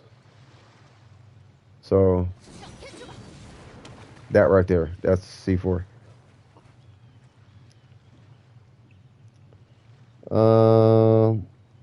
But if I can, I might C6 him. Don't do that. Please, don't do that. If you do, don't tell me about it. I guess I don't have to worry about maxing out Sayu to C6 with how many times I rolled her. Oh, Jesus Christ. Yeah, get Bennett from the shop currently if you can. Yeah, if you can. I only use it for his burst. If you only use it for his burst, literally C1 is all you need. You can get the other ones. They're cool and all, but Yeah, like C1 is the thing. Like this one's cool because it gets a little extra energy recharge. But I mean, I guess. I guess. I don't know. I don't be having them out long enough to be taking damage like that, so I don't really pay attention to that. But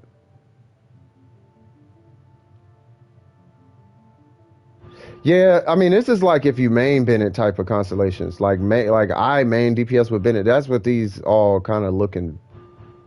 That's the kind of look like. This one is like the most important one though, because that makes it to where you can have less than 70% and get the benefits, and it gives you an extra 20% of his base attack, which is amazing.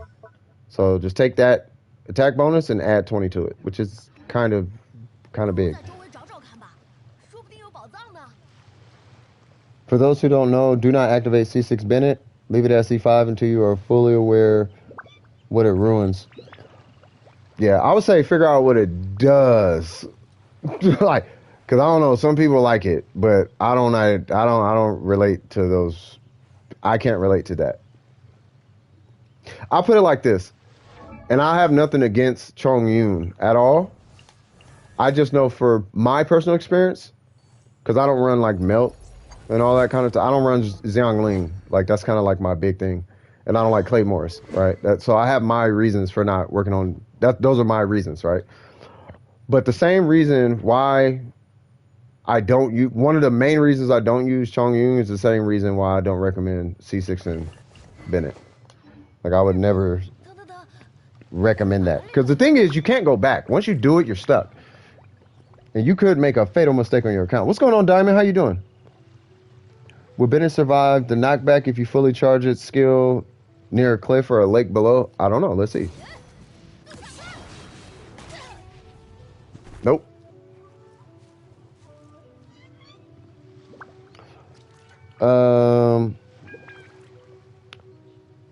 Paper cut. Ever, ever, and forever for all characters in the next couple years. Hold on. Oh, I know, but I don't have any physical characters or plan on using any in the future. Yeah, he hits, well, I don't know, man. I just don't think it's worth it. Like, but you do what you want, man. Just know once you do it, that's it. And if you don't want to see 6 anymore, you gotta you gotta restart on a whole new account. That's how that works. But that's your call.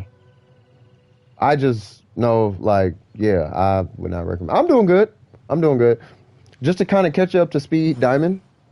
Right now we're just hanging out. You know, we're done with the discussion and everything. I'm just hanging out.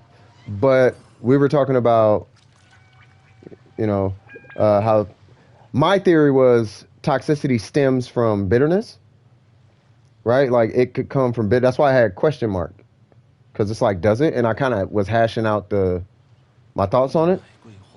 And then, you know, I was asking people, okay, what do you guys think? And then we had some like different opinions, and we kind of like just kind of talked about those. It was a pretty good discussion. You know what I mean? At the end of the day, I think the rule of thumb is that it could come from a lot of different places, but but ultimately it's coming from a negative feeling regardless, right? And my thing that I was trying to make sure that anybody and everybody kind of at least can get an idea about is that most of the time the toxicity is it's not you they're attacking. It's a person they're attacking that happens to be you. So it's not personal. So if they do it, I understand it's okay to be upset, but just understand that they're upset and they just need something to take it out on, and it happens to be a person, and that person happens to be you. But it's not like they hate you and they want to do things to you all the time. That's usually not so much the case. You know what I mean? With all the examples that were given in the stream, it seems like it can be the case sometimes, but it seems like more so than not, it's not personal. They have like some kind of hiccup or something going on that's, you know, moving them in that direction where they're getting off on, or they're getting relief, or they're getting something out of, like trolling or whatever the case is. You know what I'm saying? But my theory was it stemmed from bitterness, and then we just kind of took it from there. You know what I mean? But yeah, it was pretty cool. It was a pretty cool little conversation. You know what I mean? I'd like not cussing, man. This was the best podcast, in my personal opinion. It was the best podcast, simply because I didn't cuss. It's amazing, I'm telling y'all. PewDiePie was on or something, I'm telling you. All right, anyway, all right, let me catch up with all of this. But maybe if another damage buffer comes out, I won't really matter. They could be better than Bennett. Yeah, then I would just leave it on C5 and wait. But I'm telling you right now, paper cut, do what you do, bro. You know what I mean? Do what you do. Nobody recommends it. For a very good reason. Just, if you want to do it for the memes, at least just know what you're getting into. Even if you know what you're getting into, take an extra 5 minutes, because that is a dangerous meme right there. But do what you do, man. You know what I mean? It's all love, just the same. No love lost. No respect lost. Lots of confusion, but no respect lost at all, bro. At all, if you C6 them. And that's the bottom line, because Cypher 6 said so. All right, so anyway. Also true, I don't intend on pulling for it, so that's fine.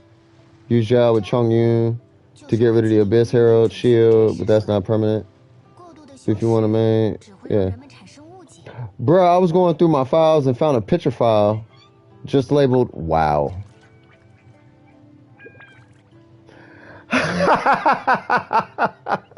Oh my God.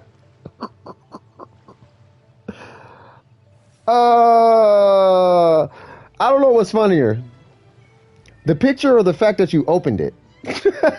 Like, oh man. All right. That's a good one.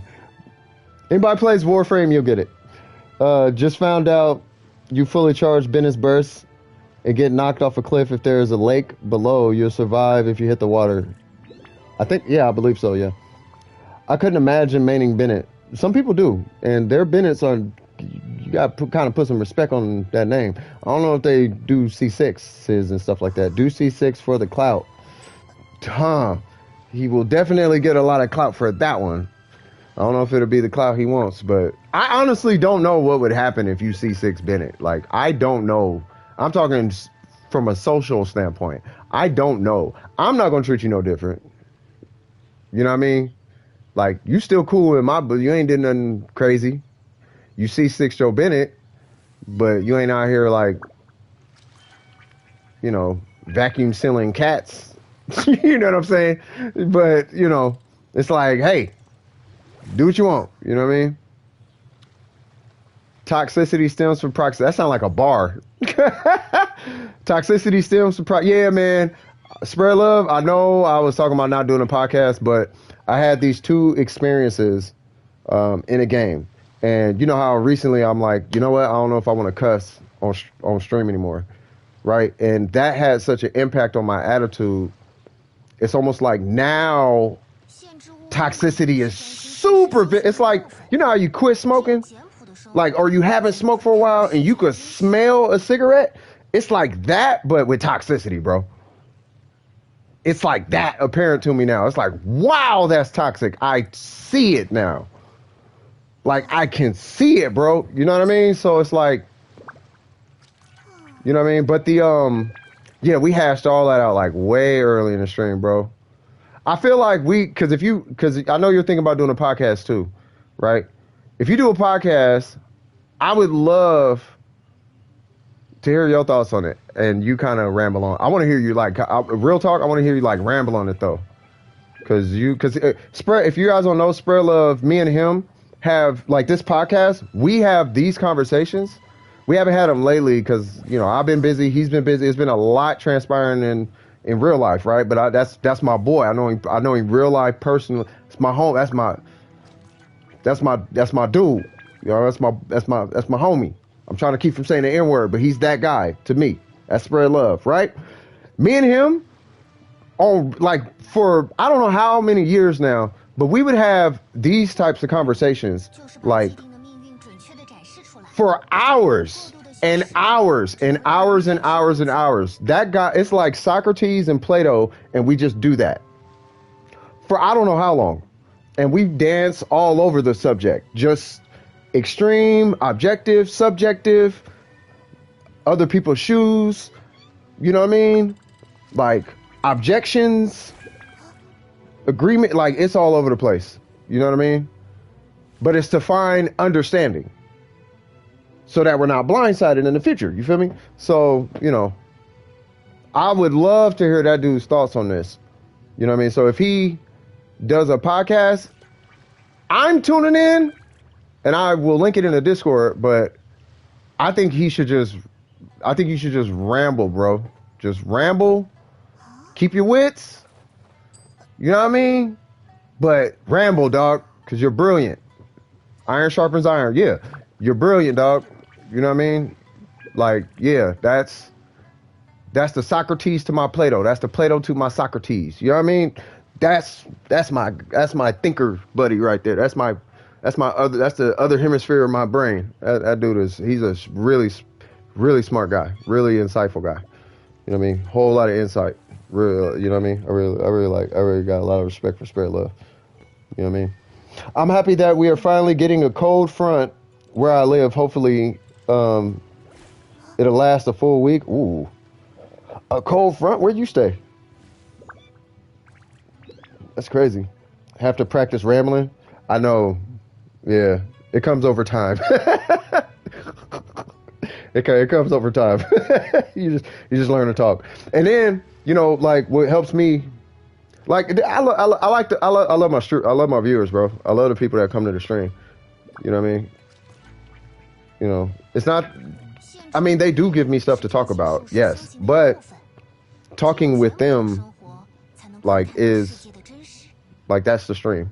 You know what I mean? I already did the podcast. The podcast is done. We just kicking it now. You know what I mean? Ramble all day long. You feel me, Red? Like you just blah blah blah. Just let it spill out. You know what I mean? Deal with the organization later, and then over time you'll get used to it. I think the hardest struggle for me when it came to podcasting was staying on track. That's probably like the hardest thing, because the ideas, you know how thinking is. Like it goes left, right, all over the place. But staying on track, especially engaging with the chat at the same time, it's easy to get distracted and knocked off track. That would be what I would say is the most challenging part, is staying on track while engaging with the chat. You know what I mean? Kind of keeping a mental Rolodex of where the conversations are, and you know what I mean? But yeah, you just get used to it. You know what I mean? But we've talked for God knows how many hours, bro. Your podcast, just imagine us having a conversation and just do that.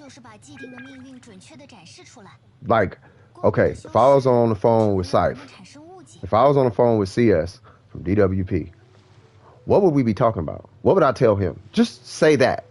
Like, say that. You know what I mean? Like, yeah. You know what I mean? Like all those weird metaphors I give you guys, he does that. Them weird metaphors and similes and analogy, he does that. Iron sharpens iron. Yeah, same page. You know what I mean? Hey, sometimes let me tell you guys something, okay? So remember I was telling you guys how I got best friends, right? That guy is one of them, right? He's one of them, right? Now, you also remember how I was saying, yeah, my best friends don't talk to me like that. My best friends don't do that. My best friends don't do that. I know what a best friend is like. I know him, right? He showed me what a best friend is like. He is why I can tell you what a best friend is. He is why I can tell you what a friend is. If that makes sense. You feel me? I am why he can tell you what a friend is. I know when I tell you I know what a friend is, that is a friend. Spread love is that's a friend. Now I can tell you all of our, cohabitations, over the years, but I'm telling you right now, that dude is a friend. He, from how he is, I can take how he is, and I can tell you exactly what to look for in a friend. That is spread love. You feel me? So, you know what I mean? He's one of them. There's like 3 more that I keep close. Here's the funniest thing, though. 3 of them start with a J, 1 of them starts with an A. All their names. 3 start with a J. 3 of my best friends in life start with a J. It's the weirdest thing. 1 of them starts with an A. But 3 of them start with a J. It's really weird. And those are like my closest homies. All start with a J. It's weird. And they're like super regular names too. It's like they're not like Jaquan. Like, no, it's like Jacob.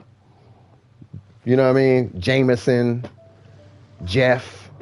It's like names like that. Like just whatever. All right, let me catch up with this. Let me catch up with this chat. You live in Miami? Oh, okay, got you. Okay, sorry about that. I've read that super late. My bad.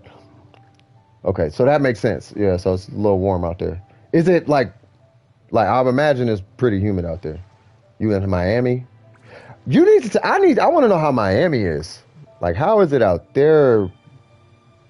Like, how's society doing out there? You know what I mean? Like, what's it like? First-hand experience. Like, what's it like out there? You know what I mean? What do you mean I remember all day long? They're saying something about banners or wishes in the notice inside Genshin. I have returned. Welcome back, Rose. Sorry about that. Would it be easier to friend you on PS4 to do the co-op sometime in Genshin? Yes, actually, that would probably be way easier. Yeah, it's pretty humid sometimes here. Hold on. Okay, so let me catch up with this. Okay, that's known issues and whatnot. Constant updates. Hold on. What are they talking about? Come on now.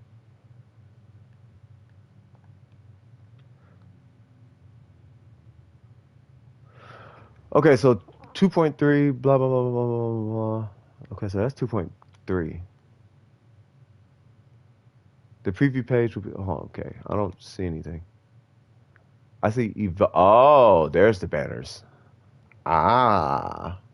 So there's banner 1.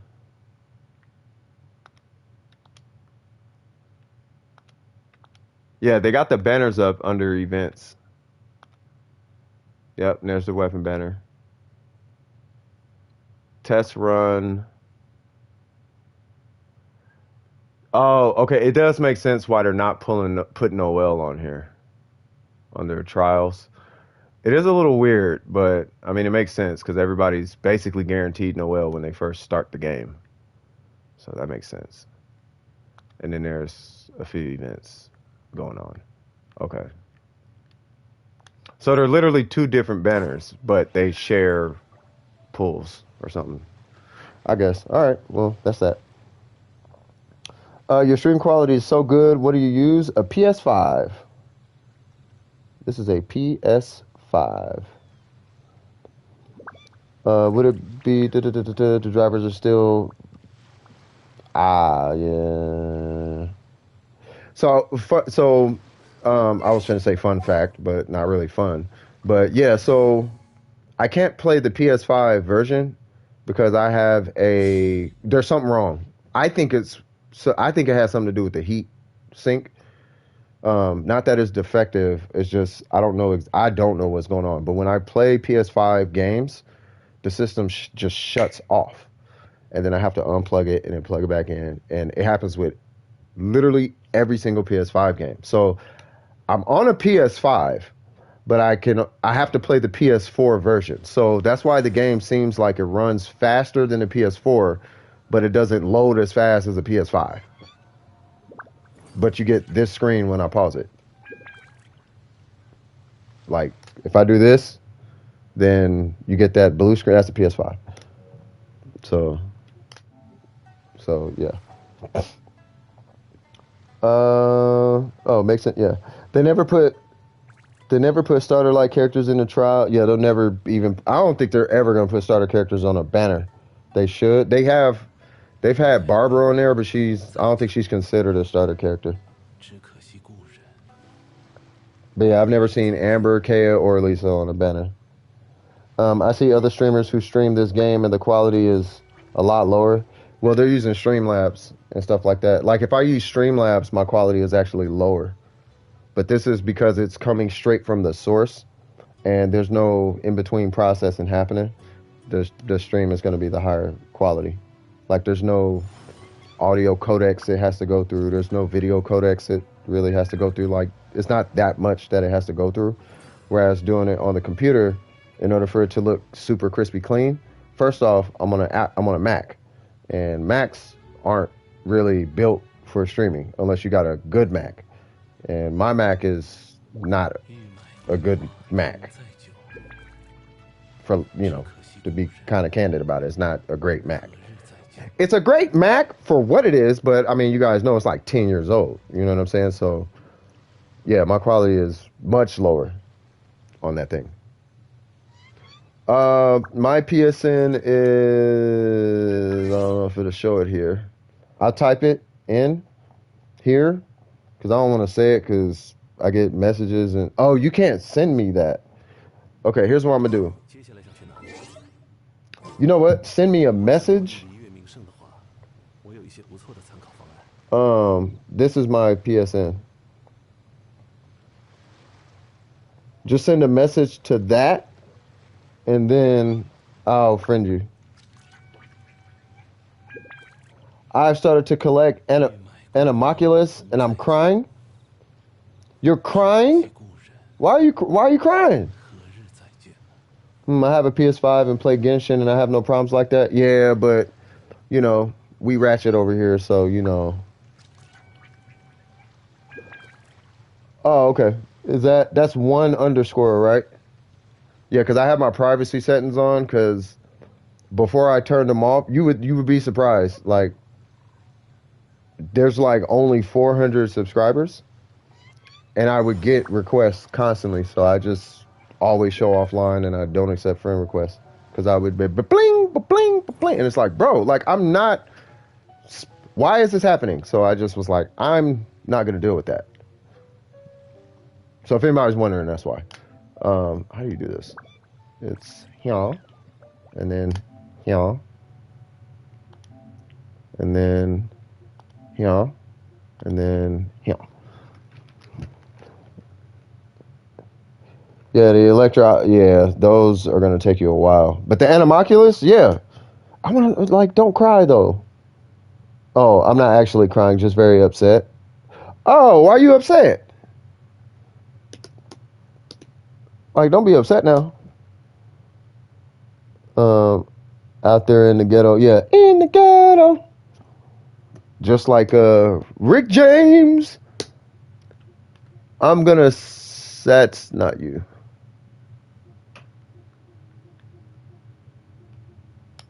Is it 2_?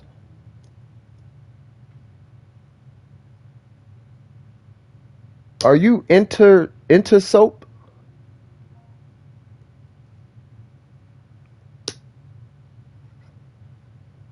Yeah, ultimate soap. Yeah.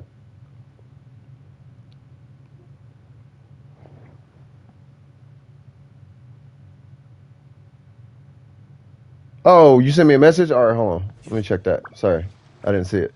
Hold on, let me check that. Ah, there you go.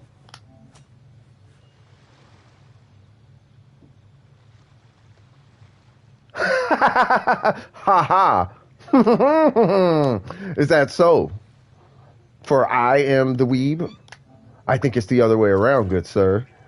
Hold on, let me see if I could do this. There we go. And yeah, if you're on PSN, then I can add you. That's like the only way I can add you on Genshin, which kind of sucks. That's because I'm pretty popular. I'm really not, but yeah. The picture is a rubber duck. Gotcha. Yeah, it was something else. I'm like, what? It is 2 underscores. Okay. Ouch, that hurt. Hold on, let me look at this. I'm using the interactive map, and I keep going to the ones I've already collected. That's gonna happen. You know what I mean? That's why I was saying, like, just take a day out. You know what I mean? Just take like 1 day out. I was saying it's gonna take you a while. Like, just take like 1 day out, and then just, do all the Oculuses. It's gonna take you a while. Just take your time, and it's 1 day. 365 days in a year, and you've lived for I don't know how many years. Let's just say you are 20. That's 6,000 days. So 1 day you should be all right. You know what I mean? Just take 1 day and you'll be fine. Pictures of rubber duck. Yep, got you. Oh, it's better to use those maps when you're just starting your account. Yeah, it does. Yeah. I know I just did it as a joke for the message. I was chilling with Abs. Oh, I was chilling with. Okay, yeah. Last night he got Apollo Twin Duo. 0 latency for the mic. Wow. Hey, is he about to do it though? If he about to do it, you know what I mean? Like, hey, you know what I mean? Like, spread love. You gotta get the bag. You know what I'm saying? I mean, as long as he come with it. He come with it, you know what I mean? Whoa. That dude disappeared.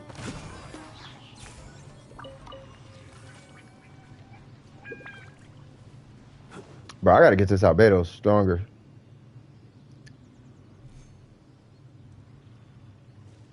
He says he is IDK for sure.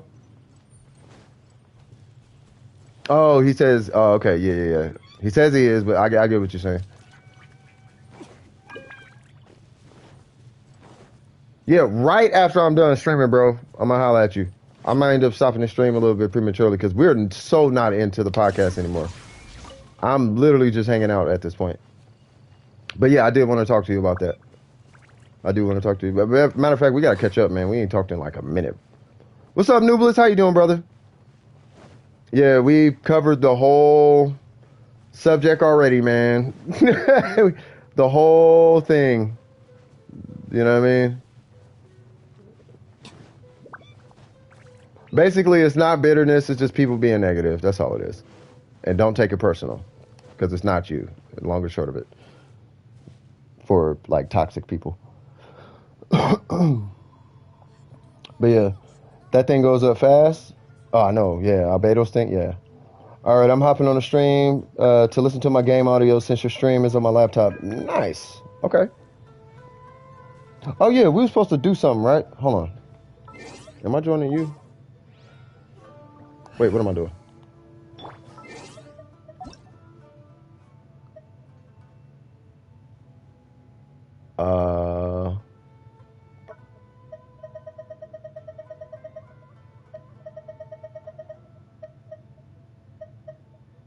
Say what now?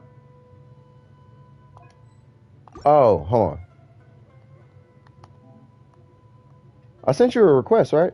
Because I think I have to send you a request.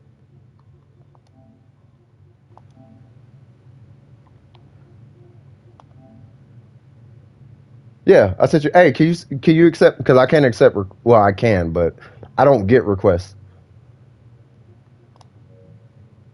Like I have friend requests like turned off for a PlayStation. I hope I'm not being too difficult, but yeah.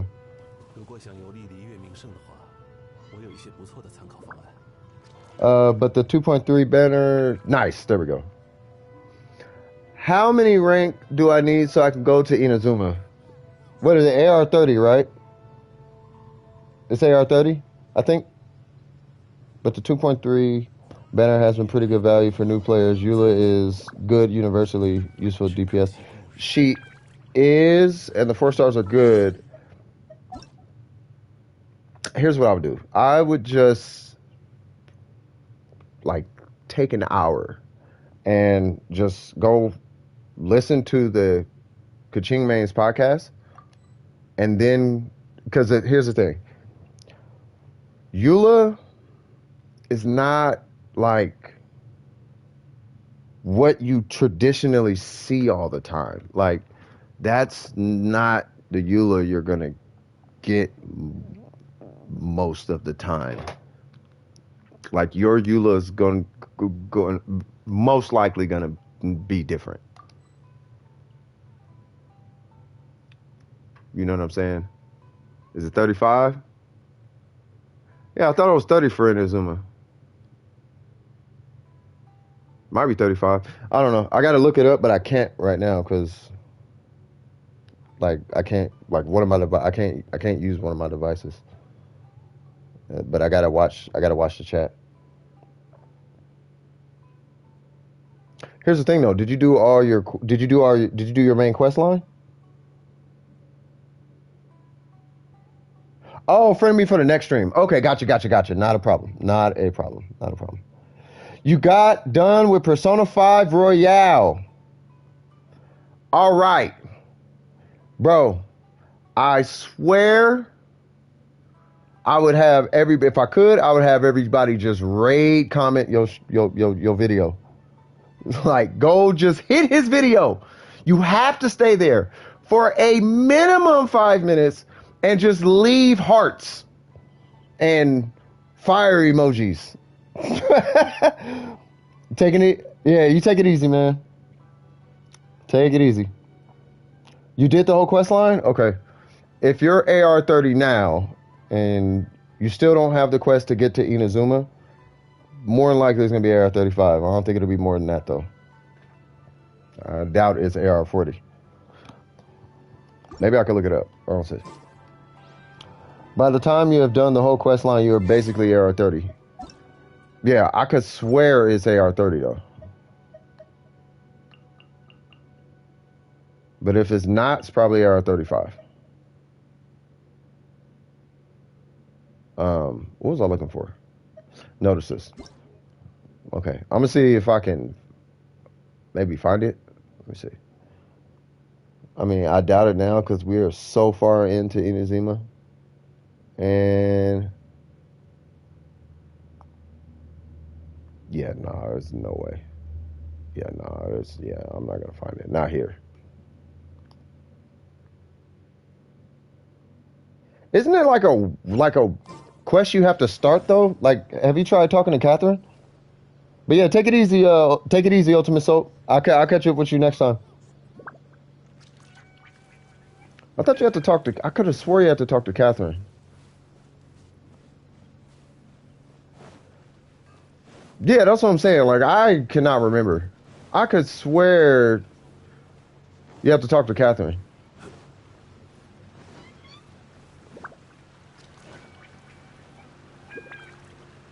I know it's a quest. The 4-star in our beta Eula worth, in your opinion? I'll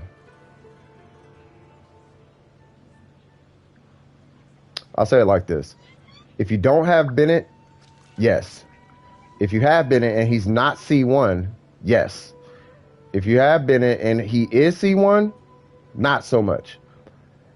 If you don't have a main Pyro DPS, Rosaria's probably not worth it. If you don't have a main Hydro DPS, Rosaria's probably not worth it. If you don't have anything that can mesh well with Hydro, period, then probably not worth it.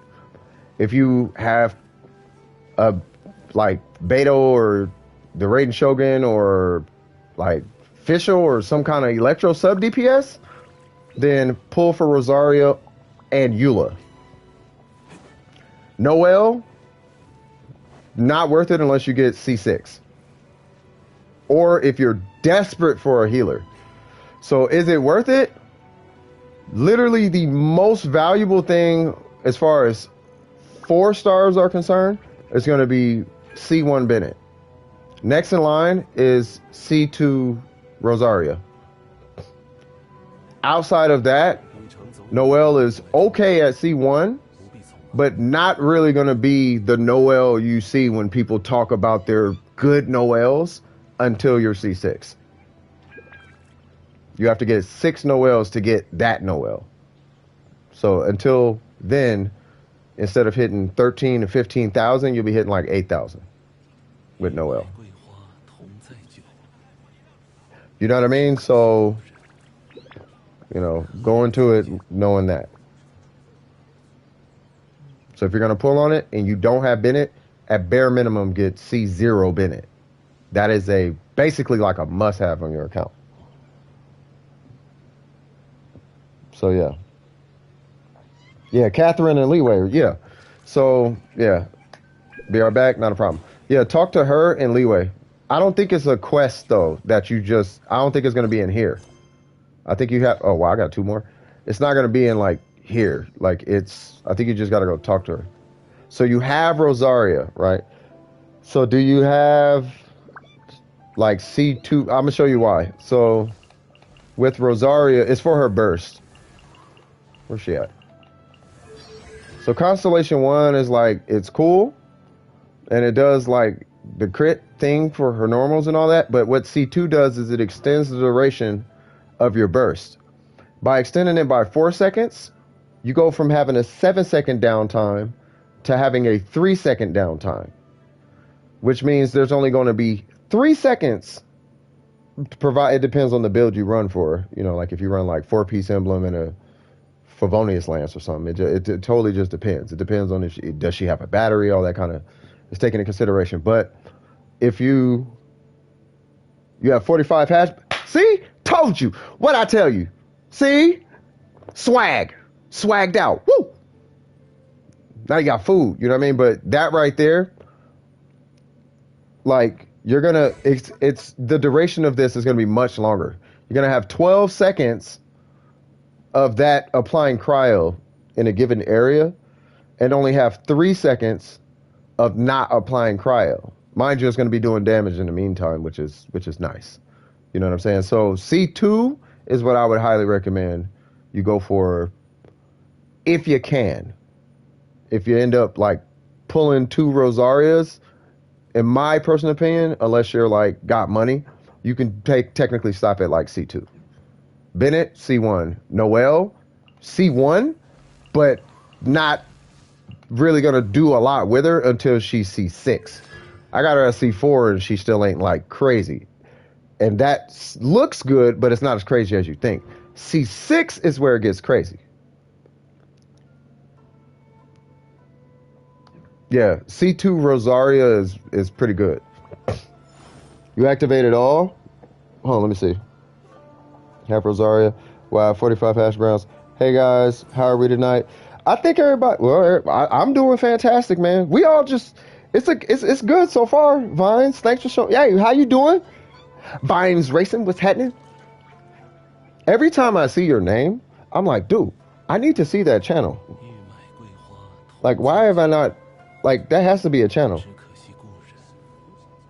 Vines, that sounds like a channel. Like, I need to go see that channel. I'm very swell and focused. Swag. C2 Rosaria, but absolutely no resin. Hey, I can't tell you definitively if she's like broken or nothing like that because I don't have her built yet, but I feel like she is, for all intents and purposes. Like, you know, she just takes that tender loving care, and then you might have something to work with when it comes to Rosaria. And you have activated all. I'm not sure what you mean by activated all, but I'm gonna have to at this point I'm gonna have to refer you to Google. I would, and you already know I would normally do this for you, but I only have access to one device right now, and that device is how I'm seeing the chat. You know what I mean? But yeah, collecting Sakura blooms for Ayaka Ascension. Need to come here and collect them? You are more than welcome. Gonna try to roll since my Rosaria is C1. I will stop at C2. C2 is where you should stop. I would not stop until C2. I mean, if you must have it, but yeah, C2 is yeah.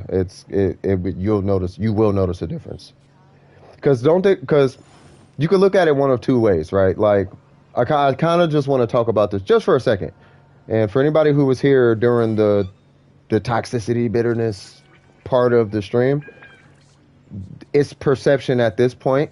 Or if you look at her burst as I'm dealing damage for X amount of time, then C0, C1, okay, fine, right? But if you look at her burst like, I wish I wish the downtime wasn't as long. If that's your perception, C2 is a must have. Does that make sense? Because I look at her burst as damage over time, which it is, and cryo application, which it is.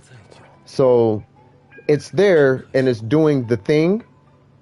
So I notice more so when it's not there than I notice when it's there, if that makes sense. I notice when it's not there.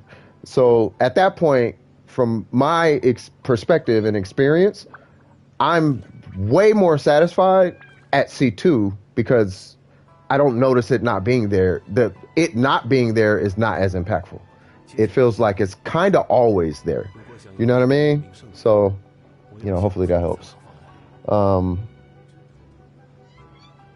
Yeah, so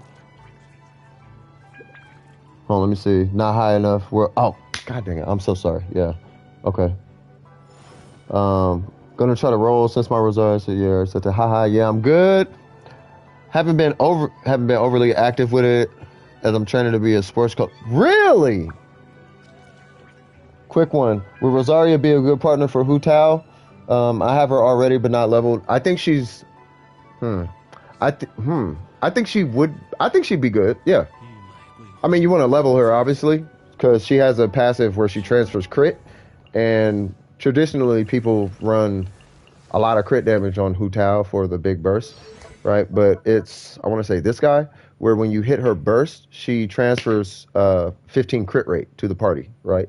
So you would hit her burst, obviously it's going to apply cryo and all that, and that's going to prime the enemy for a melt, and it's going to be a 2.0 melt because fire is going to hit second. You go to Hu Tao, hit your skill, you hit your burst. That burst number should be kind of ridiculous. You know what I mean? So, but it's going to be a rotationary type of thing. Like you're going to be kind of playing a specific way. You know what I mean? But I think Rosaria fits in a lot of team comps via her burst. Her burst is pretty good. And her skill is kind of not bad either. It kind of gets you out of harm's way if you time it right. Why do I have this drift on my controller? Oh, sorry about that. All right. I'm not high enough for... Oh, yeah, right there, yeah. Never roll for 4 stars if you do not want the 5-star. That leads to despair. I do agree with that, yes. Washing hands, yeah. Hu Tao with freeze can be done with Mona. I find it easier to run vape with Xing Cho, to be honest. Yeah, a lot of people will run vaporize with Xing Cho, yeah. You can do it with who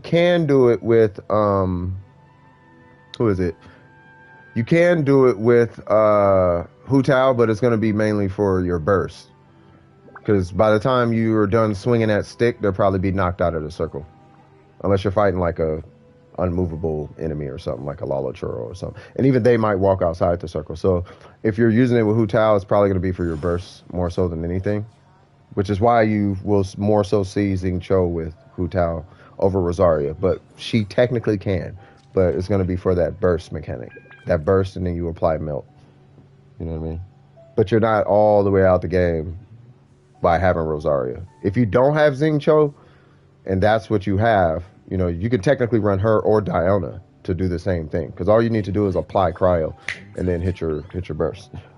Can you kill Timmy birds? Surprisingly I can, and guess who it's with?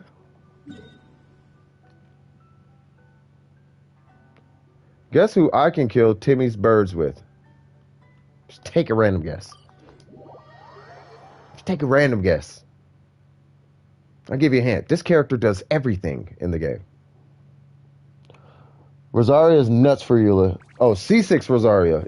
Yeah, you're kind of, yeah. C6 was up. Yeah, yeah. Yeah, we're talking C6 now. Yeah. Speaking of Rosario, any opinion on the two new polearm characters? Yep. Get her done, Ningaling. Get her done. Let's go out here kill us some chickens. If you use Aloy, can you walk up on them without them flying? I think it's like I think it's like a cooldown to it or something. I know she doesn't alert the birds, but yeah, she can like do that. Yeah, like that one flew off. Bop. Now watch this. Oh, hold on. Too far. Where is it? It's like weird. Hold on. It's a weird angle. Huh. Come on. I do it all the time, and now it's not doing it. Let me just do this.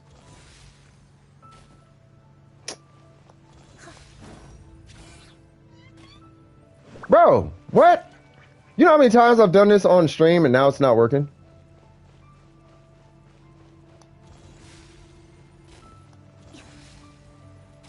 You know what? Let's just do this.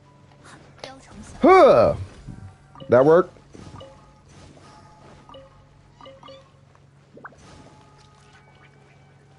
Yeah. Sayu works too, though. Yeah.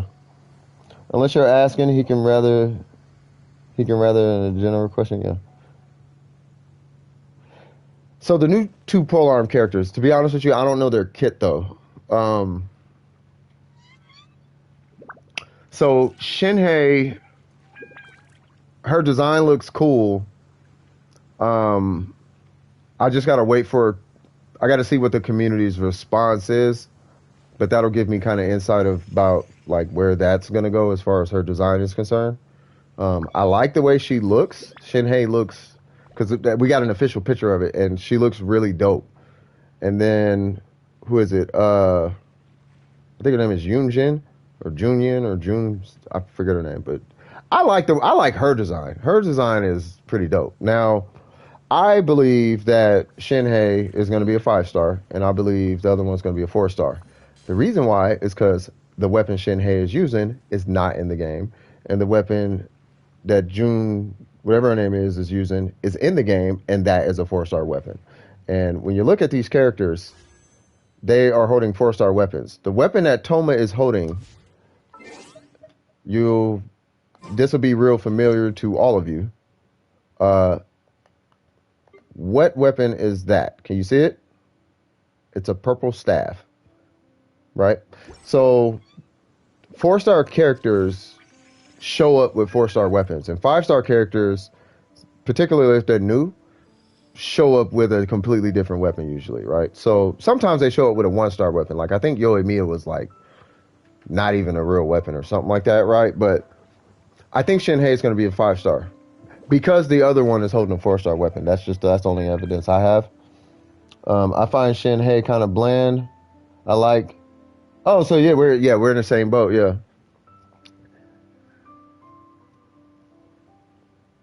She's going to be good with elemental mastery. I'm going to be honest with you. I hope that's not the case.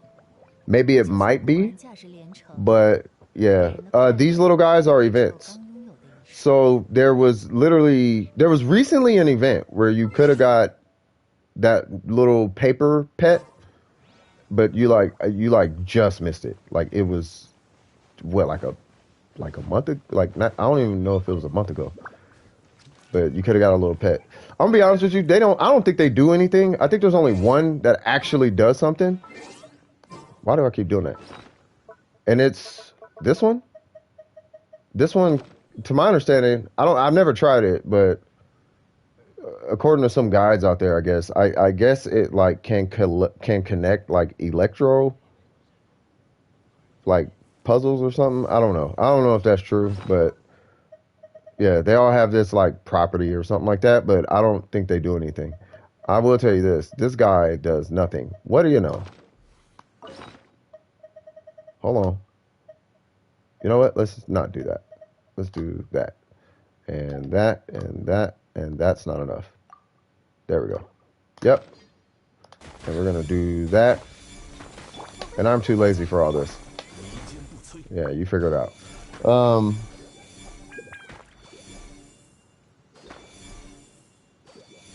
I don't think so. I think they chose Dragon's Bane because it complements the outfit. Yeah, that makes a little bit. That would make a little bit more sense. Now, Geo does scale with Elemental Mastery, but I hope they don't because of what it does for Elemental Mastery, like what it uses it for. Like, it's not like the only way that would really like make sense for her to actually have Elemental Mastery is if she had a god awful amount of geo ticks per second, like hits, geo hits per second, then it would kind of make sense. But unless it's hitting like this fast, it makes no sense to put elemental mastery on that character. Like if it's hitting this fast, like that's cool, but it should at least be able to produce its own crystal or something. You know what I mean? How you get the purple one? They all drop. There's three different colors. They all drop from like the same event, but the event it's like it's an event thing. So you got to wait for the event to come out with that prize pool or that loop pool or whatever, and then you just pick the purple one.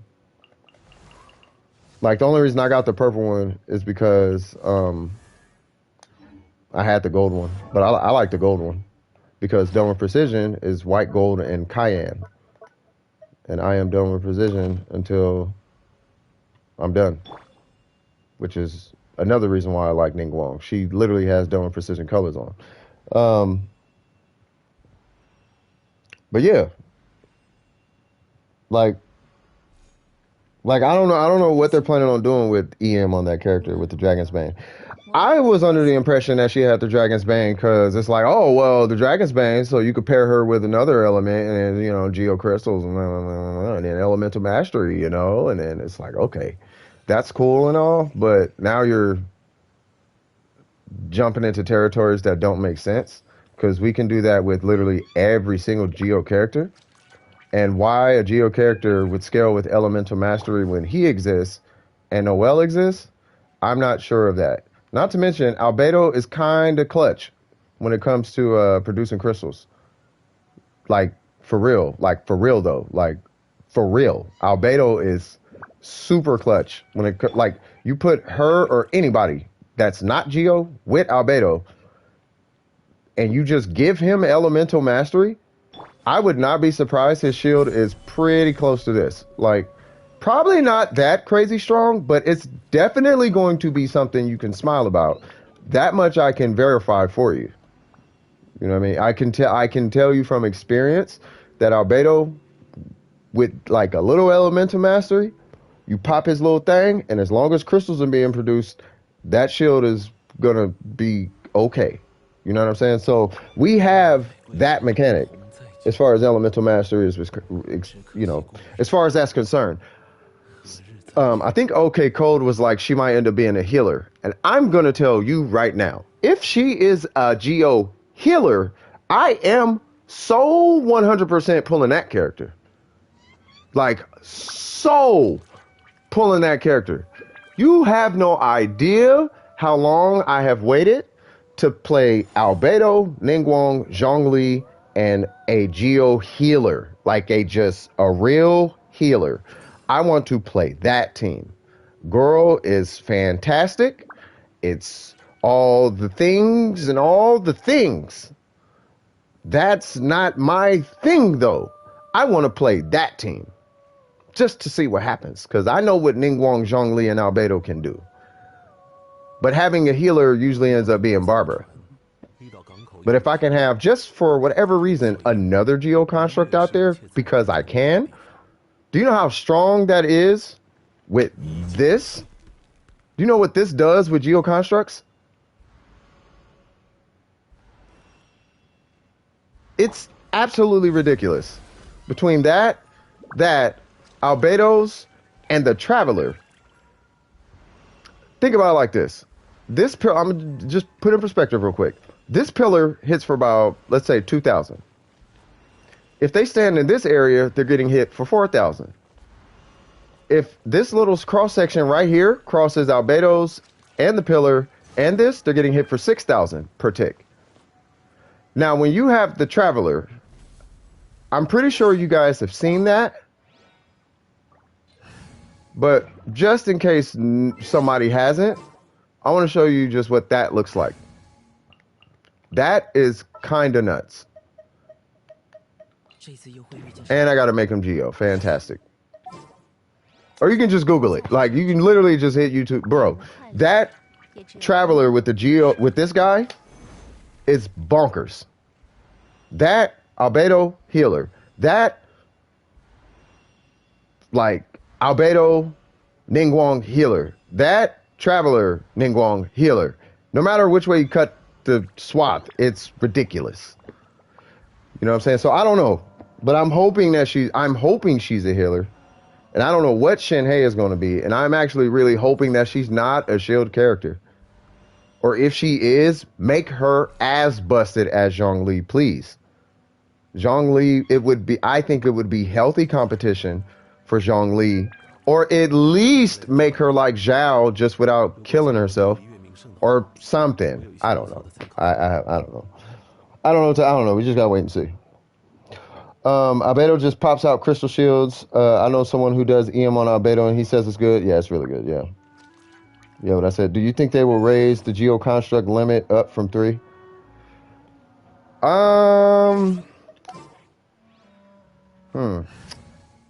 You know, I've been wanting to test something. So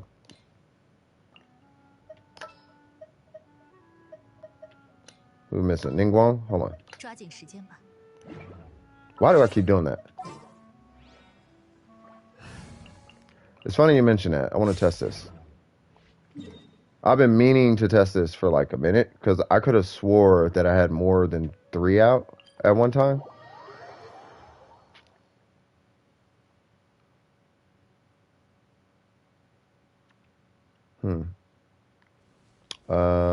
Yeah. Worship. Why am I? No, hold on. I mean, I would think they should, but I mean, when you have a boss in the middle of that ultimate that the Traveler has with Zhongli, it's kind of overkill. It is actually kind of overkill. I don't have a burst for this guy. So let's get a burst for this guy. It should be pretty quick. This Traveler might die, but might not. So, yeah, that. Yeah, but it doesn't count towards the limit. Okay, I keep forgetting she is the battery. Thank you.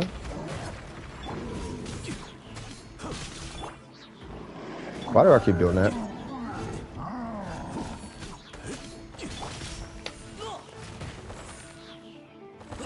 God, his energy generation is kind of terrible. There we go. All right, let's not be here.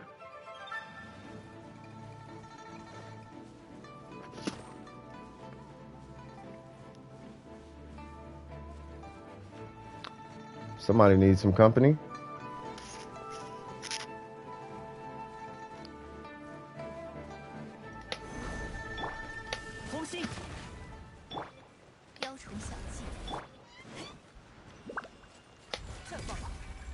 Huh. What about yours? Huh. Nope, still 3. Yep, still 3. Huh. Well, anyway, this happens.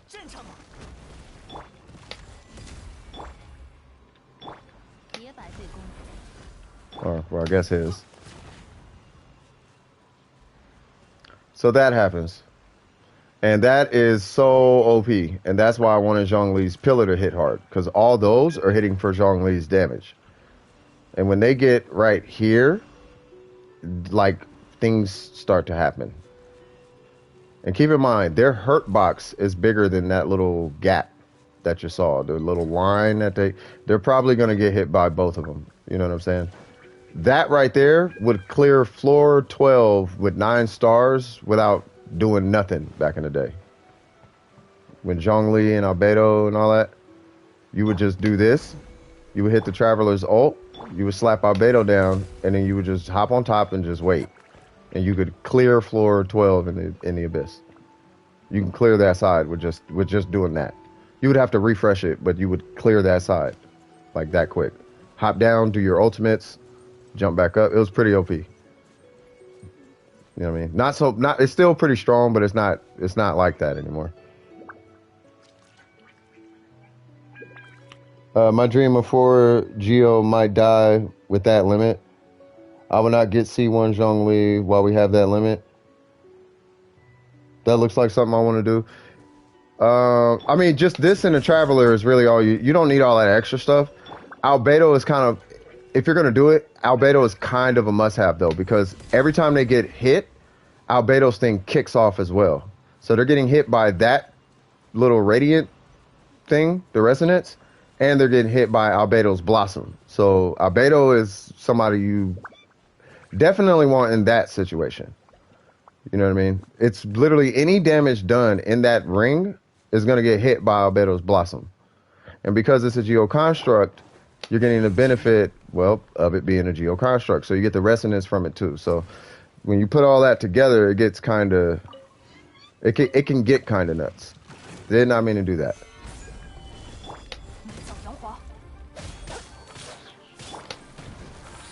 Go Geo.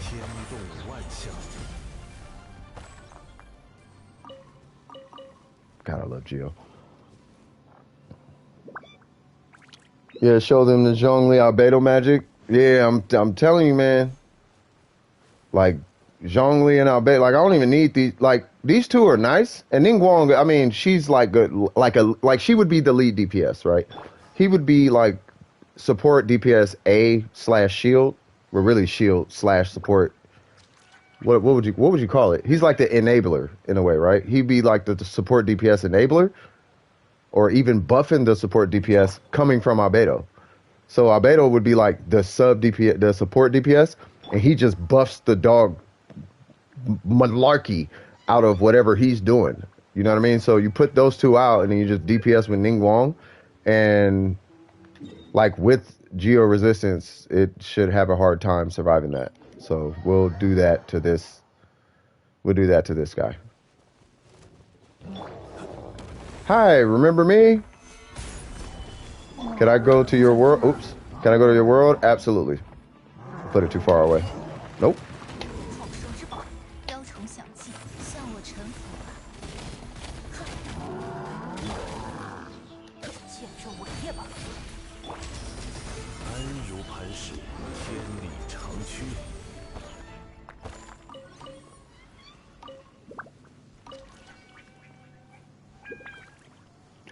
Now imagine if he didn't have 50% geo resistance.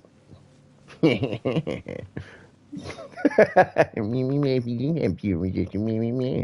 just joking. Buffer? Yeah, I guess you would call it a buffer. Every time I hear buffer, I keep thinking fighting game community. That's why I stumble over that word sometimes. Buffer in the FGC is like way different. I mean, you can quote unquote buffer, you can FGC buffer in this game, but I always like stumble over that word because I say it and I think preemptive inputs. You know what I mean? But that's, you know what I mean? Zhongli is the buffer with his shred. Yeah, Zhongli is but yeah, he buffs the whole scenario. And then you just do whatever with whoever. And if you don't have a Geo DPS and you're doing some other element, now you're just getting extra shields. Okay, I don't feel like going back to Zhongli. Okay, don't. You got little shields to hold you off for a little bit. You know what I mean? Especially if you run a pretty good Albedo, like an EM. If you run an EM Albedo, you'll have shields on shields, and really your DPS is going to just be coming off the strength of Zhongli's resonance. You know what I mean? So you'll probably want to put a little bit of an invest. You'll probably just want to give him like a Geo Goblet, basically what it boils down to. Give him a Geo Goblet, You know what I'm saying? And do whatever else you want with him. But you'll need to do that for your DPS, and then he'll cover as like a secondary backup shield. There's all kind of ideas you can do. But one thing I can confirm is Geo is definitely a survivability. It's definitely survivability. It's not a. It's not. Its primary focus is not DPS. They actually helped Geo by even giving us compensation for comps. The little compensation they gave us was enough. You know what I mean? But they kind of went a little overboard with Ningguang.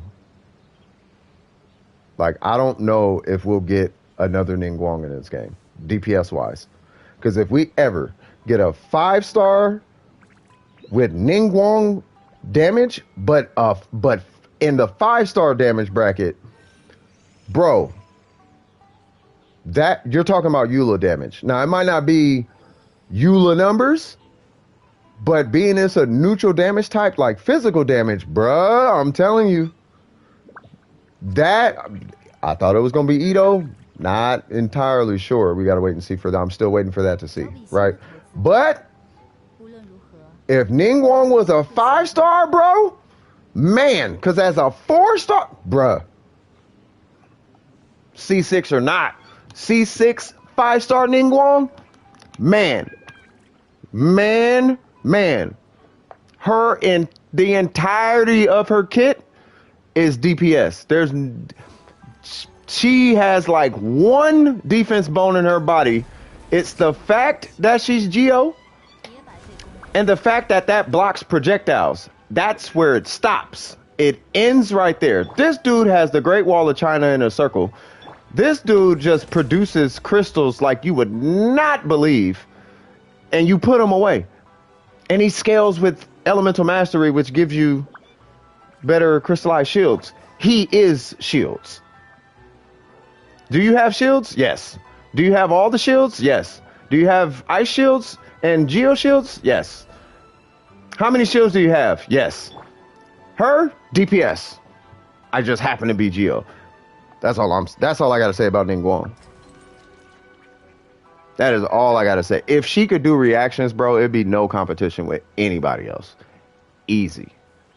I have no idea how she keeps up with everybody.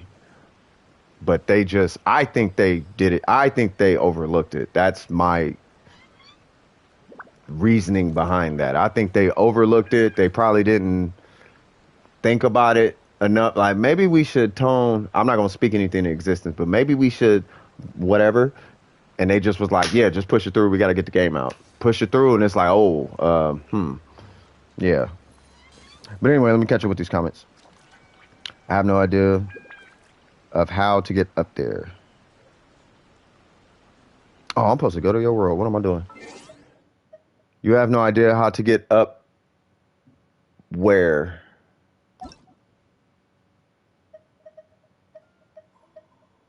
Oh, yeah.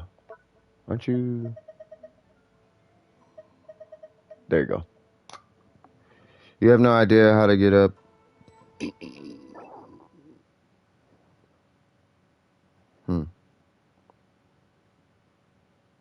I hope it is a 5-star Ningguang, but I'm greedy.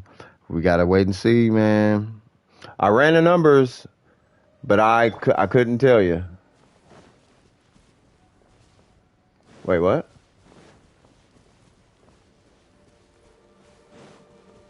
Oh, that's Sayu. I'm like, what is that?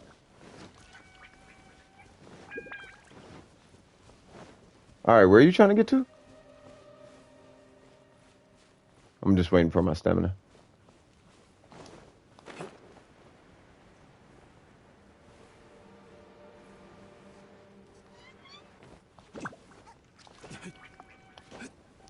All right, I'm always confused when I remember Ningguang is only a 4-star. They made a mistake with Ning, to be honest. Man, she's just a really strong 4-star, really. She's just a really, really strong 4-star. Like, really, really strong. I'm speaking very, very objectively right now. Like, she is really, really strong.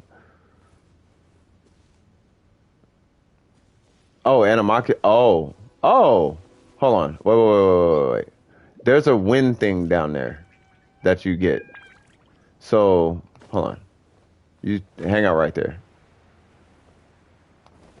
You hit this thing right here.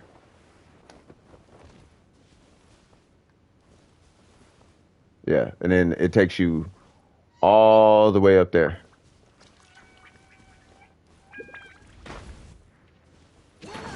Bam! Here we go! Ah.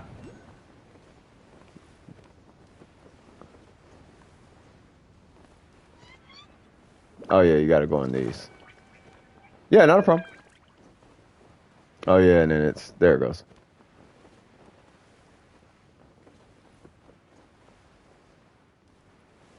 How the heck did you see that? You was oh, you got that map. Sorry. But yeah, no, it's not a problem. Not a problem. Not a problem. I'll hang out here for a little bit. I'm going to go have a cigarette, but I'm going to be able to see the chat. But matter of fact, I don't want to hold you up from doing what you got to do. That's all? All right, cool. But I'm going to go have I'm still going to be on the mic, but I can't see the game because I can only see one thing at a time right now until my part comes in from my computer. Yeah, so. Yeah, Ito has so many variables in his kit, it's hard to gauge his numbers. The thing is his number, yeah.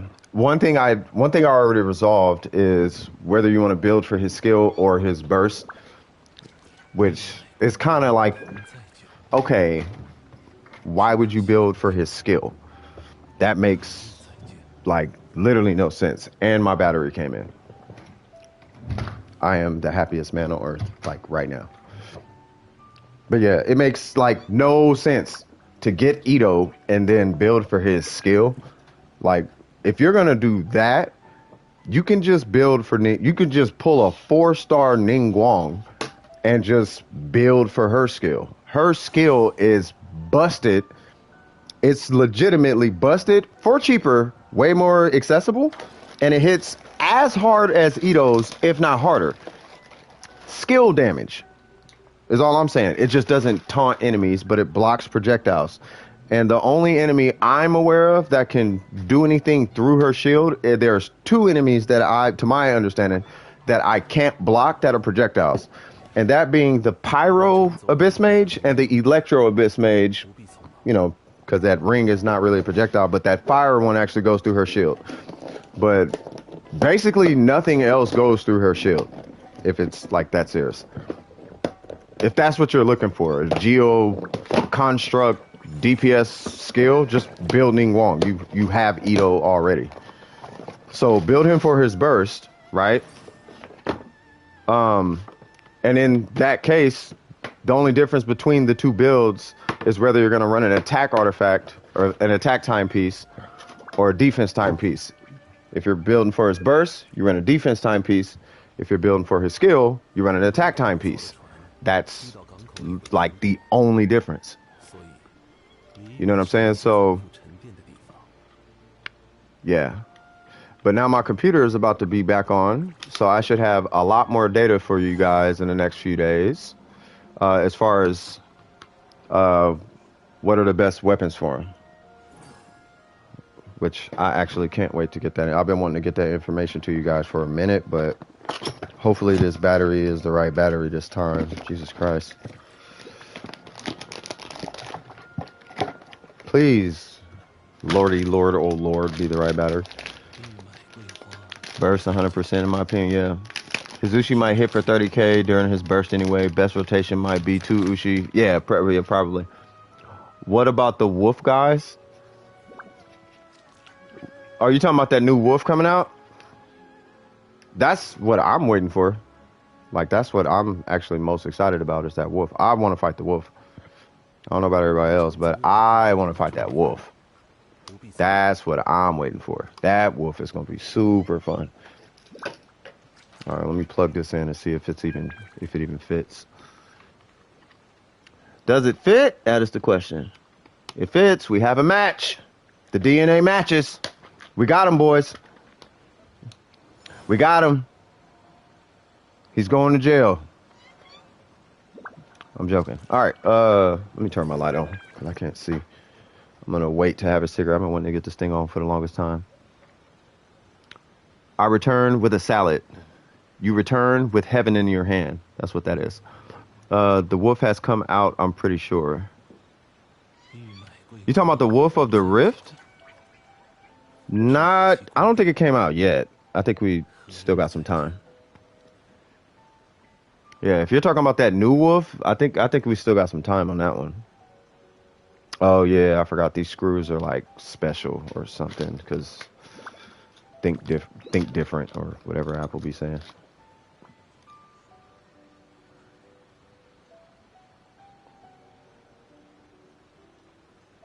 Look, I'm gonna tell you as an ex Apple employee, Apple think they boo boo don't stink. They really do. But great company, but they really just think they above like everything. Like our decisions are given by the graces of Buddha. Like we do absolutely no wrong. Like, oh, okay. All right. I bet you guys don't. Um it's legit in my really? Oh no. You're probably thinking because there's only one wolf in your book, right? That wolf are there's two I think there might be two of them, right? But there is actually only two of them. There's Wolves of the Rift. Ignore that. That's the drift. Yeah, that's a normal one. And then you have the little bitty wolf, which might be in here. But yeah, that's just a little. Yeah, that's the regular wolf that's in here. Oh, I thought you were talking about the boss. They're coming out with a boss version of that, like like the wolf, the weekly boss.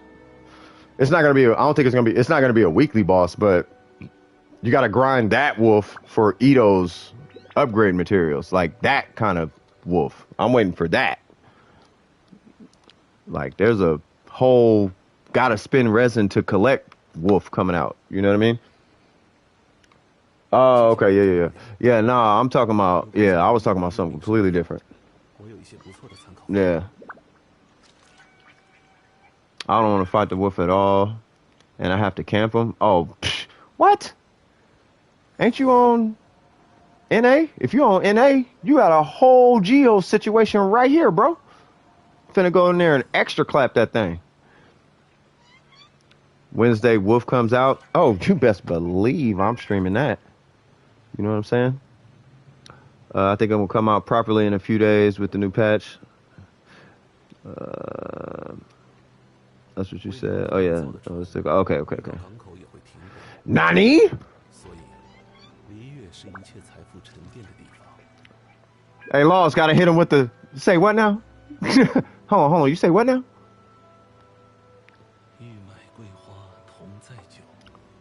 I got a bunch of these little weird sayings. Like you could tell when I'm kind of throwing left field. Somebody be like, "Have you ever ate Cheetos and frog legs?" I'll be like, "Say what now?" Huh? No, you hold on. No. We ain't just gonna stop right there. I need you to repeat that, good sir. Not an NA. Ah. Oh, you good? Oh yeah, you're a Geo. You're like a Geo main. Yeah. No, you straight. You good. And you got Zhao. Could you imagine? Just think of Red. What do you think would happen if you could swirl Geo, bro? That's all that would make my day. In about 28 hours. Oh yeah. Wait, you say what now? Hold on, what? Say what? I used to hit people with that so much. I would get blindsided with the most random whatever, and I'd be like, no. Like, no, we not, nope. We ain't get, nope. We gonna talk about that. What'd you say? Like, no, you said it. Yeah, I didn't say it. You said it. Now we got to deal with it. So now, yeah. What was that you said? Yeah, that was my mantra for a minute.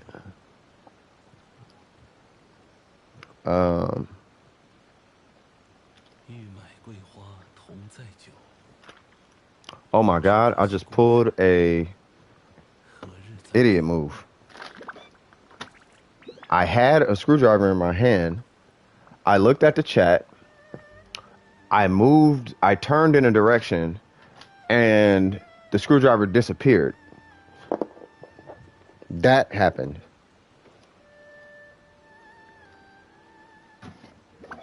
All right, well, that's why I have an entire tool set in front of me. Yeah, I want to swirl Geo super bad, man. I don't really have a need for the wolf, but I'll do it once when it comes out just because. I mean, I just want to beat the wolf. I just want to see what that's like. Like, I like boss fights. Like, I'm just excited that there's a new enemy type of situation coming out. You know what I'm saying? Like, I could rock with that.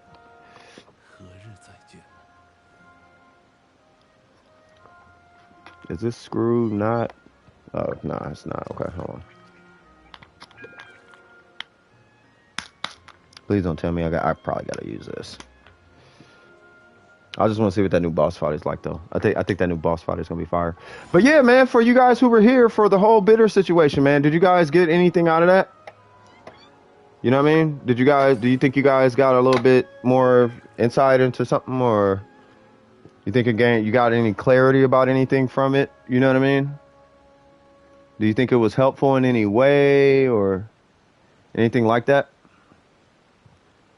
Because that's my biggest concern at this point. Like, you know what I mean? I really hope it was. I really do hope it was. On some level. With the new boss, will we be getting, you have gotten knowledge? Perfect. Awesome. That's what I'm looking for. Hopefully vines. Nice. With the new boss, will we be, oh, you're answering. Okay. Will we be getting a new island and maybe some new quests?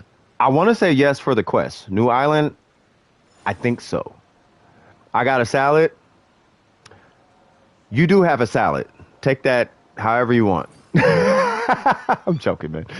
I don't give a dang for the wolf, but I will get on first name basis with him. Hey, that part.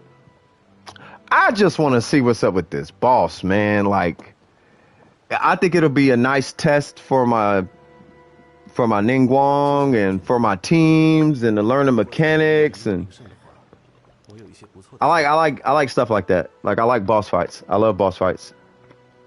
Love boss fights. If you could just farm boss fights for resin, I would just farm. I kid you not, I would just farm boss fights for not resin, but farm for artifacts and upgrade material. If it was from bosses, like, man, I'm telling you. Y'all see how many times I'll be killing a boss in like one stream when I'm actively playing. Like, I'll go fight that mechanical array 3-4 times in one stream.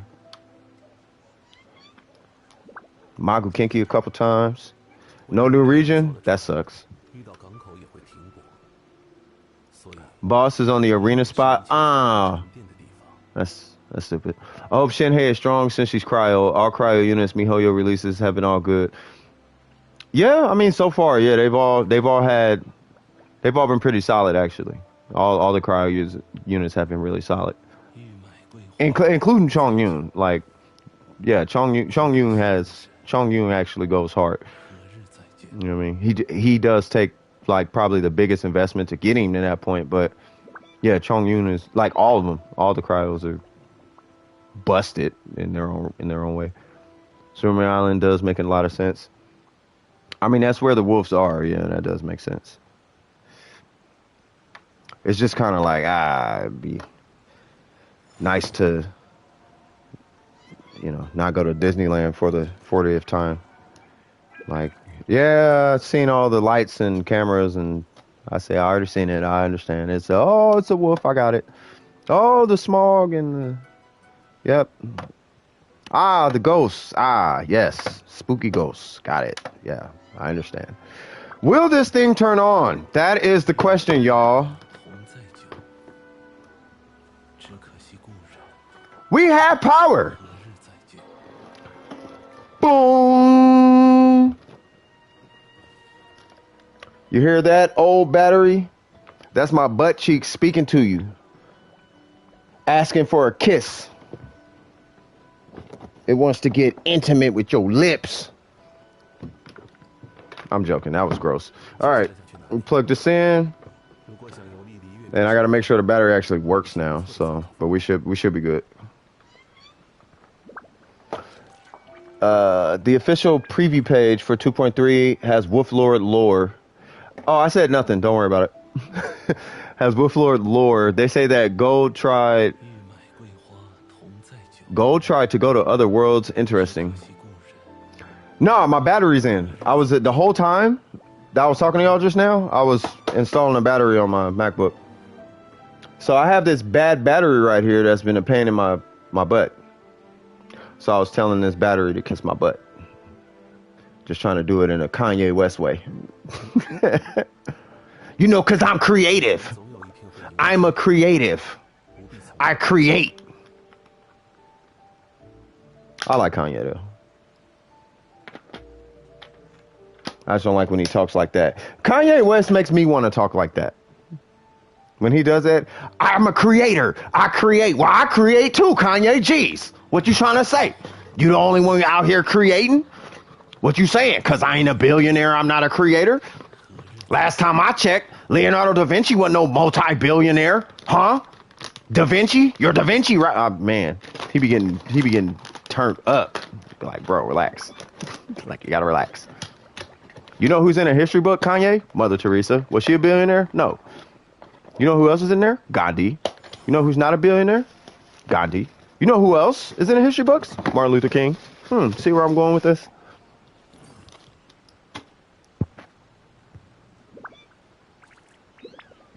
All right, let me stop. All right, oh my God, oh my God, my computer's kind of responsive. I hope my theory on throttling was correct. Because I know that on iPhones, they throttle your phone depending on the life of your battery. And it's not your battery life itself. It's like the life cycle of your battery. You know what I mean? And we definitely have power. We own and cracking. But yeah, like so there's something called a cycle count. I'm pretty sure you guys know about this, but there's something called a cycle count. And if your cycle count is at like 80% of its maximum capacity, to my understanding, it's 80%. It could be lower. It's probably like 20%, but I know 80% it represents something. I think it's like 80% represents you need a battery replacement or something like that. But either way it goes, when you hit a certain percentage of your battery's lifespan, then at that point your phone starts to throttle itself down. So if you got a super slow iPhone, there's a chance that just putting a new battery in it might actually do the trick, but you want to get an Apple, you want to get an official Apple one. Gotta go to sleep. Get some rest, man. You know what I mean? And you stay up, Red K. I hope I'm saying your name right, by the way. I see K-E. Oh, there's the screwdriver. I see K-E-I, and Japanese. K-E, or K, yeah, K-E. Like, so Red K. Oh my God, so I can set this thing down and could put this on the charger finally. We have power. We were swagged out. All right, cool. So before I stop the stream, because we hung out for quite a, I'm correct? Okay, perfect. Yeah, I don't want to butcher your name, but,